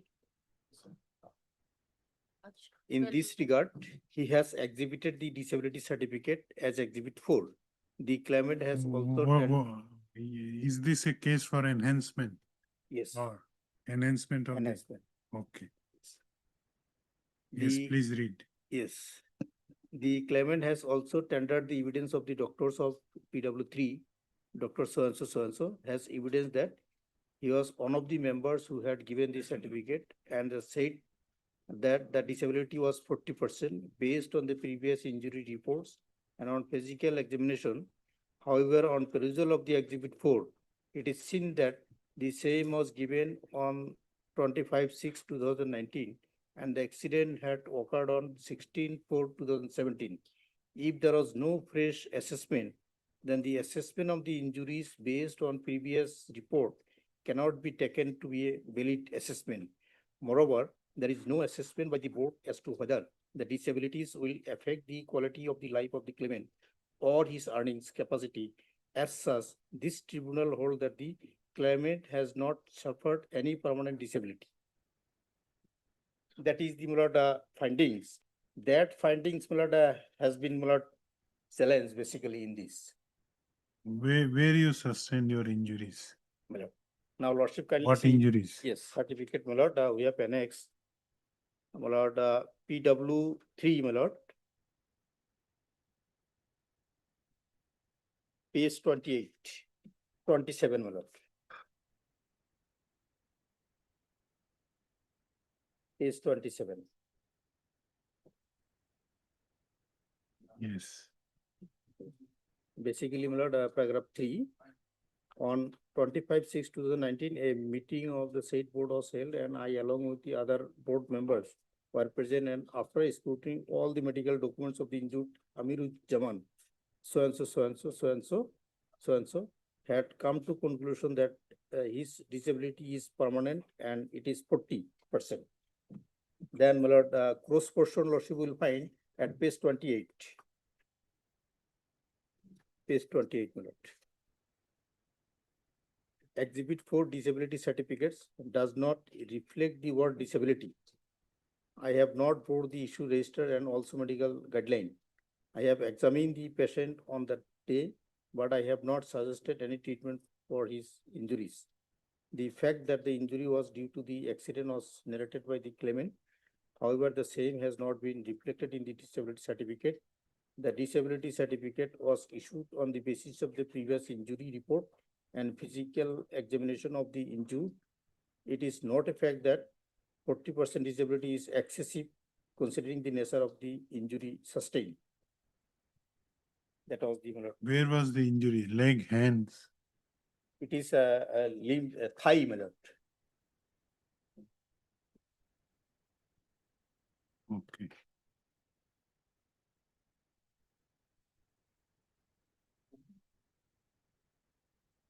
What kind of injury was My it? lord, page 33, lordship will find the details of the my lord injury. Page 33, para 12. Yes. Para 12, my lord. With regard to the nature of the injuries, the claimant has stated that due to the said accident, he had sustained injury of my right thigh with fracture of left clavicle and multiple injuries all over the body.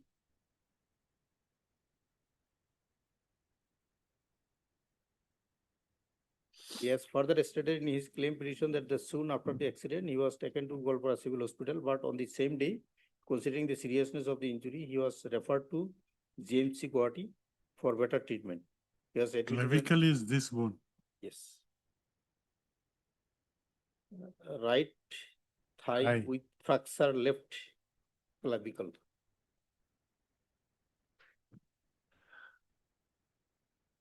So what injury was on right thigh? That was the Fracture was on clavicle. This is the clavicle. Collarbone. We call it And collarbone. thigh is. No, I don't know. Therefore, I'm asking what injury you sustained That is in the your thigh. technical terms we cannot also- Madam can I'm explain. not a for me. doctor. No, Lordship, I cannot explain. Because I'm opposing the appeal. I rather not explain. Okay. Yes. Now, only this disability certificate having 40% that has been discarded by the learned tribunal. We are agreed by that findings. Okay. How the tribunal have heard? Yes. Why tribunal is wrong in? Yes. Now, Yes. there is only we are having one authority in this matter regarding disability certificate. Yeah.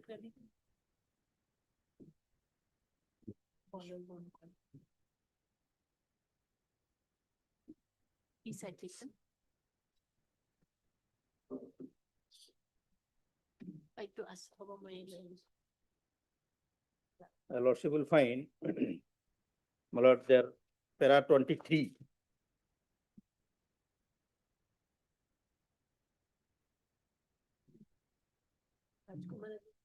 No, that 23 may not be necessary, my lord. Para 24, my lord. Assessment of compensation.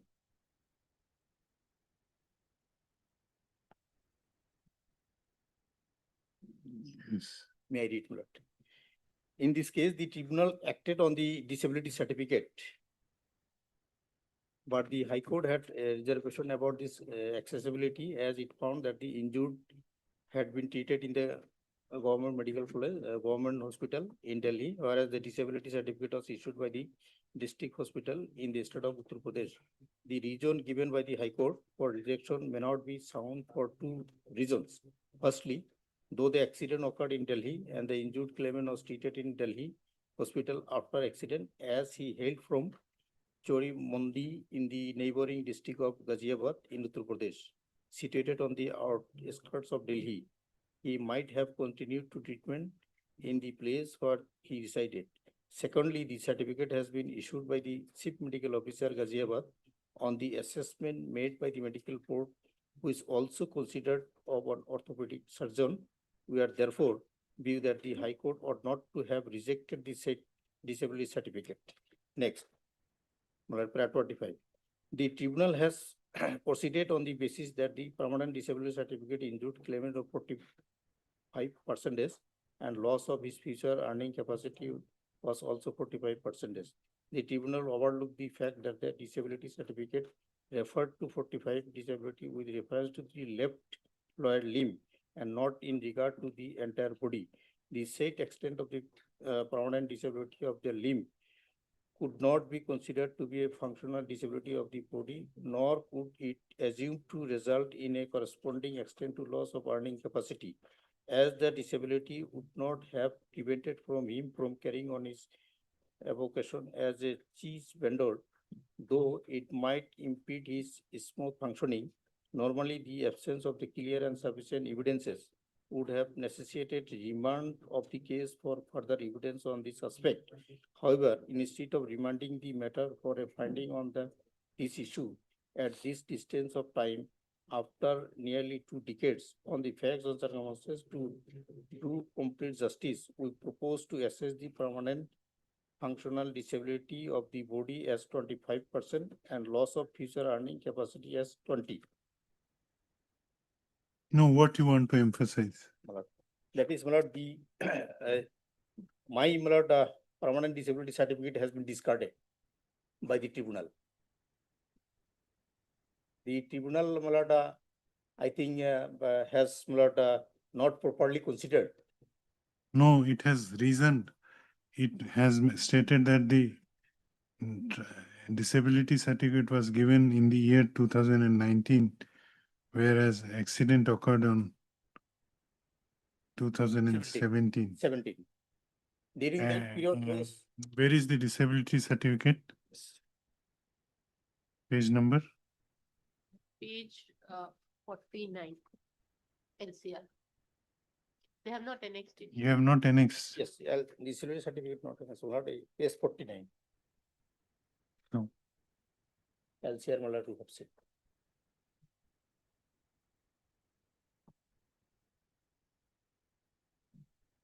Exhibit 4.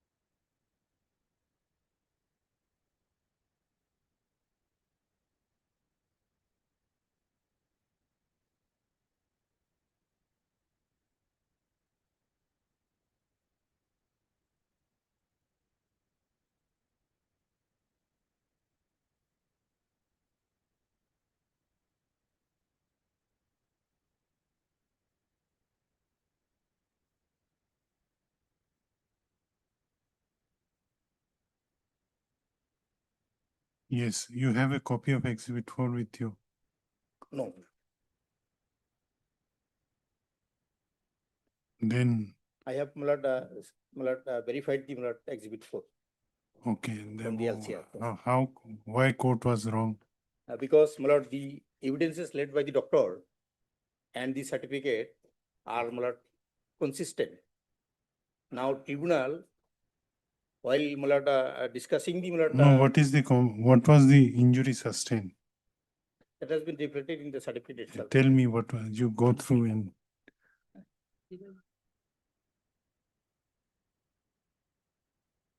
Because you know what injury you sustained.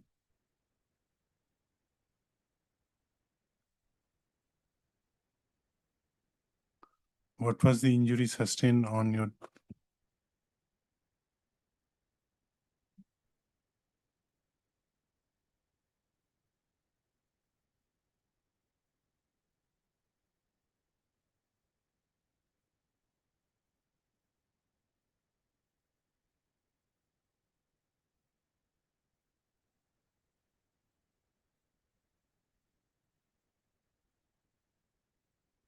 Injury, Malad, so and so is vehicle. It's Fracture on clavicle. yes. And operation at Down Hospital, Guwahati. At present,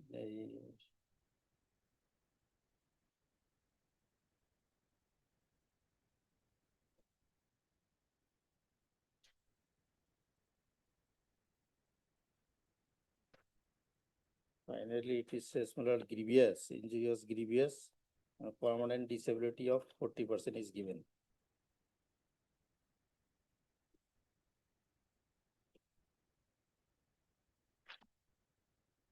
No, whether you claim that you became disabled from doing certain things because of the accident. During the period of Malad treatment, 17 to 19, he was under treatment. During that period, he was no problem. Okay, what is your?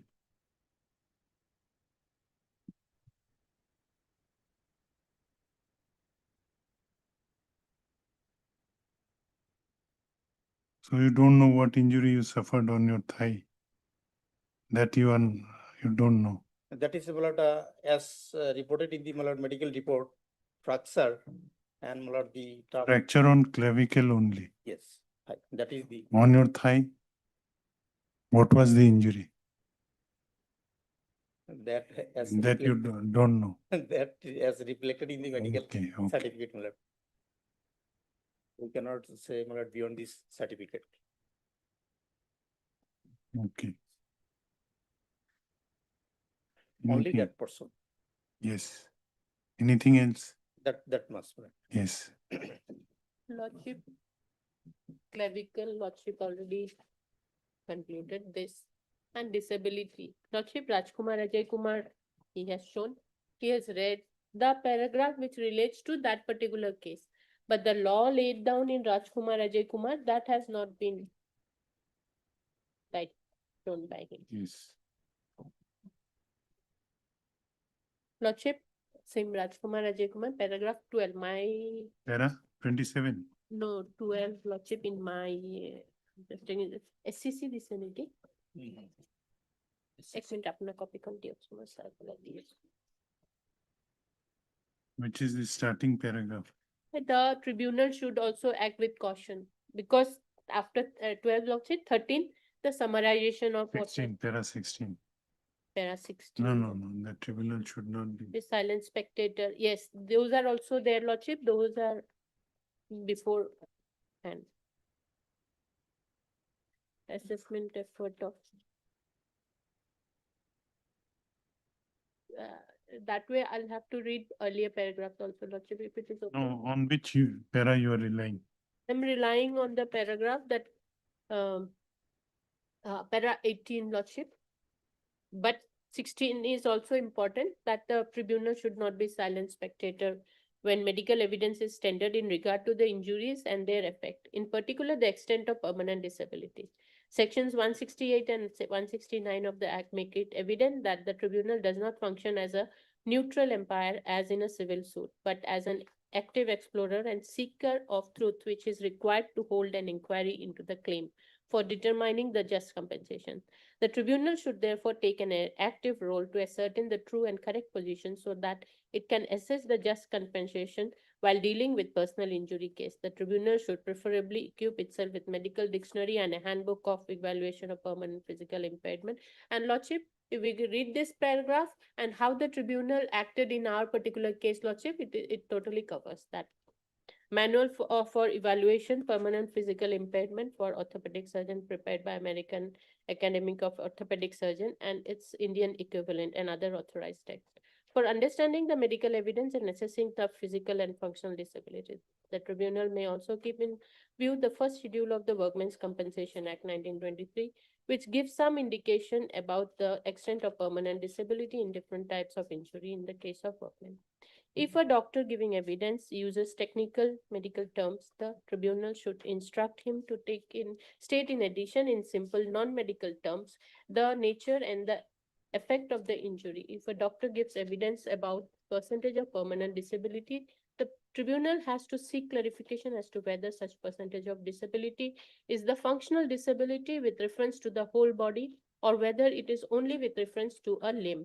If the percentage of permanent disability is stated with reference to a limb, the tribunal will have to seek the doctor's opinion as to whether it is possible to deduce the corresponding functional permanent disability with reference to the whole body, and if so, the percentage. Lordship, I'll just pause for a minute. In our case, Lordship has correctly said it is the collarbone where the fracture occurred. And that fracture, Lordship, will it cause any disability? That is what the tribunal had to find, Lordship. And injury on thigh also. Thigh, there is nothing, Lordship. There is no document for thigh. In his evidence, Lordship, in his evidence, I'll tell evidence.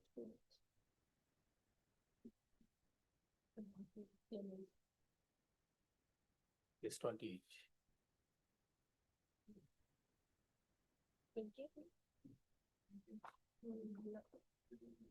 19.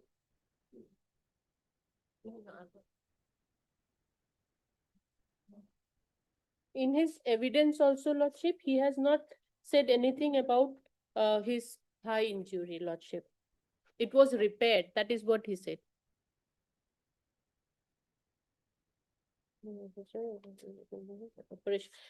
Lordship, in his evidence, page 19 of the memo of appeal, Lordship, para 2, the last line, operation for repair of right thigh under essay done on 17/4/2017. After operation, I went to downtown hospital several times for dressing. But there is no disability.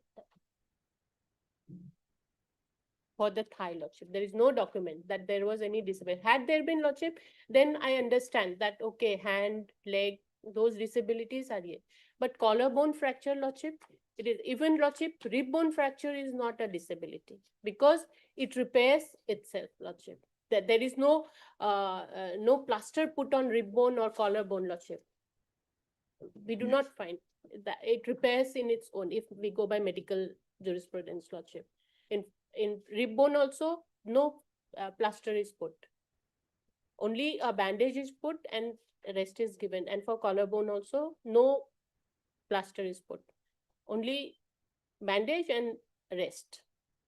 So, Lordship, disability, and Lordship, the tribunal has correctly, Lordship, I'll read 18 also, para 18 and 19, because what was the finding? The tribunal also should also act with caution if it proposed to accept the evidence, expert evidence of doctors who did not treat the injured, but who gave, Lordship will mind it, ready to use disability certificate. It is purposefully put in inverted comma, Lordship, without proper medical assessment. There are several instances of unscrupulous doctors who, without treating the injured, readily give liberal disability certificate to help the claimants. Same is our case, Lordship. The doctor's evidence I will read. He has not treated the claimant. The claimant was treated in the downtown hospital. No doctor from downtown adduced any evidence. But where the disability certificate are given by duly constituted medical board, they may be accepted subject to evidence regarding the genuineness of such certificate, Lordship. The tribunal may invariably make it a point to require the evidence of the doctor, invariably, Lordship. The word I'm stressing on is invariably, make it a point to require the evidence of the doctor who treated the injured and who assessed the permanent disability. Mere production of a disability certificate or discharge certificate will not be proof of the extent of disability stated therein, unless the doctor who treated the claimant or who medically examined and assessed the extent of disability of claimant is tendered for cross-examination with reference to the certificate. If the tribunal is not satisfied with the medical evidence produced by claimant, it can constitute a medical board from a panel maintained by it in consultation with reputed local hospitals, medical colleges, and refer the claimant to such medical board for assessment of the disability. Lordship, here, let me take, Lordship, to the evidence of the doctor, Lordship, now. Because the doctor came to prove the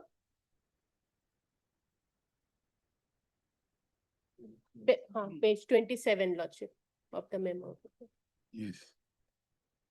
Lordship, first para I am Indian civil, I am skipping that. The second is that I am one of the member of District Standing Medical Board, Gwalpara.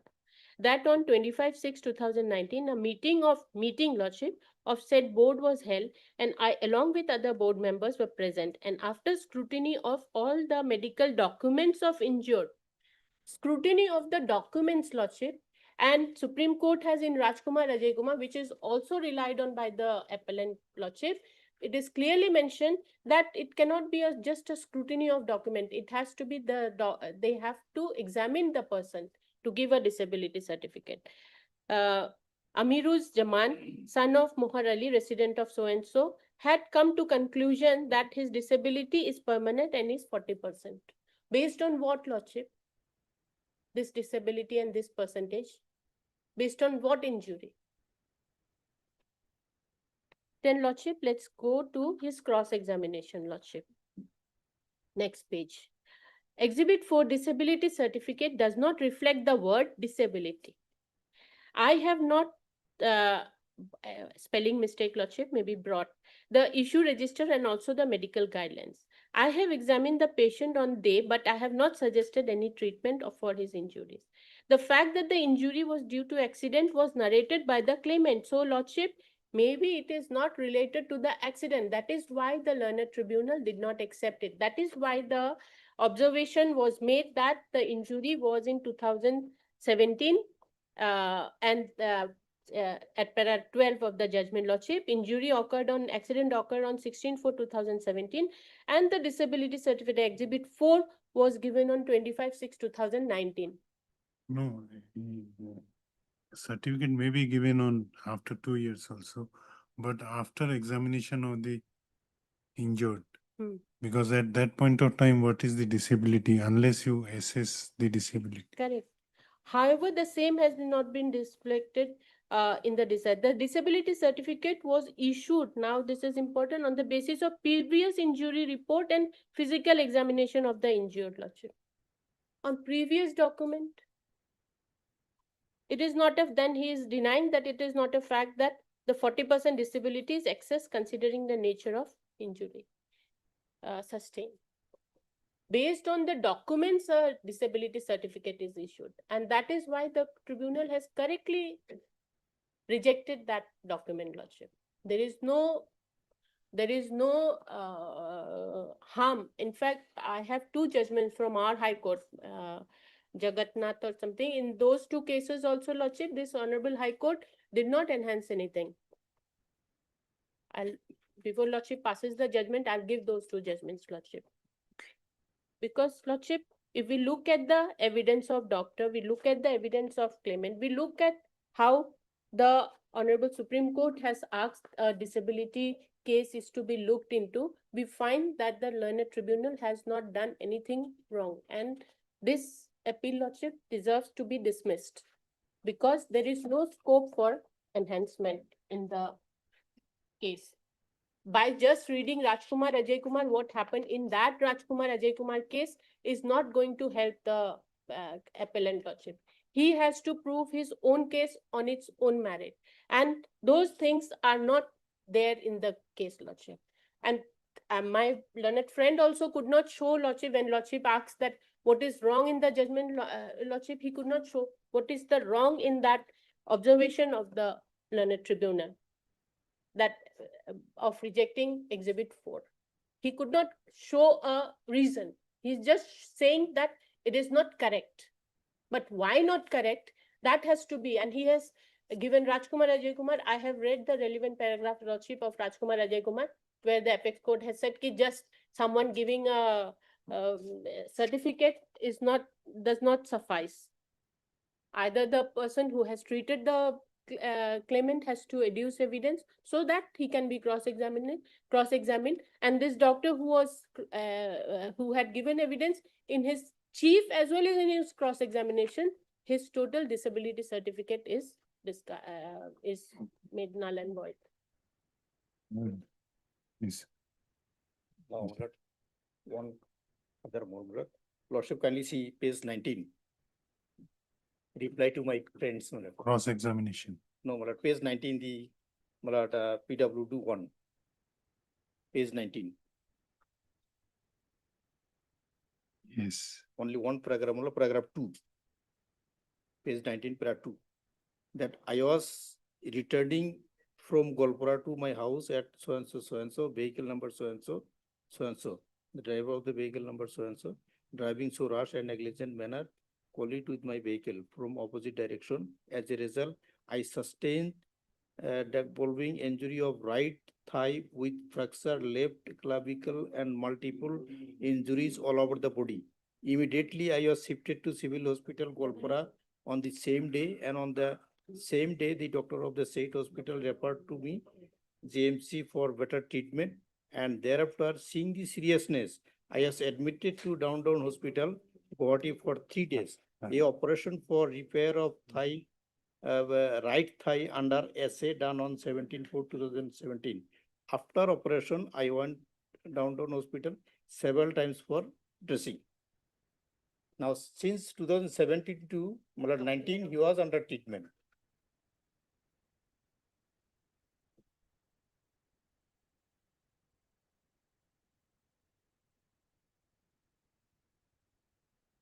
What injury you sustained? This is the spelling. DEGLOVING. Degloving, Lordship, it is top layer of skin. Degloving means the glove. It is rather so aberration in our regular term. Degloving. I have found from Google, Lordship. Result. Left clavicle. Clavicle to the Clavicle is collarbone. My query was what's injury is sustained on your thigh? Top layer of skin and tissue been torn away. This is aberration, Lordship. And clavicle. Heard Mr. M.U. Mahmood. M.U. Mandal, learned counsel for the appellant, also heard Miss R.D. Majumdar, learned counsel for respondent number, I am respondent number 1. respondent number 1, as well as Mr. T. Kolita appearing for Ego respondent number clavicle. 3, and Mr. D. Purva Clavicle. appearing for respondent number 2. Hearing concluded, judgment reserved. Development. Lordship, I may be allowed to give those 2 judgments where our High Court has dismissed it. Tomorrow morning I'll submit one. And Rajkumar, since he has given, I'm not submitting that. Same judgment I'm relying on. Rajkumar has. Rest is The item number 22. 20. Today's list 22. There is some urgency, Lordship. Lordship, may please take up the file for a minute. Lordship, No. while the matter was, it was fixed matter, Lordship. And the last date also. No, it is not and then fixed matter. today, Lordship has no time. Lordship, the Lordship will take up the matter tomorrow. There is But urgency. tomorrow I have we been have- thrown out from the plot, No. Lordship. We have Lordship, filed an IA, It may Lordship. fix the. Better let him complete. Lordship, Lordship. I am led by Mr. Let him Didas in complete, this Lordship. matter. Then So I'm led by Mr. Didas in this matter. Matter was supposed to be listed on 27th. Matter was listed on 27th for hearing. Thereafter, yesterday they have filed one affidavit. We have to file an objection in that affidavit itself. We also need some time. So at least matter may be listed on 7th. Let him finish, let him finish. Prior to 7. Prior to 7, there is some difficulty of Mr. Didas. 7th is Saturday, court is open. We can dispose of the matter on 7th. Last time also, I cited, because always their convenience, they want that it is our convenience. Last time also I said that you have Okay, to go okay. by your convenience Okay. only, because Lordship, that is what. Sometime it is court's convenience also. Yes, sometime court's convenience, sometime Lordship. It should Always be, it is the only because the senior council is out of station. no, actually, Every time. the proper approach should be, all time it should be court's Court convenience. convenience, Lordship, that's the truth, that's the point. Only because someone is So, not there and their tomorrow- convenience is always the. Tomorrow may not be convenient. Apart from tomorrow, you can choose any day. Monday, Lordship, Monday, Lordship, Tuesday, yesterday they have filed one affidavit. any date, Additional Lordship, affidavit any put date yesterday, convenient it is to your not- Lordship, I leave it to your Lordship. Because I have been thrown out from the plot, Lordship. It's a gang, Lordship. I am in the year, Lordship, the trial court give injunction, this court pass order. After that, Lordship, at night, Lordship, you have been thrown out from the plot. Before- continuing. Before Saturday. Suggested date before Saturday. 5th. Lordship, Lordship, I'm fifth, grateful, I'm grateful. Senior counsel is not there. That's why. No, always senior counsel's convenience will not be. In the other May- court, Lordship, cannot I've be- seen, number 10, it was Second. 10. Then second. 2nd of February. Yes, Okay. no. Yes, second, yes, Lordship, I have no problem. Second. Third, No, Third, Lordship. he is not there. Third, second week he is there. Let it be on 2nd. Lordship, okay. Lordship. You heard Mr. What is your name? F. Farid. F. Farid, the learned counsel for the appellant. Also heard Mr. S. Sharma, learned senior counsel assisted by Mr. G. Rahul. A Gautam, Lordship. Sorry, A. Gautam, learned counsel for the respondent. Due to paucity of time, this matter could not be taken up for hearing today. Let this matter be listed on, considering the urgency shown by the learned counsel for the respondent. Let this matter be listed on 2nd of February. Lordship. I'm grateful. Interim order passed at this time. Interim order. No interim, order, there is status There is quo. status quo. No interim. Order. Status quo.